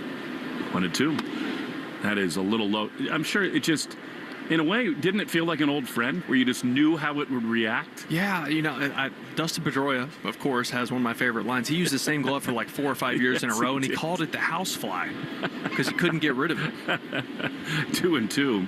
Here's the pitch, and it is fouled off. For a long time, Rafi would use a Pedroia glove, too. They shared them all. I got to the big leagues, and I had a relatively small glove because I came up as a shortstop, middle infielder, and I liked a small glove because it just used up the middle. 2-2. Fitz throws. Fastball misses. And I got up here, and Petey was like, hey, you need a little bit bigger glove if you're going to play third. And I have one. You can use it. It's already broken in. Sometimes I would use a bigger glove at times when he had like a thumb brace on. He gave it to me. My whole rookie year, I used one of Pedroia's gloves. How cool is that? 3-2 is fouled back to the screen. I later, sold it for... No, I'm just kidding. I still have it. But Petey's gloves were always known. They were always caked up with like pine tar and sticky stuff because he would always fidget with it, and it would help him. He would use it for a grip on the baseball. 3-2 with one down in the fourth. The pitch is fouled. Fourth inning brought to you by Cars for Kids. Easiest way to donate your car. Donate today and get your car can be picked up tomorrow. Donate now at carsforkids.com. And, of course, Cars with a K. I mean, there's so many stories throughout the history of the game of infielders, catchers, everybody doing that to get a grip. 3-2, fouled off. Tolia is really battling Fitz here. Obviously, we needed to make a change. The spin rate got out of control. Oh, yeah. Guys went too far with the spider tack and all that stuff. But I don't know. I still feel like there are days with wind and rain and other things, cold, where they could use a little help. The 3-2 is strike three called. Fastball on the outside corner. Fitz is rolling along, and they're 2 down. Yeah, that's just a paint job with 97. The velocity's literally staying 97, 98. That fastball command's starting to come back around, which he did not have earlier in this outing. I think Joe Braverman just muttered something to me. I didn't hear it. If he wants to speak up, I'm happy to oblige. I didn't hear it, so he's probably hiding something from me. Here's Ryan McMahon, left-handed hitter. Sliders swung on and missed, and it is 0-1. Maybe we've had the 110th pitch. Huh. Imagine that. So brought to you by 110 Grill, gluten-free dining done right. 2 down, top 4, 3-1 Red Sox lead. The pitch is low. I love the relationship that big league players have with their gloves. I mean, it is in some ways like a member of your family. It's just so important to have the right one. Yeah, and you don't pick it up. Don't put your hand in it. Please, 1-1 is a strike on the outside corner. You mean other people? Just leave my glove alone. Don't even look at it. Don't even look at it. Yeah, and you don't. That's like a cardinal sin is putting your hand in someone else's glove because you've used it a lot. It's almost formed to your hand. You don't want to stretch it out.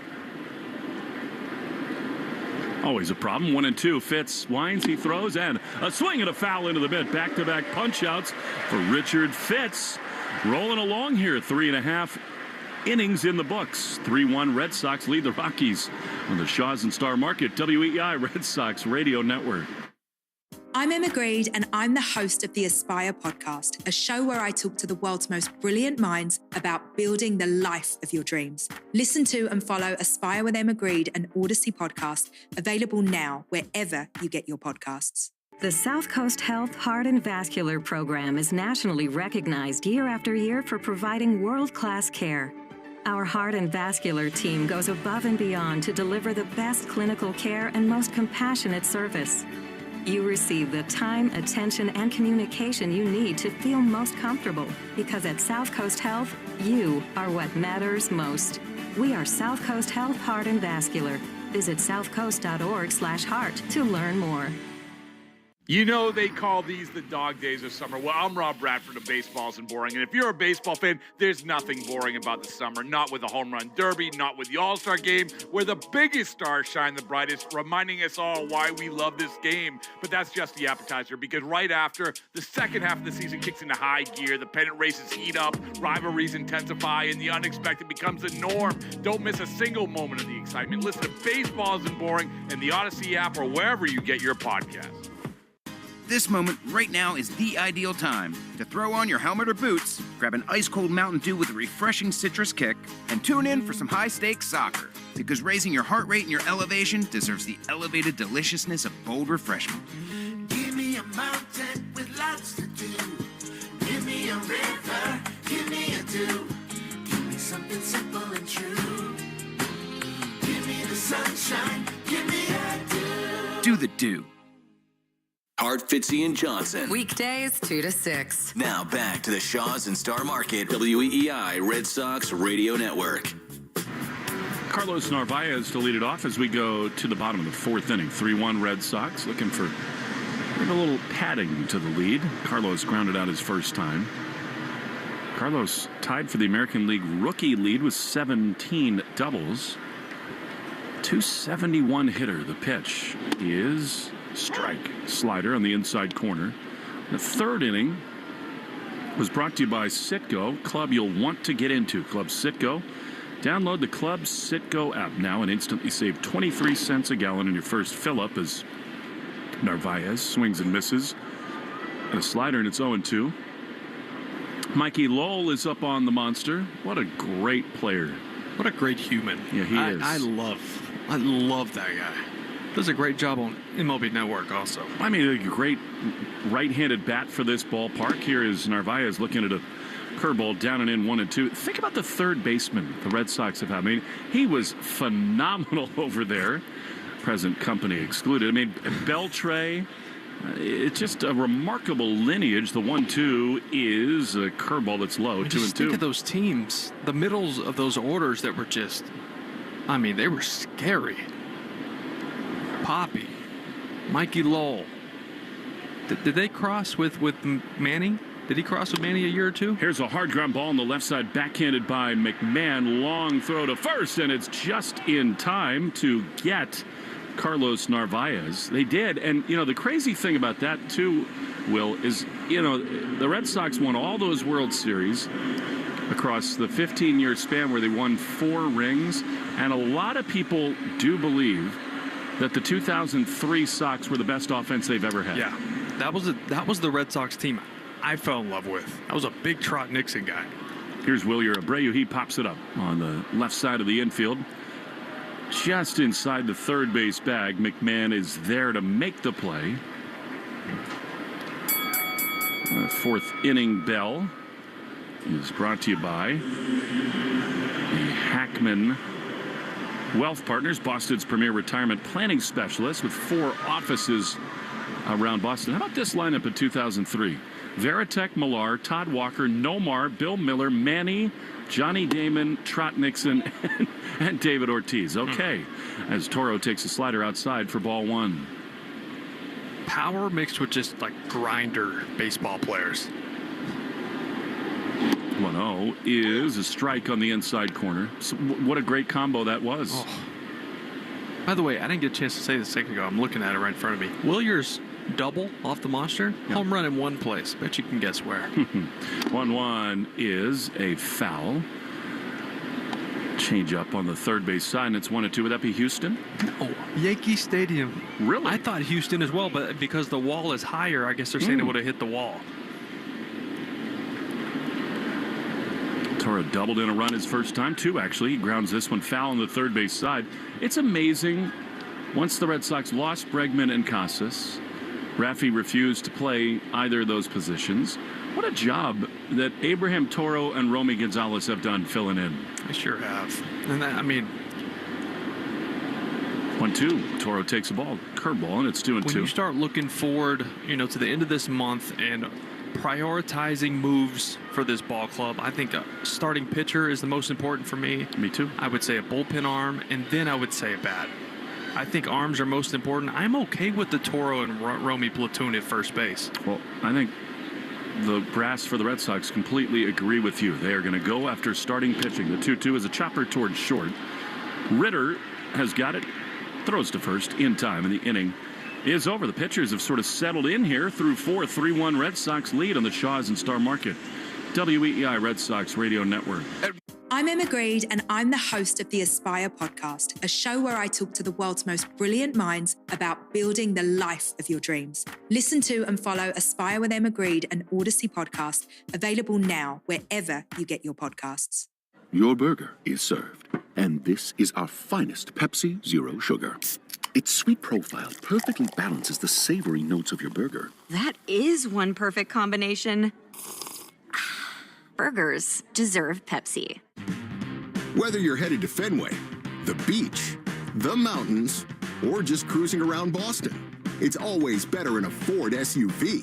Like Ford Explorer, our most popular model, with seating for 7.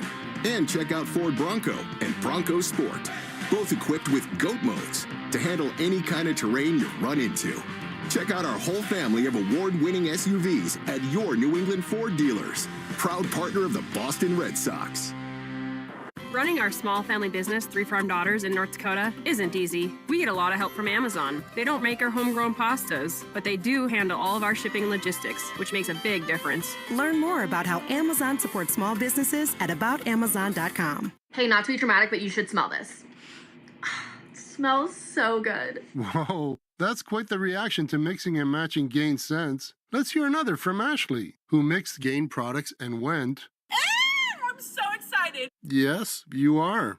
What about you, Isaiah? That's what I'm talking about. Yeah.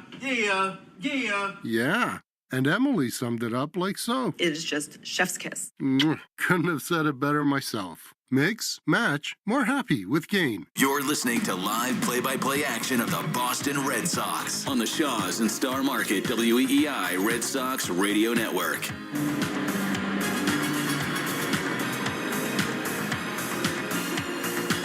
When we go to the top of the 5th inning, Red Sox leading the Rockies 3-1. Richard Fitz has really settled himself into this game. 55 pitches through 4. The first one of the 5th is swung on a miss by Brenton Doyle. Really good defender Doyle is. Won Gold Gloves in each of his first 2 seasons. Rockies, man, are they mired in the wilderness right now. It's a foul ball on the first base side. League leaders and who's circling the drain. Presented by Drains by James. Eastern Mass's leader in residential and commercial drain cleaning and pipelining. Drains by James. They give a poop about your pipes. The Rockies come into play today with just an unbelievably awful run differential. The 0-2 buzzes the tower up and in a fastball, and it's 1-2. So Colorado has played 90 games, and coming into play today, negative 229 runs. Well, they're pacing 126 losses. The White Sox had 121 last year. 1-2 is fouled back. We've got all kinds of potential labor trouble looming in baseball. CBA negotiations up after next season. And the Rockies and the Pirates and the Marlins are right at the heart of the crux of a lot of the issues. Salary floor, maybe? You have to have it. 1-2. Here's the pitch. high. The problem is, of course, the union might not want a floor because then it might introduce a cap. That will never happen. I don't think you'll ever see one without the other, just because of the negotiating that would take place. Well, I don't think you should either. There needs to be a floor, though. It is ridiculous what some of these teams do. 2-2 is inside. Look, we understand the changing media landscape. Local cable networks have gone away. Major League Baseball has taken over a lot of broadcast as some of these clubs have gone under. And the networks that air their games, 3-2, is a chopper foul. The Red Sox are very blessed in that way. I mean, they get the benefit of NESN and all the revenue that comes into play. But you could understand how the Red Sox ownership group would say, wait a minute, we've done it the right way. We've built the right way. We put money on the field. And these teams put $35 million into their players. 3-2 is a broken bat chopper to Story. He gloves on the run. He leaps and throws to first in time, and there's one away. I feel like a reasonable floor is like $100 million. I feel like that's reasonable. Me too. To make it competitive and spread competitive players across the league. Well, I think what's really interesting as Yanquiel Fernandez comes on, 3-1 Red Sox in the top of the fifth. Young players are signing more big dollar deals earlier in their career than ever before as Fernandez takes a slider down and in. The losers in the current game are longtime veteran 100%. players. Yep. And the reason for that is that fewer teams are forced to spend money. 1-0 outside. And it's hand in hand. They think we got to tear this thing all the way down, get the highest draft pick we can. Baseball's tried to figure some of that out. And that's why teams tank. Exactly that, to get a better draft pick. There just has to be a better system. 2-0. Here's the pitch, and it is fouled. Look, the Red Sox need to sweep this series just as they did with the Washington Nationals. That doesn't mean that having teams like the Rockies and White Sox and Marlins is good for baseball, because it just plainly is not. No, it's not. I mean, you need something to promote competitive balance, period. 2-1. Fitz into the wind, the pitch, fouled back to the screen. And it's 2-2. You know, what's crazy about the Rockies is that they are on an epically bad run. I mean, they had the stretch with Holiday and Helton and the team that got stupid hot at the end of the season, made its way to the World Series, and, of course, got swept by the Boston Red Sox. And almost since then, they've been brutal. Yeah. I was in 2013, September of 2013, I played in the game against Todd Helton, where he hit his last home run there at Coors Field against Jake Peavy. He went into the Hall of Fame last summer. In just about 2 weeks, Ichiro will go in as a ground ball up the middle, just over the second base bag, fielded by Story. He throws to first in time. And Richard Fitz is piling up the ground ball outs now. They're 2 down. Major League pitching leaders, brought to you by Drains by James. Hunter Brown, the Houston Astros, they're an inevitability, it feels like. Leads baseball with a 1.82 ERA. He is electric. They're playing much better than I thought we'd see them play this year. Altuve out in the outfield. And without Bregman, without Tucker, very impressive. 2 down. Here's a swing and a miss by Ryan Ritter. Swings and misses at a fastball, and it's 0-1. How weird must it be, though, for Trevor Story to look into that third base dugout and see the uniform he wore as a rookie and beyond, where he became a star. The 0-1 is a strike on the outside corner. If it were more recent, it would be much more odd for him, but some time has really passed, right? And now he is grown into really enjoying having Red Sox across his chest, even though he's missed a ton of time. Well, the better he plays, the more he feels like a perfect fit here, too. The 0-2 is fouled off on the first base side. He uses a word over and over again now, Will, to us that I love, and that is familiar. He just wakes up, and it feels like it always has for him. Yeah. Which is such a wonderful thing. 0-2, 3-1 Red Sox, bases empty, 2 down, and the fifth is a foul back to the screen. 97-mile-an-hour fastball. By the way, Richard Fitz is 1 out from, at least for now, qualifying for what would be his first ever major league win. He's pitched so well to not have a win yet. 0-2. Pitch is fouled back to the screen. Our New England Chevy dealers question of the day on Twitter and X. What was the more shocking Red Sox All-Star result? Was it that Bregman was named one or that Narvaez was snubbed? I'm not sure I'd say any of those things were shocking. 0-2. Pitch is way outside with a sweeper. Yeah, Alejandro Kirk from Toronto that made it. His numbers are very similar to Narvaez, but a lot of times that ends up going towards the more veteran player. I wasn't surprised Bregman made it. He played really well when he's here. You knew he was going to get a lot of votes. Plus, he's so well respected across the game. 1-2. The pitch is fouled on the first base side. Richards really had to work here in this inning. That's now 75 pitches thrown. It is worth saying, though, that if you said to me when we left Fort Myers at the end of March that Carlos Narvaez would be discussed as an all-star snub. Right. 1-2 is a check swing. He went around on a fastball. He is gone, and Richard Fitz has a couple more strikeouts in the inning. Halfway home, he is in line for a win, but he is not yet done. 3-1 Red Sox in the Shaws and Star Market. WEEI Red Sox Radio Network.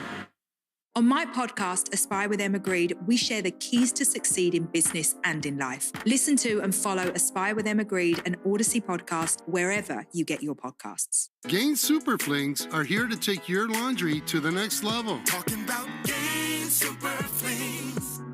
Super-sized laundry packs. These things are huge. Super fresh, super clean. Gain Super Flings. Gain Super Flings laundry packs have 4 times the Oxy cleaning power and 3 times the Febreze freshness versus Gain Original Liquid. Super fresh, super clean. Gain Super Flings. Gain Super Flings for next level laundry. Your burger is served, and this is our finest Pepsi Zero Sugar. Its sweet profile perfectly balances the savory notes of your burger. That is one perfect combination. Burgers deserve Pepsi. This moment right now is the ideal time to throw on your helmet or boots, grab an ice-cold Mountain Dew with a refreshing citrus kick, and tune in for some high-stakes soccer. Because raising your heart rate and your elevation deserves the elevated deliciousness of bold refreshment. Give me a mountain with lots to do. Give me a river. Give me a dew. Give me something simple and true. Give me the sunshine. Give me a dew. Do the dew. You know they call these the dog days of summer. Well, I'm Rob Bradford of Baseball Isn't Boring, and if you're a baseball fan, there's nothing boring about the summer. Not with the home run derby, not with the All-Star game, where the biggest stars shine the brightest, reminding us all why we love this game. But that's just the appetizer, because right after, the second half of the season kicks into high gear, the pennant races heat up, rivalries intensify, and the unexpected becomes the norm. Don't miss a single moment of the excitement. Listen to Baseball Isn't Boring and the Odyssey app or wherever you get your podcasts. Take Boston sports with you wherever you go.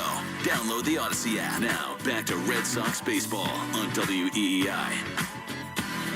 Cedar Rafael leading off the bottom of the 5th, and he takes a fastball.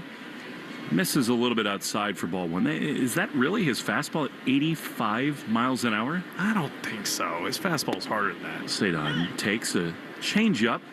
Bottom of the zone, 1-1. We get you into the Subaru of New England scoreboard. Yankees are off tonight. Tampa Bay beaten up a little bit by the Tigers as Cedar takes a fastball down and in. 2-1, 5-1. Detroit leading in the 8th inning. It's amazing how well everyone else in the division has played lately other than the Yankees. The 2-1. Cedar pops it foul on the third base side, and it will make the seats to run the count to 2-2. The White Sox are beating the Blue Jays tonight 1-0 in the 4th inning. Because baseball, Willie. It's just such a stupid game sometimes. Red Sox trying to keep the mystery out of this one. They lead 3-1 in the bottom of the 5th inning. Cedar takes a ball. That was very close. A curveball up and away. And it's 3-2. He's felt and looked so good at the plate lately. Man. Here's the payoff, and he swings and fouls it off. You had a feeling a violent swing like that was coming. Now, that was a fastball away from him. After that, after Gomber sees that, is he going to try to spin something here? I mean, he was so late on that right there, but the way Gomber pitches, likely. 3-2 is swung on and chopped up the middle. It was another fastball handled by the second baseman Estrada. He throws to first in time. And there's one away, so I guess Sadon maybe guessing spin in that spot. Yeah, and look, you start looking at Gomber and his starts, and second, third times through the lineup, it is even more off speed. So that's why that was the plan, I'm assuming.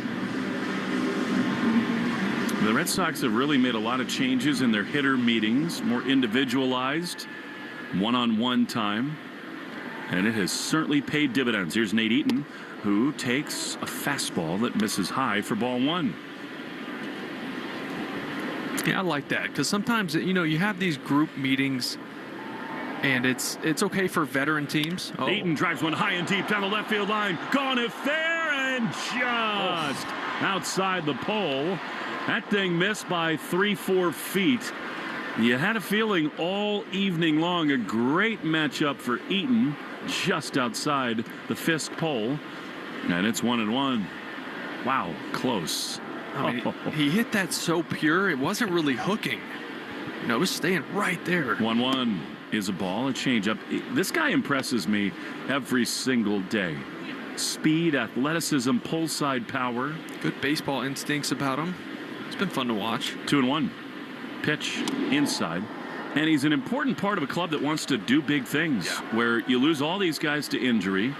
I think the unfortunate thing is you may have a roster crunch coming with Bregman and Yoshida coming back. Yeah, and that's looking like probably Nate Eaton and then Hamilton. I would think so. Remember, you still have Christian Campbell down at AAA. He's had a bunch of hits in the last few days. 3-1 to Eaton. Here's the pitch, and it is driven high into left field. Back at the warning track.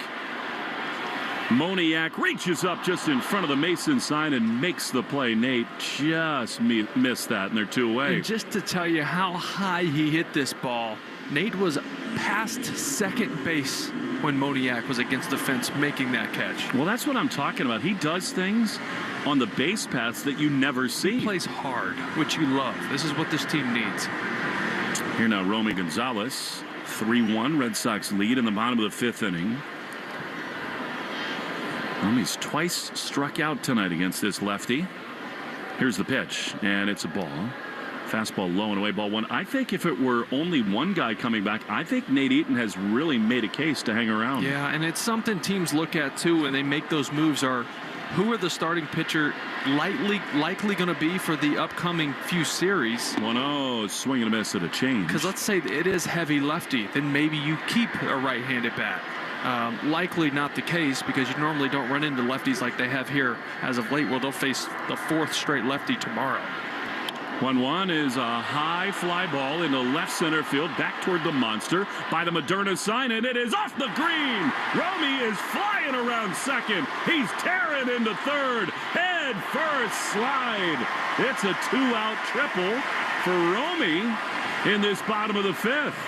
Well, you know it's a matter of time, right? It's facing the lefty in Gomber, and he had 2 strikeouts. He was 0 for 2 with 2 punch-outs coming into this at-bat. Finally got a changeup over the plate. He's up there hunting a soft pitch and got it. Drove it off the monster. Loomer got up. He had his glove, by the way. He was running like a fan, thinking, I'm going to get to this, and it went off the wall instead. Only 12 for his last 28, and here is Roman Anthony. Singled his last time. That is a Fenway special for Romy as they try to backpick him at third. A curveball is in there for strike one. Alex Cora and Kyle Hudson spent the last week emphasizing base running with these Red Sox players, and it is eye-opening how well they are moving around the bases. 0-1. Pitch. Roman takes a ball outside. Well, you see a ball off the wall like that, you look down, you're never used to seeing a base runner where Gonzalez was. Yeah, it's just feel for the game. And regardless, you know, with the monster out there, you know if you hit it to left center, you have to absolutely crush it to hit it out. Romy knew he didn't, and that's why he had the Jets on. He was already hitting second base as that went off the wall. 2-run Red Sox lead in the bottom of the 5th. 1-1. Pitch. Anthony drives one high into center field. This thing is back at the wall. Gone! Roman Anthony, a 2-run homer. homer to straightaway center, and it is 5-1 Red Sox. I got chills on that one, Willie. I don't know what it was. This kid's special. He's been turning it on. The hits have been coming. They've been trying to get him to hit the ball in the air more. Left on left matchup. That's why he is in there today. That ball was crushed to center. I love that Alex Cora just took Roman Anthony's helmet from him, and he almost flipped it into the stands because Roman got the Wally mask on. Ho-hum, 418 feet to straight away center field. Well, 91 over the heart of the plate, a little elevated. Not where you want to go against Roman Anthony, because you're not going to get that ball back many times. Another visit to the mound with the pitching coach for the Rockies. Well, Roman Anthony is starting to look like a generational player for these Red Sox. He is. And that was a swing that we've grown accustomed to. What I think is so cool about it is that it's not just some pull side power approach. He wants to stay through the middle of the field. That's it. And he's such a hard, you see a lot of hard ground balls that do get through because of how hard they're hit, but they also cost him a lot of outs. He's starting to hit the ball harder on the line. That was a missile. So now here's Rob Refsnyder as he takes a slider high and outside, ball one. And this has been the spot, Will, really going back to that Reds series, where this offense has tended to pile on. When they get to a starter like this, they just keep the train running down the tracks as a fastball misses down and in for ball two. And that's what good offenses do. Regardless if they have that big masher in the middle of their lineup or not, they're grinding out at bats, they're gathering information, and then they make you pay. Alex Cora has a look on his face of a very contented man in the dugout. The 2-0 to Rob is a strike. You and I both know him well enough. He right now in his mind is going, wait a minute.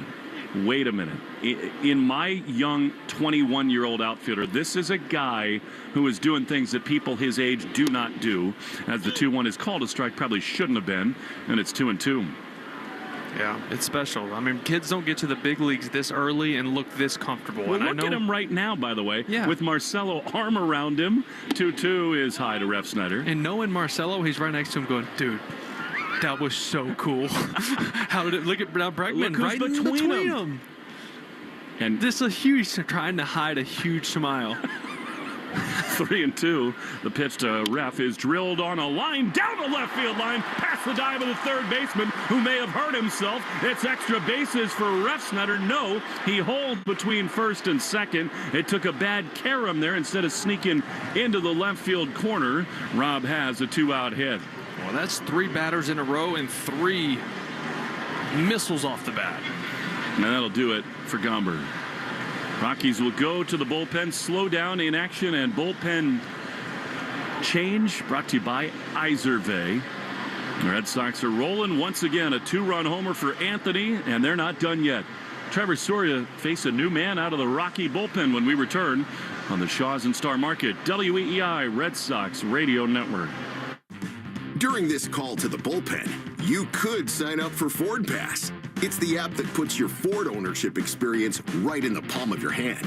With the Ford Pass app, you can access complimentary remote features like start-stop, lock-unlock, schedule a start, locate your vehicle, or get your vehicle's status on the Ford Pass app when your vehicle is equipped with Ford Pass Connect. Get started by downloading the Ford Pass app on the App Store or Google Play. Arbella Insurance has been doing business in the New England community for over 35 years. They're your friends, your neighbors, and fellow Boston fans. They do the wave at the ballpark together and get stuck in the same Sturo Drive traffic. At Arbella, being your neighbor helps them provide you with the coverage you need to drive, live, or run a business in this part of the country we call home. Arbella, here for Boston fans, here for good.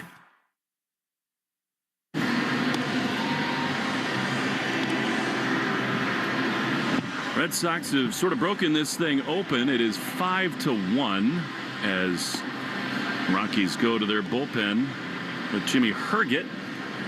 Big, skinny right-hander face Trevor Story. First Fenway homer for Roman Anthony. Just a spectacular drive into straightaway center field. And you were here with David Ortiz and a lot of great hitters. Truly, I mean, we've seen Abreu do it. We've seen Devers, of course, do it. Lefties really do not hit balls to that part of this ballpark with that much ease. No. But he's got that special pop, and he's still just a kid. He's going to get stronger. His approach is going to get better. His bat path's going to get cleaner somehow.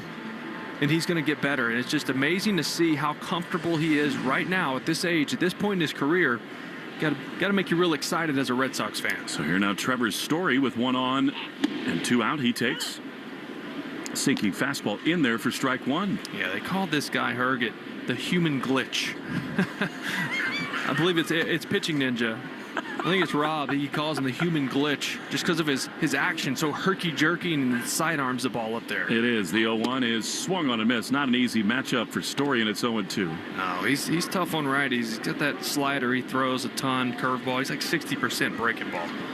I just can't get enough of seeing Alex Bregman between Marcelo and Roman. I mean, they're all just laughing nonstop, and now Jarren Duran joins the conversation. Well, winning's fun. Right. And Alex has so long thought that those two guys were a big part of this future. And two of the reasons he came here. Well, and maybe 2 of the reasons he stays. 0-2, misses outside. To me, I've not asked him. I think that's a lock. I think he loves it here. I think his wife and kids love it here. I think the Red Sox will talk to him, probably add some years on. I just don't see him going anywhere. I don't think he sees it as a challenge to win here. And that's why he wants to be here, Rob too. runs at first, a 1-2 breaking ball down and in, no throw. It's a stolen base. Sneak attack for Refsnyder. Pitches a ball, and it's 2-2, which you love, right? I mean, it's a challenge to himself and one that he's going to pass on to these young players. Totally. I mean, he's a winning player, right? There's no way around that. And he wants to win here because winning here is like nowhere else. 2 balls, 2 strikes, 5-1 Red Sox. Here's the pitch, and a foul on the first base side. Slider to Trevor. And it stays 2-2. The code word of the game is 1975, 1975. Make sure to enter your code word in the member portal today to claim your points. Wally's sitting up on the monster seats. Lou's throwing peanuts at him because Wally's trying to get peanut shells on Lou's shoulders. 2-2. Pitch to Story. Oh, over his head. He goes to his backside. That was scary. Refsnyder over to third on the wildest of all pitches. That was a true glitch, and you're glad Story's okay. Oh, man. My heart skipped a beat right there. Anytime you see a fastball at 95, I mean, that was behind the head. And at 95, that gets on you so quick. Sometimes there's nowhere to go. It almost locks you up when it's right at your ear hole like that and you can't get out of the way. All he could do was just sink and hope it missed him. And it just barely did. Thankfully it did. 3-2. Herget shaken up a little bit on the mound. He looked in twice and said, hey, my bad. That's on me. Which you love. I mean, that's just the way this game should go. Respect for Trevor, right? 3-2. Refsnyder at third. Here's the pitch. And it is swung on and missed. A curveball off the outside, and the inning is over. Roman Anthony. It's his first Fenway homer. 2-run shot to center, and it's 5-1 Red Sox after 5 on the Shaws and Star Market. WEEI Red Sox Radio Network. Hey everybody, it's Nicole Byer here with some hot takes from Wayfair. A cozy corduroy sectional from Wayfair? Yeah, that's a hot take. Go on and add it to your cart and take it. A pink glam nightstand from Wayfair? Scalding hot take. Take it before I do. A mid-century modern cabinet from Wayfair that doubles as a wine bar? Do I have to say it? It's a hot take. Get it at Wayfair.com and enjoy that free shipping too. Wayfair, every style, every home. You want to grow your business. I mean, who doesn't? Constant Contact's marketing platform makes marketing way easier and way more effective, even if you know nothing about marketing. You can easily create email, text, social, events, and digital campaigns in just a few clicks. It's why over 500,000 business owners trust Constant Contact for their digital marketing needs. Constant Contact, helping the small stand tall. Get 25% off all plans for the first 3 months when you go to ConstantContact.com and use code LISTEN25 at checkout. ConstantContact.com with code LISTEN25. You know how you always want to know about everyone else's money? On the podcast What We Spend, guests will, for 1 week, tell us everything they spend their money on. My son slammed $6 worth of blueberries in 5 minutes. And everything that makes them feel. I want to own a house. I want to have a child. But this morning, I really wanted a coffee. Because at the end of the day, money is always about more than your balance. Listen to and follow What We Spend, an Odyssey original podcast. Available now wherever you get your podcasts.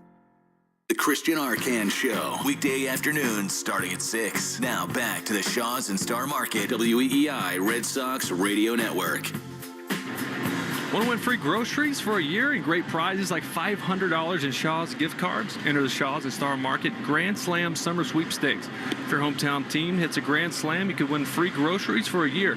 Spend $50, get your code, and enter. Official rules at GrandSlamSummerSweeps.com. Look at you. Not one stutter. That was awesome. Reading's hard sometimes. I'm down for free groceries. What do you mean that's small print? On TV, they print it big for me.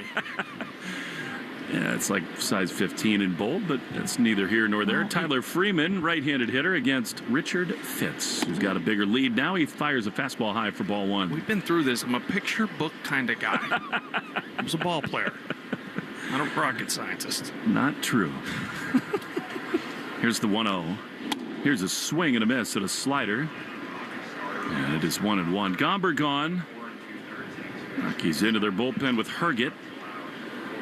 5 runs, 7 hits with an error for the Red Sox. 1-3-1 for the Rockies. Here's a little looper on the first base side. Really good read by Toro to his left. Gonzalez throws to first in time. And a big first out in this 6th inning. They've had problems with that play. That was beautifully read by both guys. It's such a tough play, especially with a right-handed batter, because Roman Gonzalez, the second baseman, is up the middle. He's got to cover a lot of ground. It's going to be a tough play. If Toro lays out and makes that play, he's from his rear end or a knee having to hit a pitcher trying to cover first base. So that is your best chance, even though it's still tough for Romy. Updated box score brought to you by the Mass State Lottery. Let's make it the best night ever. Grab your friends, pick your numbers, and celebrate the night with Keno and the Mass State Lottery. You got to be 18 years or older to play. Here's Hunter Goodman, who swings and misses at a slider. It is 0-1. Fitz has really settled into this game. Yeah, 80 pitches now, 55 strikes. It's, for the most part, been a 2-pitch effort. A lot of sliders, a lot of 4-seam fastballs, but he has found his 4-seam command. Chris Murphy up in the bullpen. Here's a high drive down the left field line. Trouble if there. It is hooking, and it is foul just underneath Coca-Cola sign. It was a sweeper that kind of hung in there, and it's 0-2. Fitz up to 11 swing and misses, which is really good for him. So he does throw a majority of just 2 main pitches. 4-seam and the slider about the same, 38-39% each. No balls, 2 strikes. Fitz throws high fastball. Still throwing hard. That one 95, but it did miss up, and it's 1-2. Red Sox got 3 in the second. A little help from the Rockies defense. Doubles from Abreu and Toro triggered the rally as Goodman takes a slider outside, and it is 2-2. And then a 2-run blast to straightaway center. Bottom of the 5th inning from Roman Anthony. He's going to hit a lot in this ballpark. 2-2. Swing and a miss. Slider. And they're 2 away. I mean, so many of the all-time greats for the Red Sox. Going back to Ted and Yaz, Lynn, Ortiz.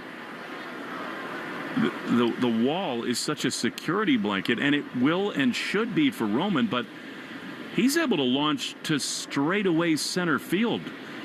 2 down to Mickey Moniak. A slider misses ball 1. Yeah, it's such an advantage to have that type of pop, because then righties, lefties, off speed, fastball, doesn't matter. If your direction is to the big part of the field as a hitter, it's really hard to get off balance. 1-0 from Fitz is a foul ball. Don't you think he's also going to hit a ton of balls like Devers did? Sort of near the Pan Mass Challenge sign. I mean, he's going to backspin him over the monster, but he's going to hit him to deep left center field off the green. He's got what you call touch power, right? Even as young and not filled out, he's still, I don't want to say skinny because he's built, but he's he still looks like a kid. 1-1 is swung on a miss. A couple years ago, he really bought into the strength program. He has added so much muscle. Oh, I mean, he just generates so much bat speed that he can literally, his bat enters the zone so deep in the strike zone, he can be late like Devers was and miss a ball and hit homers to left field here. Which, by the way, he kind of was on that line drive homer to center field. 1-2, the pitch is ripped on the ground to the right side past the dive of Romy. Very close to it there, but that was a missile for Moniak. And a 2-out single here for the Rockies in the top of the 6th. How about Moniak lately? I mean, he's been on fire for the last month. He's hitting about 370. Got 8 homers.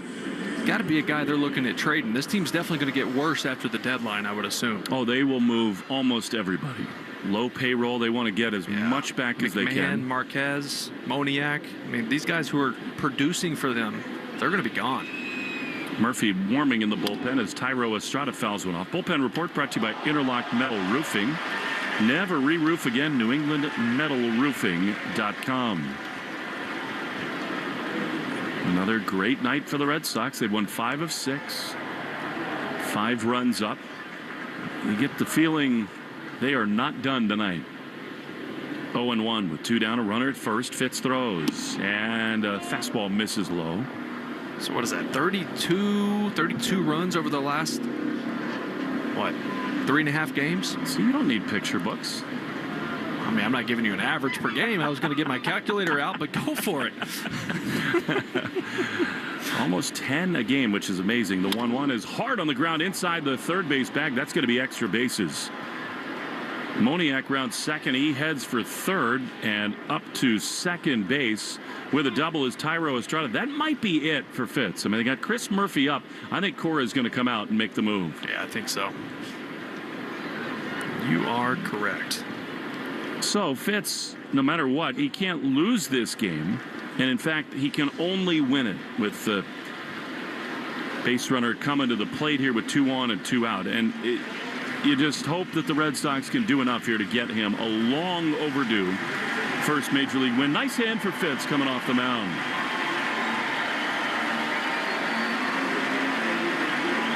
And he pitched very well. Maybe just ran out of steam just a little bit here in this 6th inning. Chris Murphy was fabulous his last time. He's on to the mound. 5-1 Red Sox, second and third with 2 down. Back to Fenway after this in the Shaws and Star Market. WEEI Red Sox Radio Network. During this call to the bullpen, it's the perfect time to check out all the great content at buyfordnow.com. Find Ford offers you won't see advertised anywhere else. Search Ford dealer inventory for your dream vehicle. Compare Ford SUVs, trucks, and electric vehicles versus the competition. Calculate your trade-in value and learn about exclusive offers for military and first responders. So, visit buyfordnow.com and then see your New England Ford dealers. Having health insurance is a must-have, and the Massachusetts Health Connector has a power-packed lineup in Connecticare plans that delivers. At the top of the order, lower premiums make bumpy costs affordable. The middle of the lineup is packed with low copays and no deductibles, so you can save money on everything. From an urgent ER trip to managing chronic disease like diabetes and hypertension through no-cost prescriptions. Round out the order access to Connecticare plans now at mahealthconnector.org, and you have a winning team with you and the Massachusetts Health Connector.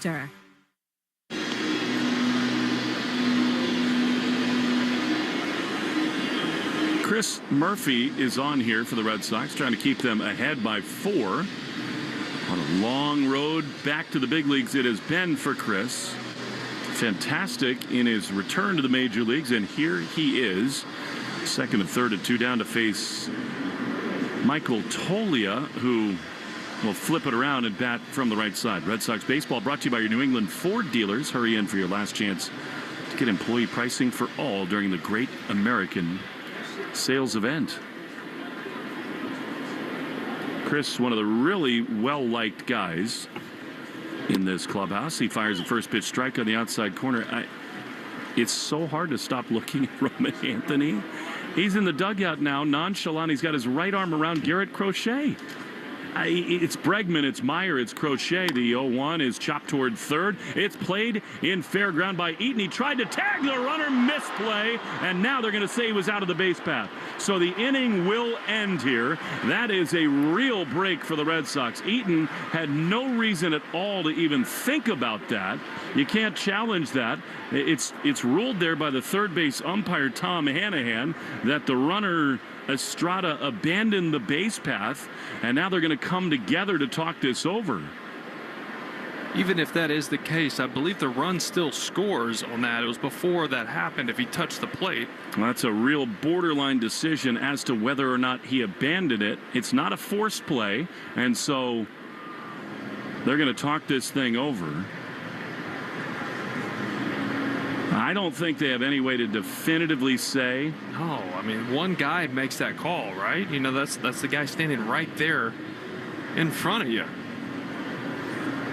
I mean, Eaton's just got to catch this and throw the ball to first. I think he's out. If you look at the replay, the minute that he abandons the base path, I don't think the runner is home yet. That's really a poor decision by Nate Eaton there. There's just no reason to make that play. He's right on you, but just throw it to first. Or, I mean, he was dead. Like, all you had to do was tag him. And now Alfonso Marquez is going to say everybody's safe. They're going to overturn this, change the ruling. Wow. I mean, I thought it was a big break in the moment. By watching the replay, I didn't think he went out of his way. I thought he kind of juked and moved, but he didn't take a huge move to the right. So now Alex Cora is going to come say his piece. It looked worse because Eaton continued forward towards the pitcher's mound, so it looked like he moved even more than he did. I don't know why Eaton didn't just tag him right. Even if he missed a tag, he could have just waited a sec, and then he could have tagged him again. It was just such a weird play. Alex is not that animated. Now he's getting a little bit more heated here. I mean, it bothers any manager when calls just get changed like that have the potential to sort of alter the course of a game. So they will say that he did not leave the base path. It's going to be a fielder's choice, and the run scores. It's now 5-2, and Alex is not giving up this conversation. Alex's argument is, look, you made the call. If you're going to make that call in that spot, you got to stick with it. How do you just overturn that? Let's see what Alfonso has to say. His microphone's having some issues. The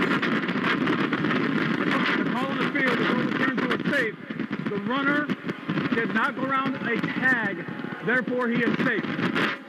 That's an interesting clarification, because you do have to make an attempt to make a play on the base runner, which Eaton did not do. As you said, he came forward toward the first base bag. And then bag. Decided, oh, never mind, I'm going to throw to first, and that's when the runner went around him. So now you really got to hunker down here if you're Red Sox, because it's a 3-run lead with first and third and 2 down. Watching the replay, yeah, he never attempted to tag him. He just kept the glove right in front of his chest. He definitely started to, and then he said, oh, well, he's going to get in a rundown with me. I'll just go to first. By the time he looked up the first, it was too late. And now, Alex, you can read his lips. He's saying he's tried to tag him, which, by the way, he did not. They'll look at that again. I don't think he did. I really don't. So now this becomes a big spot with Ryan McMahon, left-handed hitter. Pitch fouled back to the screen. Isn't it amazing, all the things that Major League umpires have got to keep in their minds, all these little intricacies of the rule book? I mean, it does matter that he didn't try to tag him there, and therefore he did not get called out of the base path. 0-1, swing and a miss, and a big fastball from Murphy, and it's 0-2. Yeah, just knowing that, I mean, I know it's their job, but had he extended the glove to make the tag and then he made that same action around it, then it would be considered out of the base path. All of 2024 did Murphy. 0-2 is a foul ball off the end of the bat, trying to keep it right here. Did you happen to see the Ian Happ play at first base 2 days ago? I did not. They were coming to tag him in the baseline in front of the it was an errant throw. The first baseman went to make the tag and he slid around it. Hand hit the bag. They said he was out of the line. Wow. 0-2 to try to avoid a tag. That seems silly. As a pitch misses low, it's 1-2. But he slid and still touched the bag. Not out of the base path. Yeah, it was crazy. 5-2 Red Sox, top 6. First and third with 2 down. Pitch is outside. I will say this. Real time, that looked like the wrong call. Right. I didn't even think, even if he attempted the tag, that he was out of there. I really didn't. In real time, it looked like he did attempt the tag. 2-2. Pitch is just low. Fastball, and it's 3-2.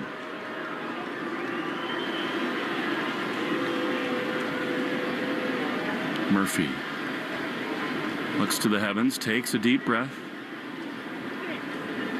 What a long and winding road it was for him to make it to the major leagues. In a bind here, first and third, and he will step off.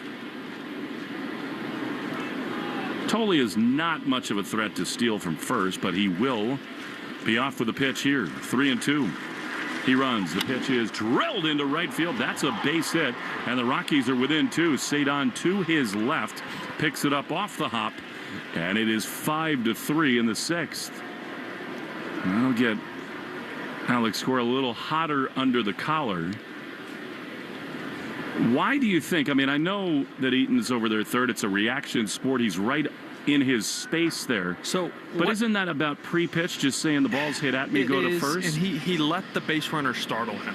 And once that happens and you take your focus off of the throw, and he said, okay, I'm going to make the tag, right? He had too many thoughts. This is typical when you hear guys say he let the game speed up. That's exactly what it was, right? Ground ball right at him. He knows he's got to make the play. Base runner startles him. He just looks at him. And by looking at him, he thinks, I can tag him. He's close. Realizes he can't. Then he's caught in between where I got to make a play. And it's too late. It's too late. Once he tries to think about tagging him. If you already think about it, you have to go after that guy because you just don't have enough time. So here now, the tying runs are on base for the Colorado Rockies for Brenton Doyle. Murphy trying to find it right here. Carlos Narvaez looks into the dugout, presumably to talk it over and think about what they would do with McMahon over there at first.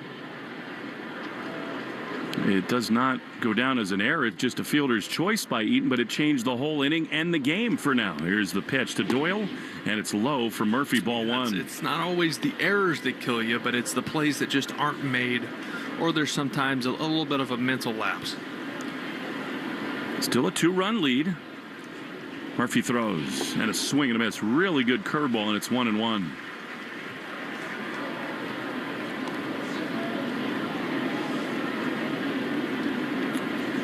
Murphy, like so many, has come back throwing harder than he ever did before surgery. 1-1.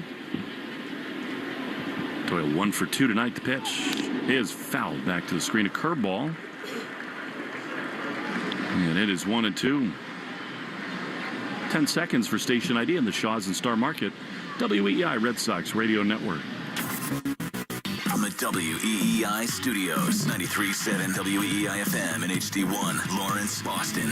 Always live on the free Odyssey app. 1-2 pitch is a check swing. Did he go? Yes, he did. Murphy makes a huge pitch. Swing and a miss on a curveball, and the inning is over. It was wacky. Eaton's been in the middle of some wild things here tonight. A ball off the ladder, and then that choice at third base. We go to the bottom of the sixth. 5-3 Red Sox on the Shaws and Star Market, WEEI Red Sox Radio Network.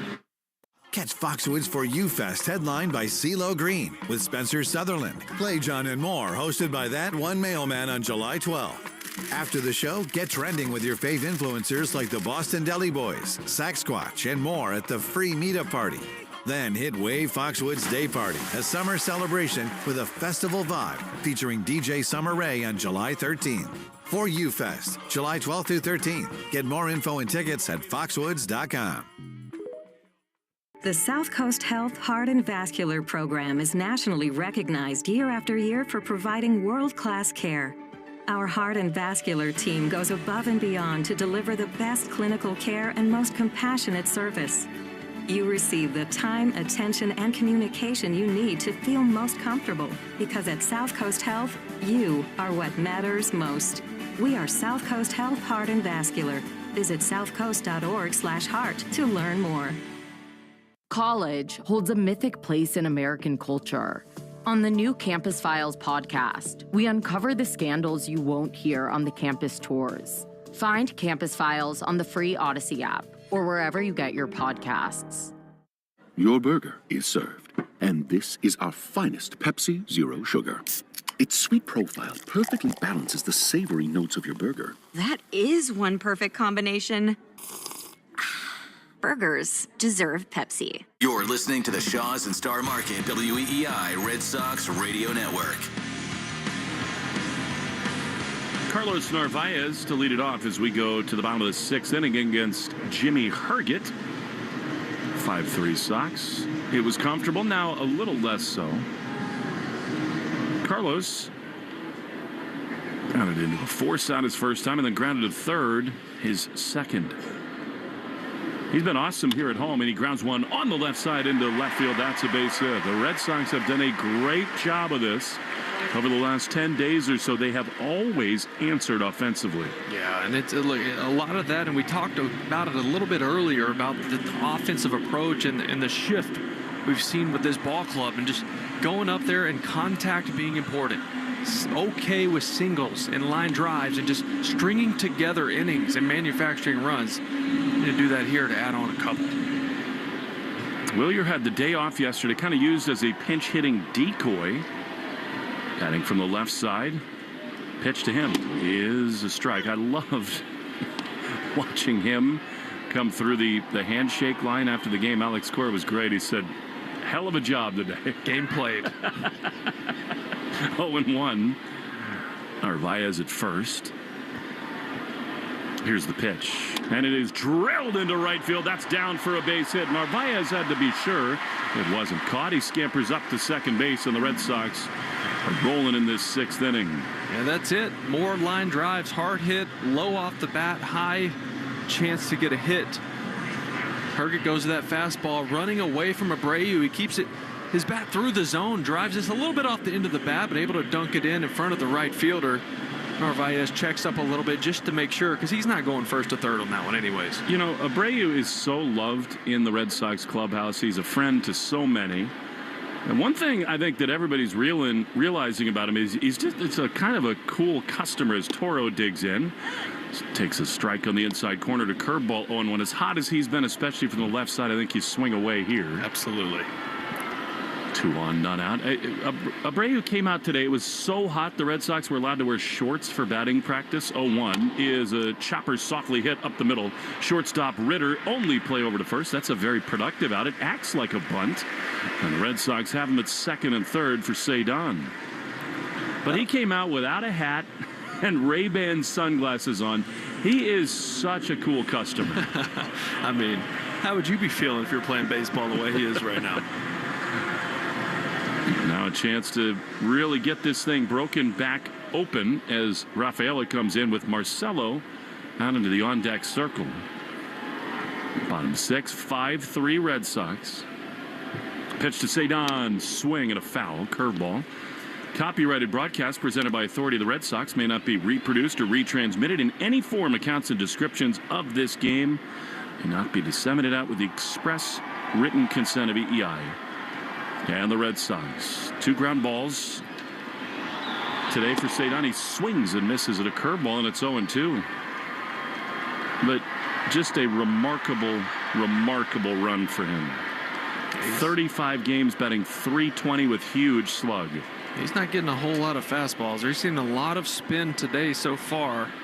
Gomber obviously soft tosser, but Herget loves his breakaway stuff. Infield mostly in 0-2. More spin. That was very close, but a ball. And it's 1-2. And they want to cut down Narvaez at the plate because he doesn't run as well. They don't need to bring the shortstop or second baseman all the way in. 1-2. Is swung on a miss. He's not done that much at all lately, Cedon. He chased a fastball way outside. And with 2 down, the Red Sox are going to go to Marcelo Meyer, and we'll see whether the Rockies counter here. Both their manager and pitching coach wear these black tops over the jersey, and indeed, this is Warren Schaefer, their manager, who's coming to the mound. And who knows? I mean, Alex Cora may make another choice here instead of Meyer, although for the defense, We shall see. It's a right-hander coming out of the bullpen, so Marcelo will hit. 5-3, 2 down, bottom 6 on the Shaw's and Star Market, WEEI Red Sox Radio Network. During this call to the bullpen, it's the perfect time to check out all the great content at buyfordnow.com. Find Ford offers you won't see advertised anywhere else. Search Ford dealer inventory for your dream vehicle. Compare Ford SUVs, trucks, and electric vehicles versus the competition. Calculate your trade-in value and learn about exclusive offers for military and first responders. So, visit buyfordnow.com and then see your New England Ford dealers. 1-877 Cars for Kids. KARS Cars for Kids. 1-877 Cars for Kids. Donate your car today. Donate today at carsforkids.org. That's cars with a K. Your car can be picked up as soon as the next day. Receive a tax deduction and vacation voucher. 1-877 Cars for Kids. Donate your car today. Now accepting donations of land, homes, buildings, or any kind of real estate. Tyler Kinley is on for the Rockies to face the left-hander Marcelo Meyer, which is a little bit interesting.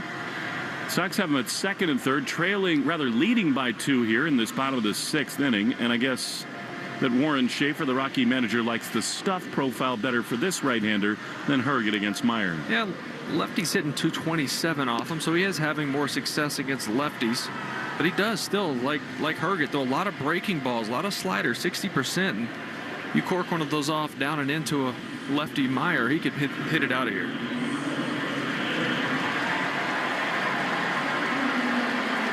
And here is Marcelo.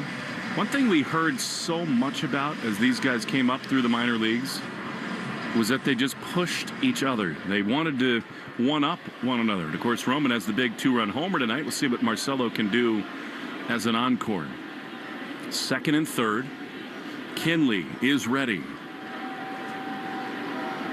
He throws. Marcelo swings and fouls it off. He'd like that pitch back. That was a slider right there in its own one. Yeah, that was a hanger, just elevated middle of the plate. And that was just yelling, hit me. Marcelo's cooled off a little bit. Did not get the start today against the lefty Gomber. But in there right now, 0-1. Here's the pitch. Marcelo swings and misses. Great slider down and in. On him, and it is 0-2. Yeah, that was a lot better than the first one he threw. The first one just kind of spun at the top of the zone. That one actually started middle and broke down off the corner.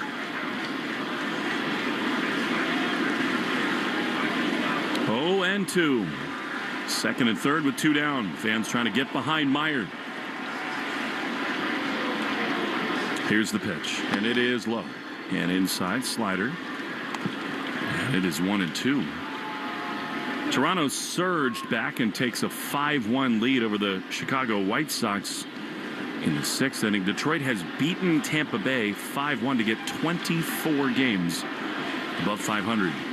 1-2 to Marcelo. The pitch is outside. Good take on a fastball. A little bit high, too. And it's 2-2. Make this summer a Subaru summer in a brand new Subaru with symmetrical all-wheel drive. Marcelo methodically chomping on bubble gum in the left-handed batter's box. 2-2. Here's the pitch. Meyer checks his swing and a breaking ball low. He goes around, according to Tom Hanahan. I wasn't sure about that, but he doesn't hold up, and the inning is over. Red Sox leave 2 in scoring position. 5-3 after 6 on the Shaw's and Star Market, WEEI Red Sox Radio Network. The South Coast Health Heart and Vascular Program is nationally recognized year after year for providing world-class care. Our heart and vascular team goes above and beyond to deliver the best clinical care and most compassionate service. You receive the time, attention, and communication you need to feel most comfortable, because at South Coast Health, you are what matters most. We are South Coast Health Heart and Vascular. Visit southcoast.org/heart to learn more.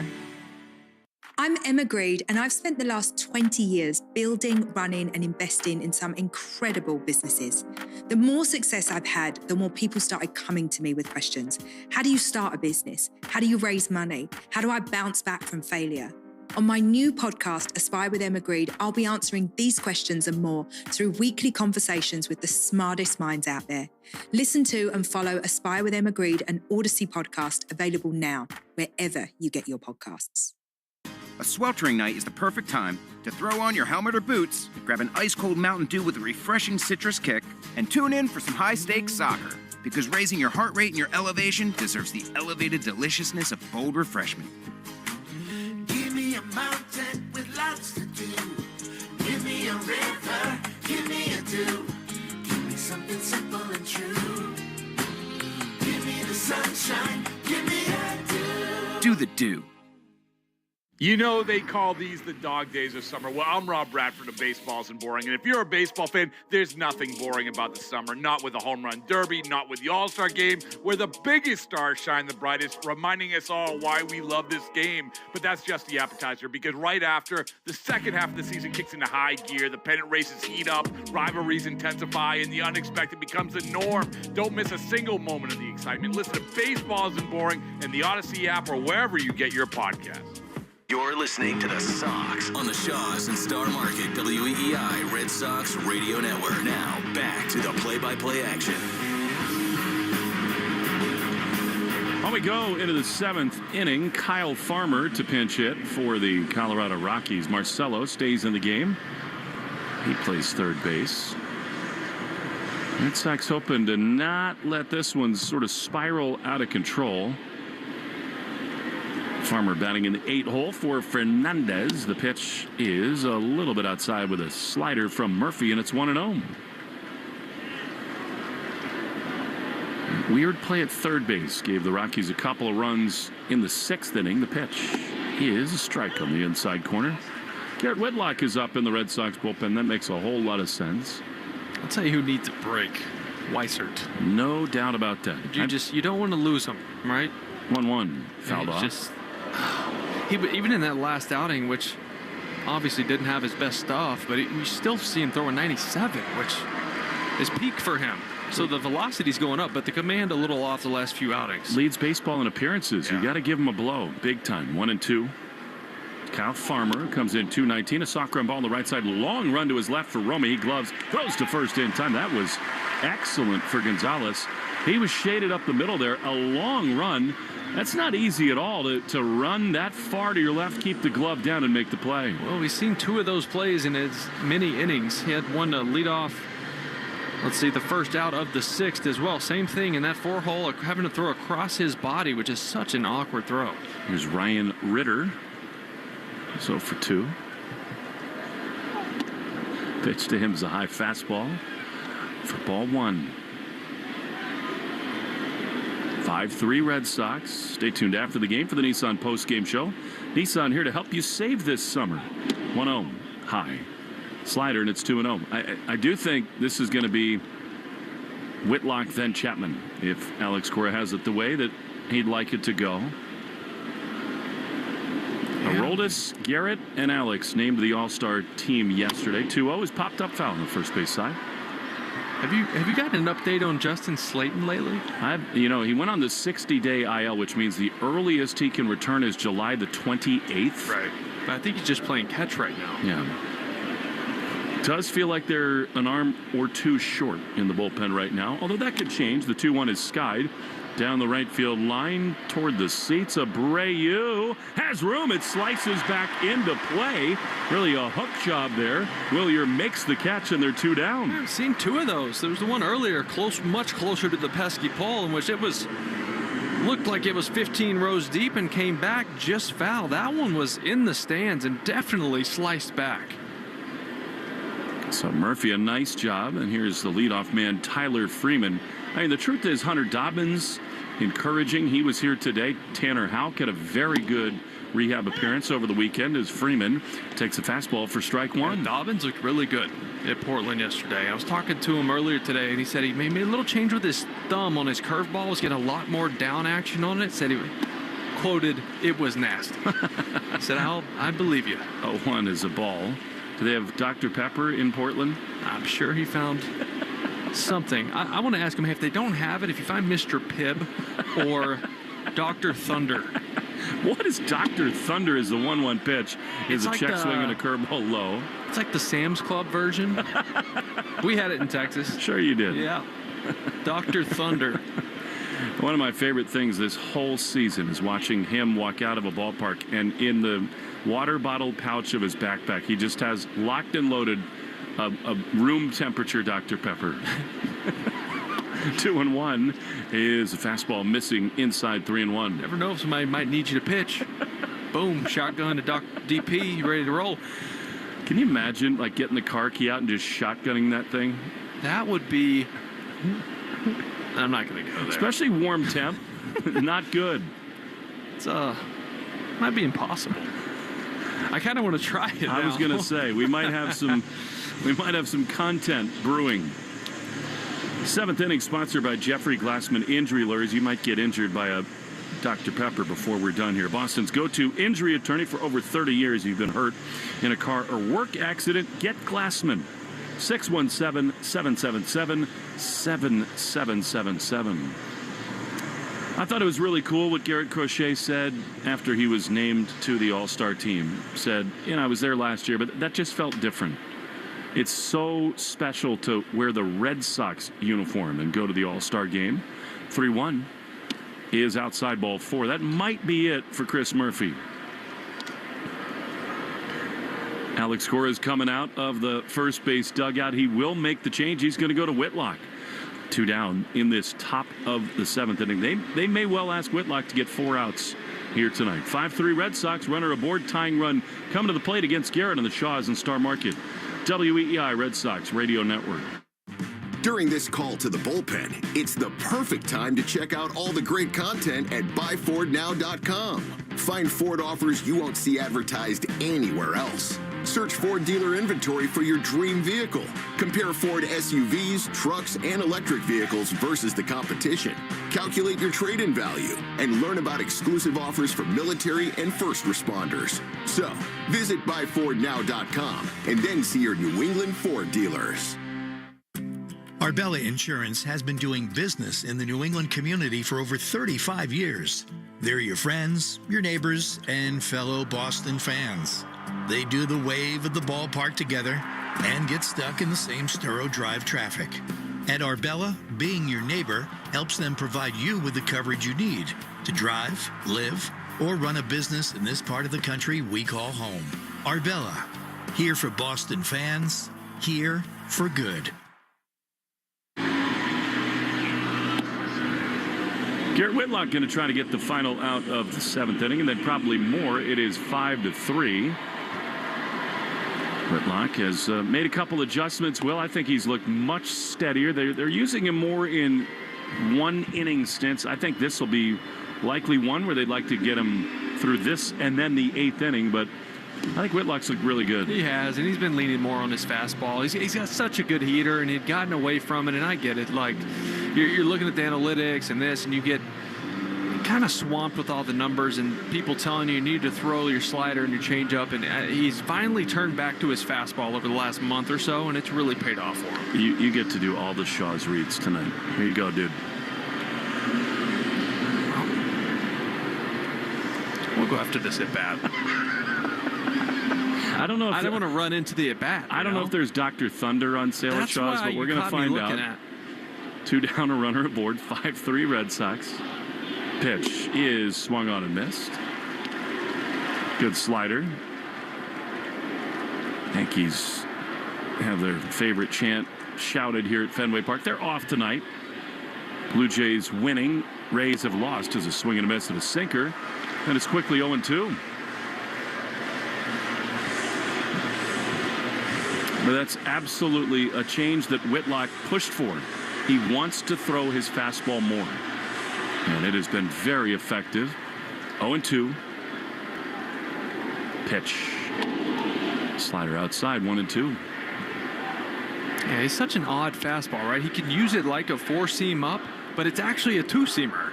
But the way he releases the ball and from his attack angle, it gets above bats. 1-2.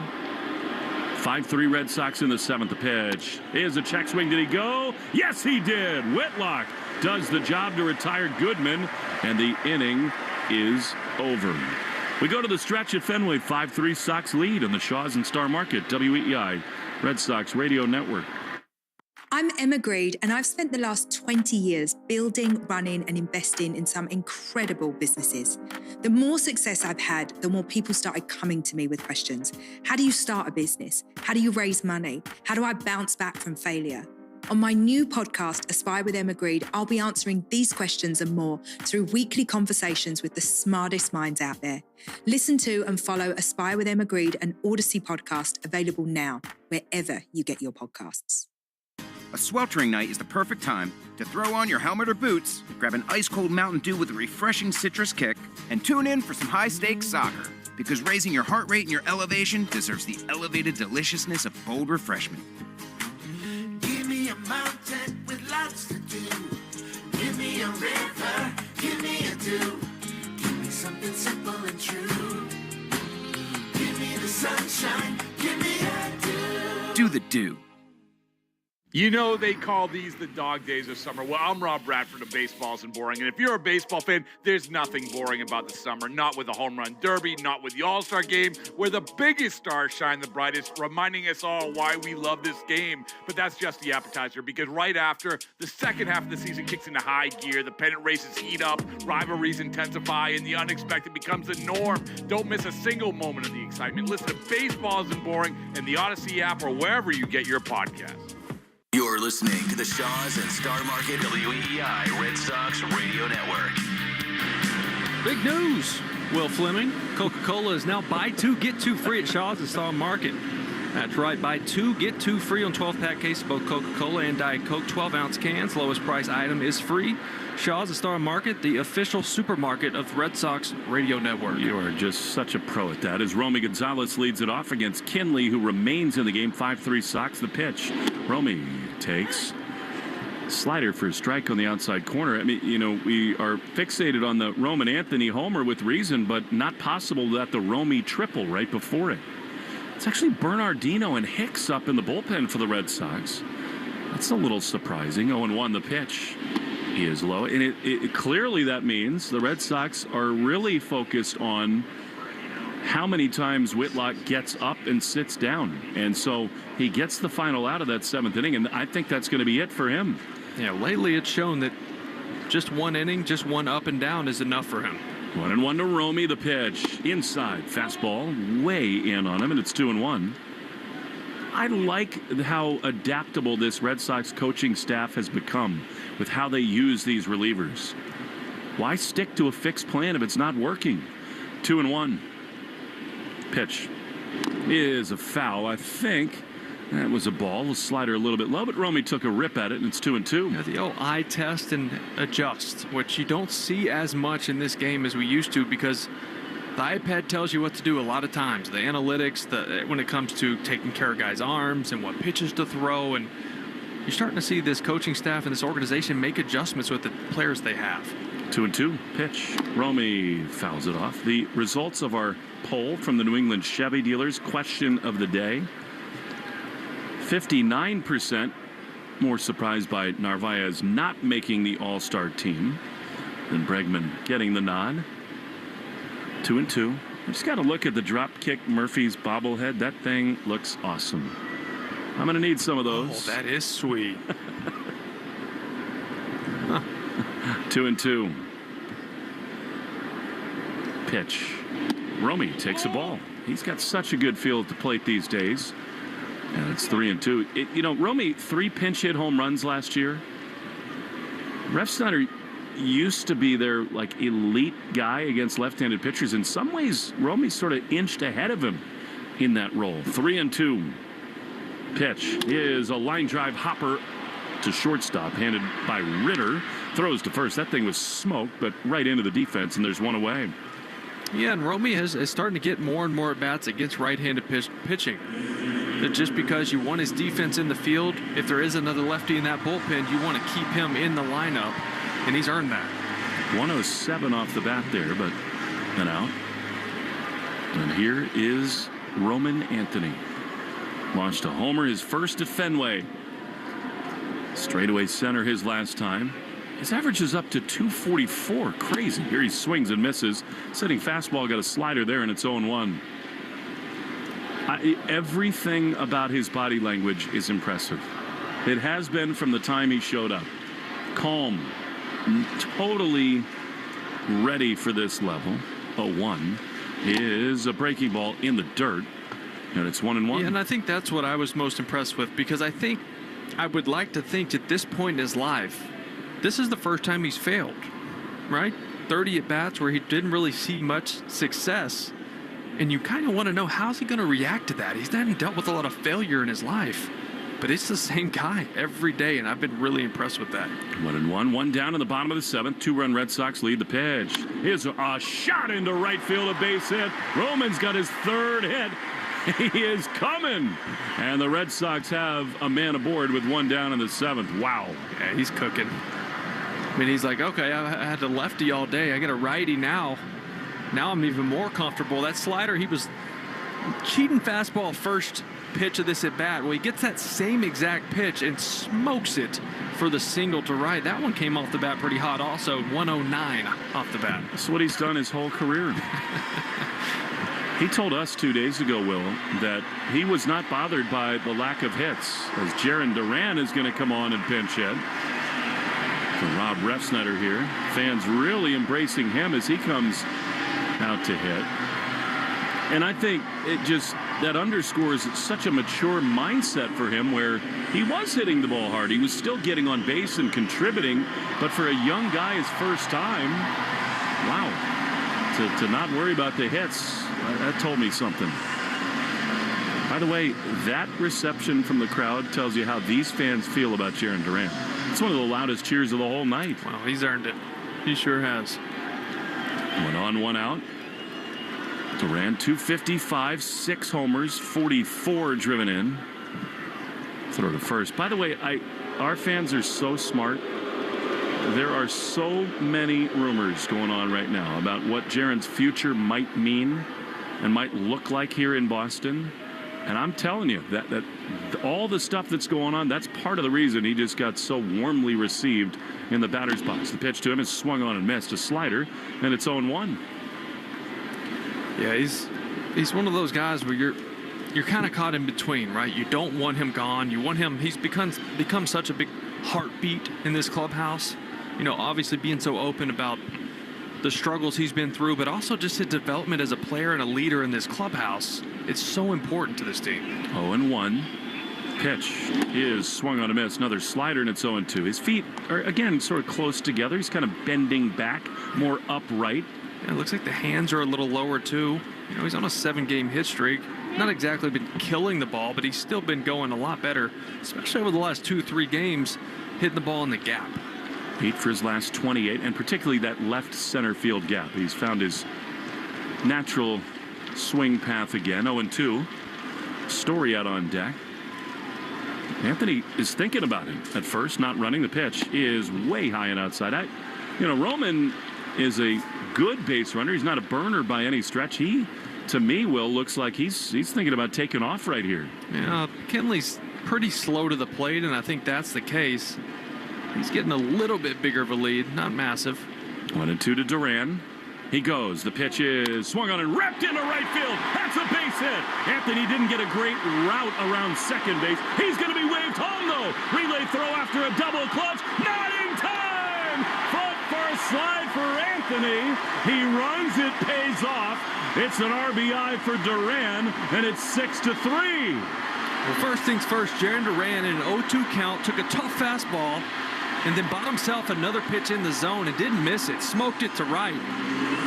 Roman Anthony attempting to steal second base on the pitch, ball in play. To your point, Will, didn't have a great turn around second base because he was going for the steal, so he wasn't able to round it as clean as he would like. But Kyle Hudson, seeing the throw, not having a lot on it, sends him with that speed of those 21-year-old legs, and he gets in there and scores a big run for this ball club. Well, and it's one of those moments again where Alex Cora's got a little magic pixie dust. He goes to Duran for Refsnyder, and immediately it pays off, and now Roman is talking to Alex Cora. I think about that very thing at second base. Here now, Trevor Story, who drives one high and deep and foul down the left field line. He was ready to launch right there. Slider inside, and it's 0-1. So this is like those conversations I have with Trevor, and I'm like, I know you want to be convicted and on the fastball, but there's certain guys in certain spots, runners in scoring position, you sit off speed, they throw it a lot. This is that situation. He got it there and just pulled it foul. 0-1. Durant, an 8-game streak now. The pitch. Trevor grounds it on the left side. It's handled by the third baseman, McMahon. He throws to first a little low, but dug out there by Tolia, and they're 2 away. That'll bring up Carlos Narvaez. Roman Anthony has been right in the middle of everything tonight. And he just came over, and Alex Cora, they were both covering their mouths, talking to each other in the dugout. Can you imagine how fun it is for a manager in Alex Cora who surveyed the landscape last year and thought, this is the place I want to be. It's the history. It's my connection to this town. And it's also these young guys who are coming. How fun it must be for Alex to see it really coming all together for Roman Anthony. Here now, Narvaez, 6-3 the score. Sox lead. Kinley battling on the mound.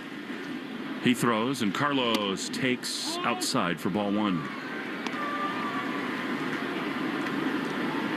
We've seen it from afar. Guys like Gunnar Henderson and other young stars in the making. It is amazing to watch it real time with Roman Anthony. 1-0. Carlos fouls it off. Man, a slider he'd like back.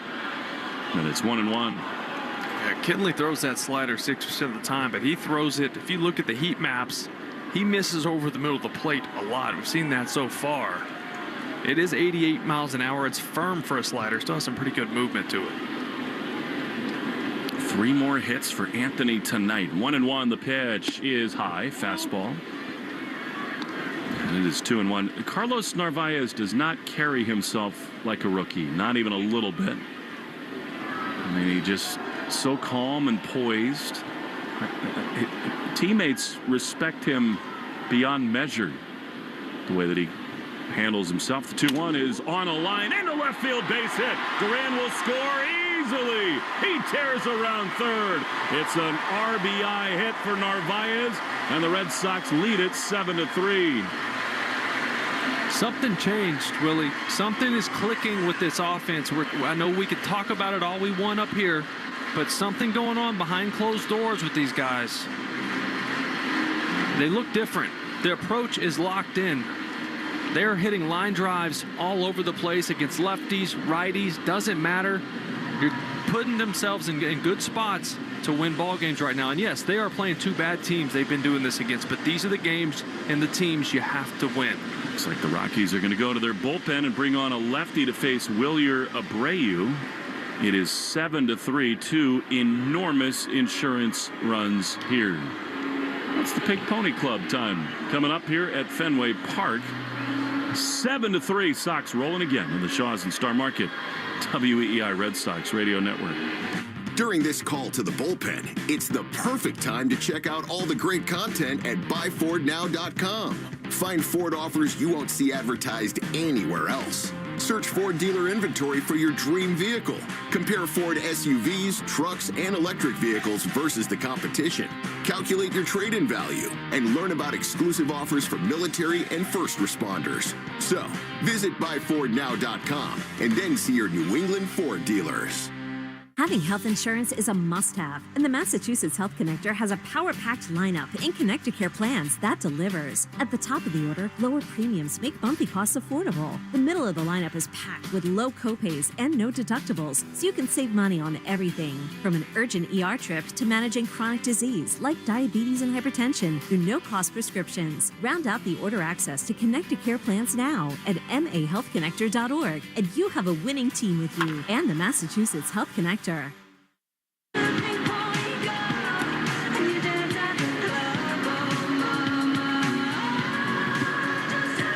Well, in a lot of ways tonight, Fenway Park is Roman Anthony's club. He has been just phenomenal. Ryan Rollison, the left-hander, to face Wilyer Abreu. The Red Sox have put 2 more up. They lead 7-3 after Carlos Narvaez 2-out hit. This offense, Will Middlebrooks, just keeps on going, and they've made tweaks to their approach, to their meetings, to everything that's going on, and hitting certainly appears to be contagious. No, it sure does. And look, there's a reason the Nationals and the Rockies have the records they do, right? They don't have good players. But we've seen this so many times in the big leagues. You can still lose to these teams if you're not locked in, and they've stuck with this approach that we've seen here over the last couple of weeks. So here's Will, you're left on left, the pitch. Strike on the outside corner. He's got 2 hits. How about Roman? 6 of his last 9 games, multi-hits for Anthony. Well, he's up to 253 now. He just keeps rolling. Kick and hit. 0-1. Future appears to be arriving quickly. The pitch to Abreu is high.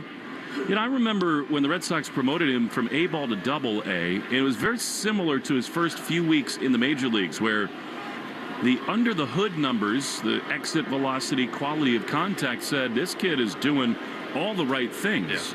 1-1 to Abreu instead of throw over to first. And I think the biggest thing that stood out to me was he was swinging at the right pitches, right? He wasn't chasing a whole lot out of the zone. He was taking a lot of walks. The contact was hard. It was on the ground at times. That's something they've been working on with him, is him hitting the ball in the air more often. But right now, leave him alone. Let him go to work. 1-1 is a high fly down the left field side, out of play. You know, you start hearing these stories, Will, from his time in the minor leagues, where it's sort of an ongoing debate right now in player development, where you want everybody to hit the ball as hard as they can. You want to hit it high and far in the air. And there are stories of times when Marcelo and Roman and even Christian Campbell said, no, we want to have quality at-bats to win games. 1-2 to Abreu is a high fastball. So here's the thing. In every era of baseball, and this will be until the end of time that baseball is a thing, hard-hit line drives will always work. Yeah. Always. And for Roman, sometimes it's really hard-hit ground balls, too. 2-2.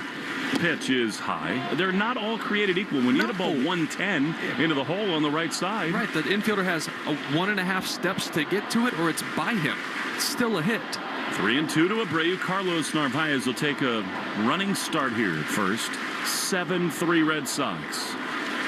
Here's the pitch, and it is swung on and foul on the third base side. His thing belongs in a museum. His swing does. Abreu, when he gets off his A swing, it is a thing to behold. It's just something about lefties, too. Their swing is just prettier. You're not jealous about that at all, are you? No. 3-2. Here's the pitch. And Williard drives one high and foul down the left field side, although now coming back toward the field of play in left field, but out into the seats. And it remains 3-2. It looks like Richard Fitz is going to get his first ever major league win.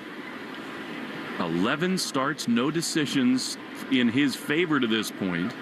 Just absolutely remarkable. But he was good today. 3 balls, 2 strikes.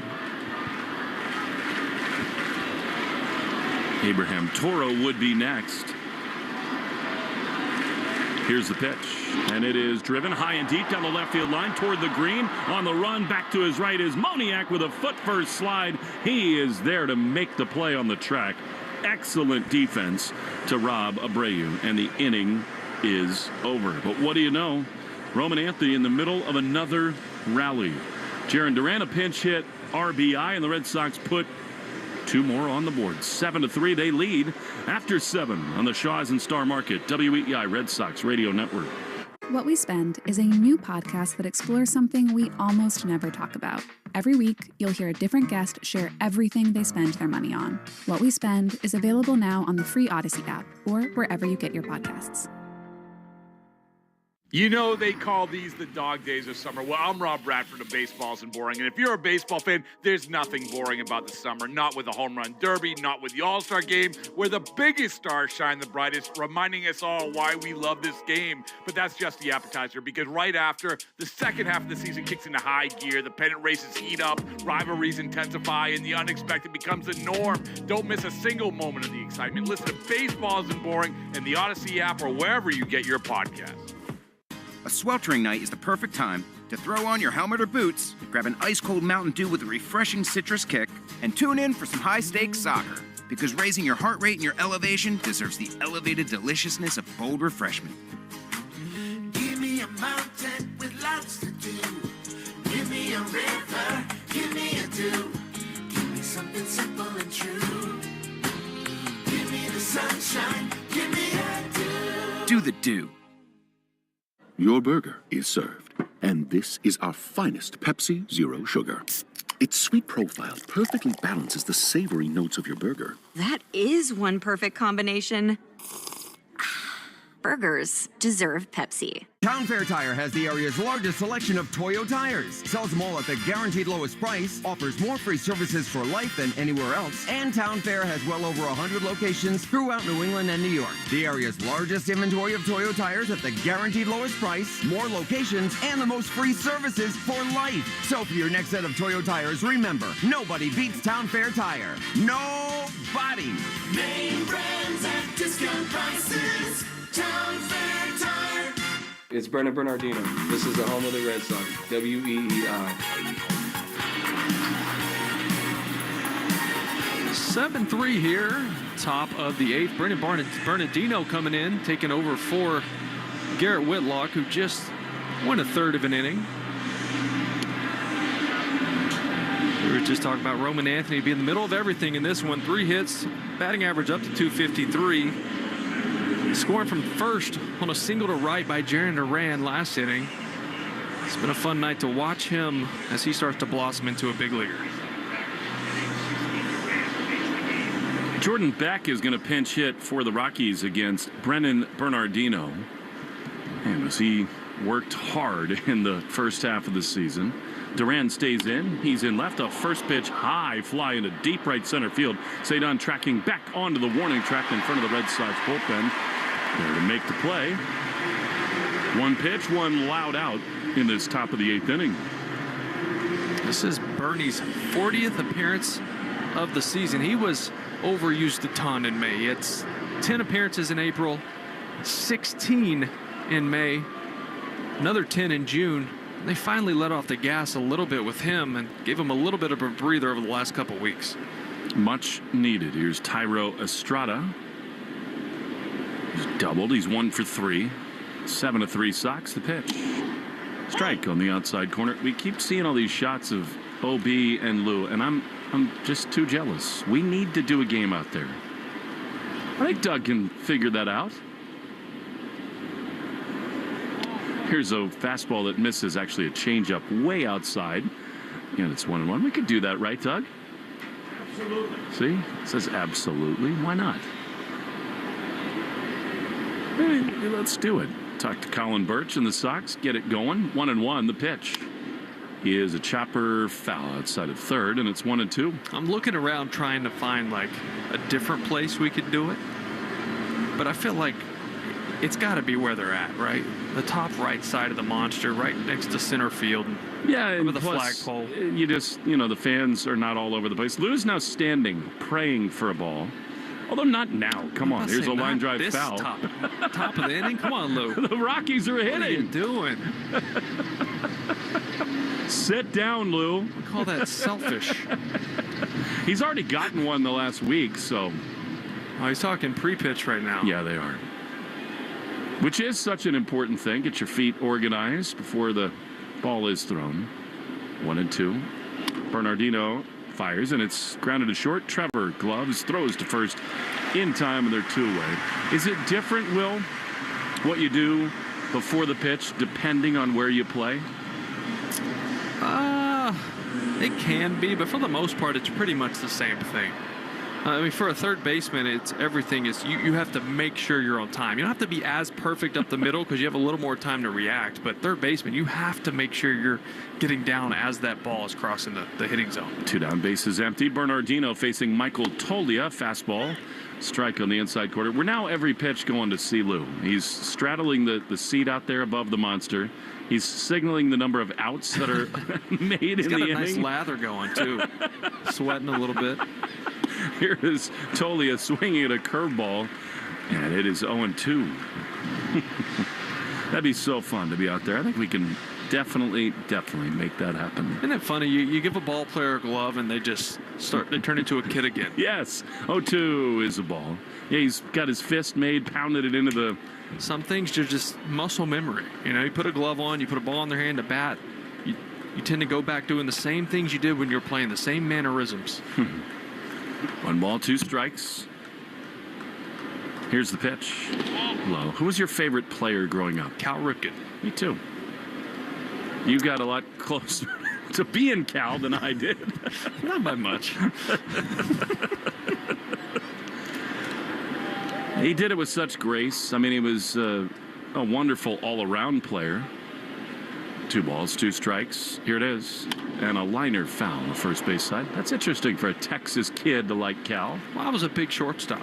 So that's why I enjoyed him, because he was not your prototypical infielder. He was 6'3", 6'4", 220 pounds, and could play the middle infield, and that's what I wanted to do. And you did. A little bit. I mean, I moved to third, but... 2-2. So did he. Strike 3 called on the inside corner, and the inning is over. You were an Iron Man in your own right. We go to the bottom of the 8th inning, 7-3. Red Sox lead in the Shaw's and Star Market. WEEI Red Sox Radio Network. Sometimes historic events suck.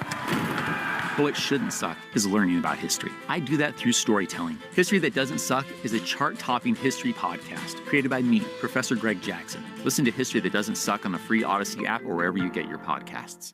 Your burger is served. And this is our finest Pepsi Zero Sugar.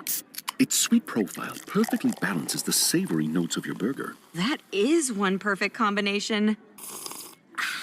Burgers deserve Pepsi. You know they call these the dog days of summer. Well, I'm Rob Bradford of Baseball Isn't Boring, and if you're a baseball fan, there's nothing boring about the summer. Not with the home run derby, not with the All-Star game, where the biggest stars shine the brightest, reminding us all why we love this game. But that's just the appetizer, because right after, the second half of the season kicks into high gear, the pennant races heat up, rivalries intensify, and the unexpected becomes the norm. Don't miss a single moment of the excitement. Listen to Baseball Isn't Boring and the Odyssey app or wherever you get your podcasts. A sweltering night is the perfect time to throw on your helmet or boots, grab an ice-cold Mountain Dew with a refreshing citrus kick, and tune in for some high-stakes soccer. Because raising your heart rate and your elevation deserves the elevated deliciousness of bold refreshment. Give me a mountain with lots to do. Give me a river, give me a dew. Give me something simple and true. Give me the sunshine, give me a dew. Do the dew. Red Sox Review after the game on 93.7 WEEI.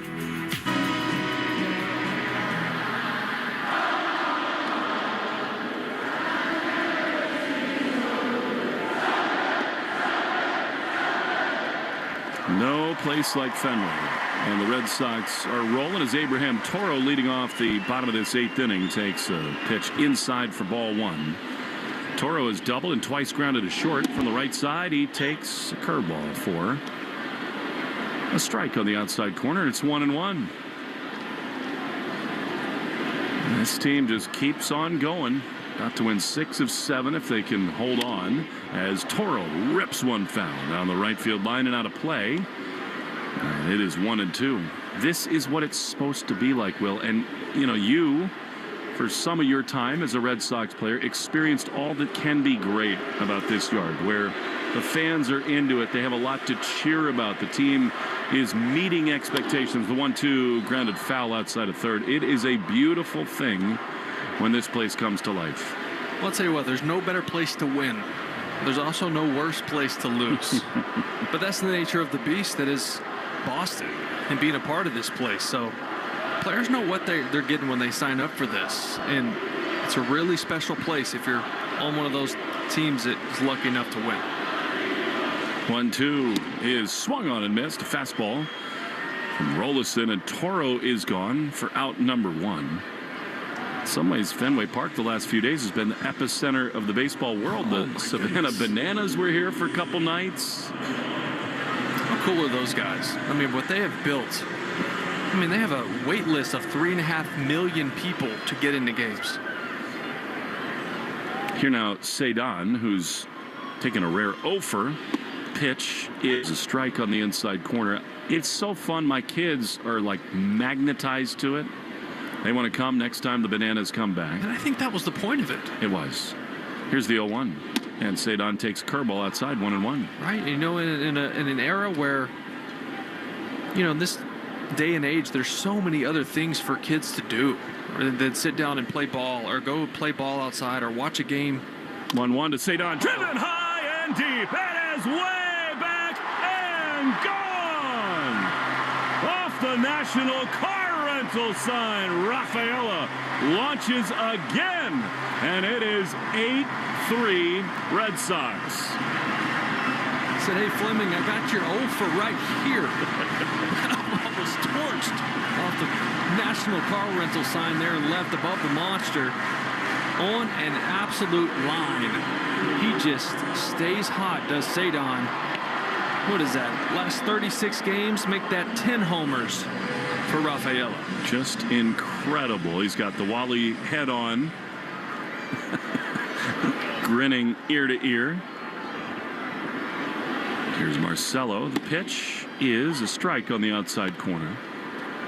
Cedon was a guy that you've seen in some of the snub lists. Yeah. Just because of the numbers that have been there over the last month and a half for him. As Meyer fouls a slider off, it's 0-2. Again, he's becoming the guy you dreamed about. The swing is so balanced, so powerful. Well, I think we forget he's just 24 years old, too, because he's been here a little bit now. And you don't view him as a young guy because you have Marcelo, you have Christian, you have Roman. And this guy's still developing. 0-2. Marcelo takes the ball. Alex Cora keeps saying this. He repeated it this afternoon, that they rushed him to the big leagues. And I think that's a fair account of things. They needed defense. They did. And they needed a guy that could play both the infield and the outfield. And they got that. 1-2 to Marcelo. Left on left, a pitch. That's a beauty. Strike on the outside corner. Fastball. And they're 2 away. You need to maybe see it for another few months. But Lou Merloni reminded me yesterday after the game that there was a 105-game stretch during which Cedon hit 280. And with a ton of power, he tailed off in September. But all of a sudden now, he's looking like that player all over again. 2 down for Romy. He's tripled. He's 1 for 4, and a pitch misses low and in for ball 1. He's also played 87 games, and all of them in center field. Right? And another 50, 60 of those. The backside of the hand on his glove is going to have a different color on it. It's going to be real shiny. 1-0 is swung on a missed curveball. And I do think, as much as there were times this year where it was tempting to think about bringing him on the dirt and reshuffling the defense to help things out once Bregman and Casas were lost, as the 1-1 pitch is a curveball that misses outside. For a young player, it clearly is simplifying things. Just leave him alone defensively. Yes. Well, he's a game changer out there. 2-1. Pitch is a hard ground ball foul outside of third. As much as we talk about pitching and needing pitchers to be more productive, well, part of that is having team play good defense behind them. Now, there have been issues, especially early on with this team, making a lot of errors, most of that on the dirt in the infield, but having a safety blanket in center field is huge. 2-2, driven high and deep into left center field. Forget about it! Romy on to Lansdowne. That is a big boy home run. Romy, my homie, his 4th homer, makes it 9-3 Red Sox. Romy Gonzalez does not get cheated, ever. That's a curveball, 80 miles an hour, right at the bottom of the zone. And this ball was demolished. I'm going to let you guess how far that was. It starts with a 4, then a 5, 454. Oh! 111 off the bat, and this thing heads up at Hotel Commonwealth. Here is Roman Anthony. He swings and fouls it off on the third base side. This is a boulder rolling downhill. Hanging breaking ball, and that thing was torched. Beautiful swing, and he knew it right away. 2 more runs in, 0-1 as Roman takes the ball. Those are ones you don't feel anything when you connect. Nothing. And from here, that ball got small really fast. I mean, it just disappeared into the night. That was hammered. Here's Roman swinging and chopping one softly on the first base side. It is bobbled over at first base, but handled by Tolia. And the inning comes to a close, but not before two big flies, Cedon and Romy. Solo shots, 9-3 after 8 on the Shaws and Star Market, WEEI Red Sox. Hey there, I'm Kendra Adachi, and my show, The Lazy Genius Podcast, helps you be a genius about the things that matter and lazy about the things that don't, and you get to decide what matters. I'm not here to tell you what to do. I'm here to give you a new way to see. Episodes of the Lazy Genius Podcast are full of compassionate time management tips and permission slips to do what makes sense for you. New episodes drop every Monday. Follow and listen to the Lazy Genius Podcast on the free Odyssey app or wherever you get your podcasts. Your burger is served, and this is our finest Pepsi Zero Sugar. Its sweet profile perfectly balances the savory notes of your burger. That is one perfect combination. Burgers deserve Pepsi. You know they call these the dog days of summer. Well, I'm Rob Bradford of Baseballs and Boring, and if you're a baseball fan, there's nothing boring about the summer. Not with the home run derby, not with the All-Star game, where the biggest stars shine the brightest, reminding us all why we love this game. But that's just the appetizer, because right after, the second half of the season kicks into high gear, the pennant races heat up, rivalries intensify, and the unexpected becomes the norm. Don't miss a single moment of the excitement. Listen to Baseballs and Boring and the Odyssey app or wherever you get your podcasts. There are giants among us, and their impact is huge. They are the men and women building and sustaining our Navy's next-generation submarines. They are giants in what they do because they work in a place where they can grow, where they can learn the skills to build careers as powerful as the beasts they forge. If you're ready to go big, get on board. We build giants at buildsubmarines.com. Paid for by the U.S. Department of the Navy in partnership with Blue Forge Alliance. Ask your smart speaker to play 93.7 WEEI. Now, back to Red Sox baseball on WEEI.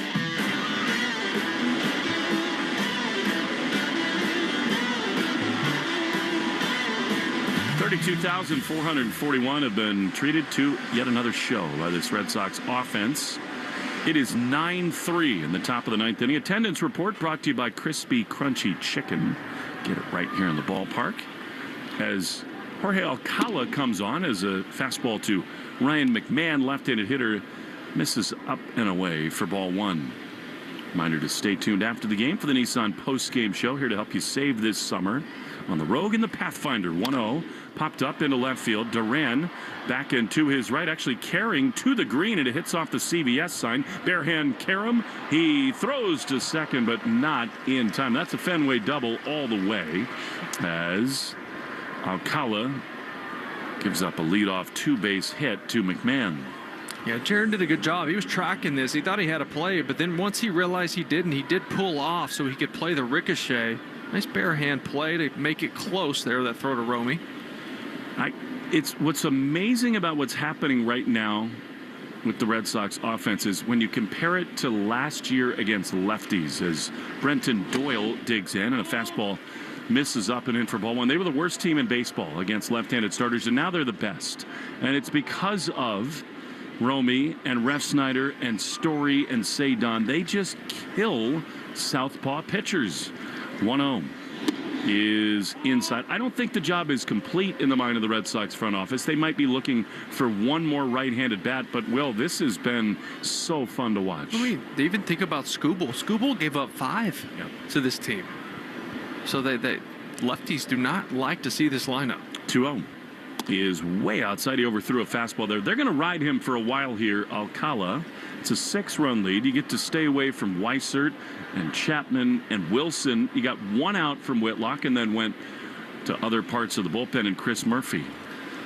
So, by the way, Doug Lane, I got people reaching out to me saying they've been listening for nearly 20 years, and that's the first time they've ever heard your voice. 3-0. That is a strike on the outside corner. It's not the first time we've ever heard his voice. Yeah, shout out Mike Hilario checking in. I love it. He's from the rafters. Absolutely. We can do it on the monster. See, this is my time to shine. 3-1 is a strike on the outside corner. A sinker. Doug likes a challenge. technically or otherwise. He could do it in 5 seconds, get the whole thing set up. 3 balls, 2 strikes. Leadoff man at second in the top of the 9th. Red Sox rolling again. Here's the pitch, and that is strike 3 called. Fastball on the inside corner, and there's one away. You love it. In a game like this, right, you're up 6. You just want to throw strikes. That's all. You're okay with contact. You need to throw strikes. That was a good comeback by Alcala right there. Moving a station break. We'll get it for you in just a moment. Joe Braverman back at the flagship WEEI. Executive producer, Red Sox baseball on the radio. Here is Kyle Farmer, who pinch hit back in the 7th inning. First pitch curveball for strike 1. I got a nugget for you, Willie. Let's hear it.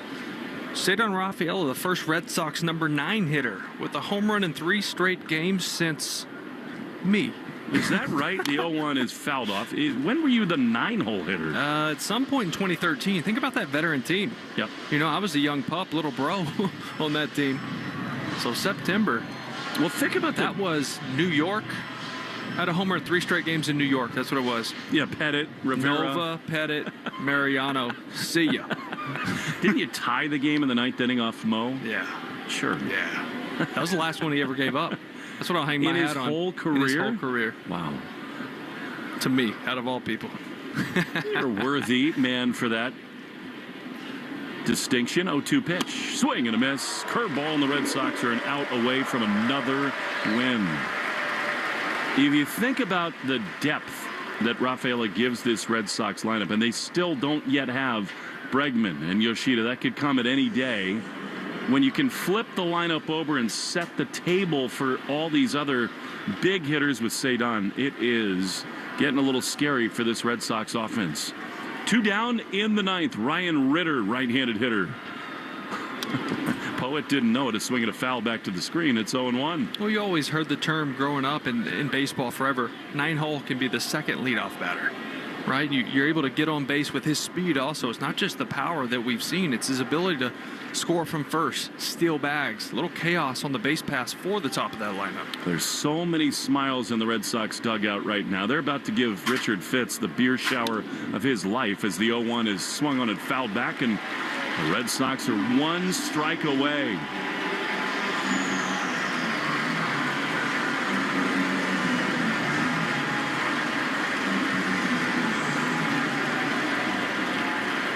The ball's 2 strikes. Alcala stretches. He throws, and a fastball misses outside. It's 1-2. What a remarkable turn of events for this Red Sox offense. 36 runs in the last 4 games. 1-2, the pitch. High with a fastball, 99, very close. And it's 2-2. And again, it really does feel like they are establishing and forging a new identity with life after Rafi. 2-2. Alcala sets. He throws outside with a curveball. And the count is full.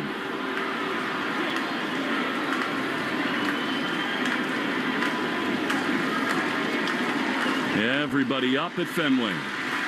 3 balls, 2 strikes. 2 down in the 9th.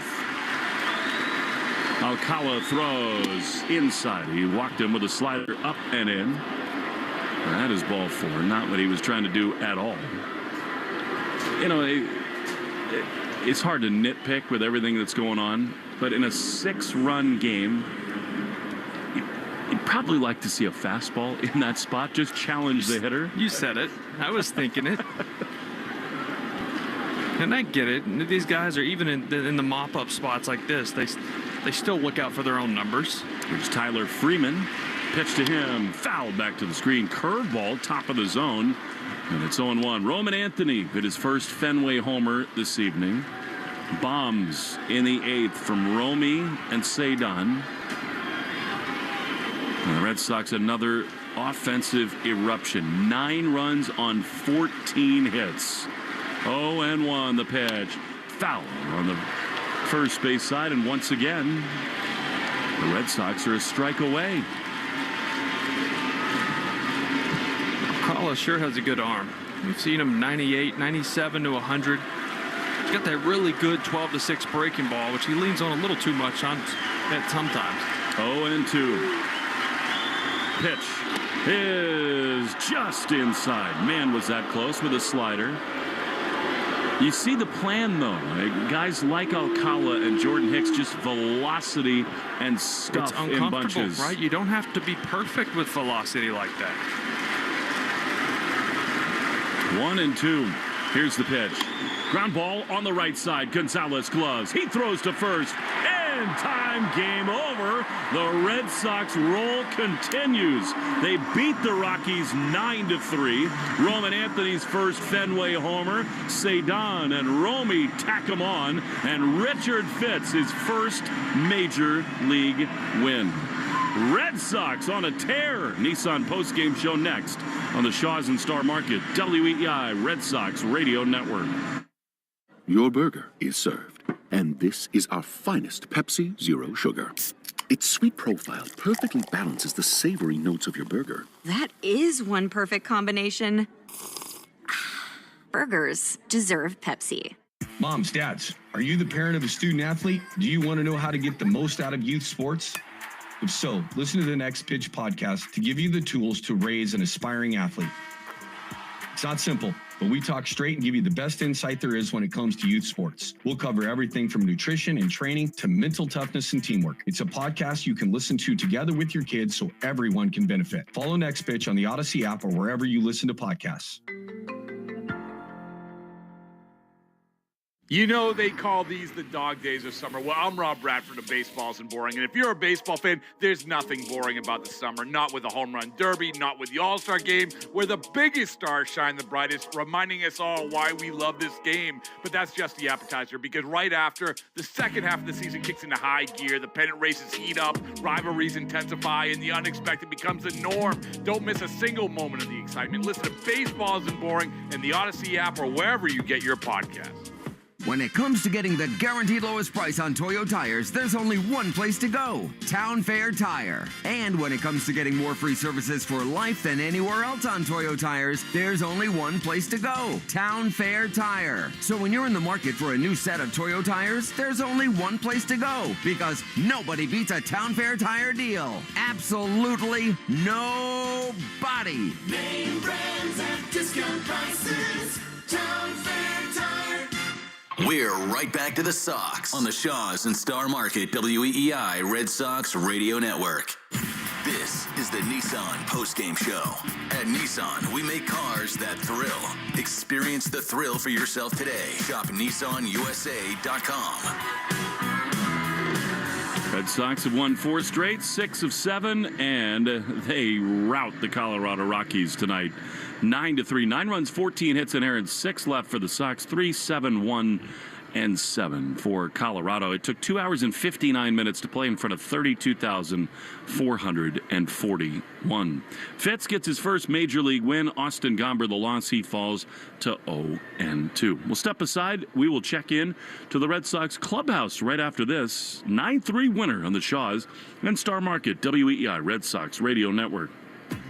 If you're 55 or older and into that whole saving money thing, T-Mobile has an exclusive phone and internet bundle just for you.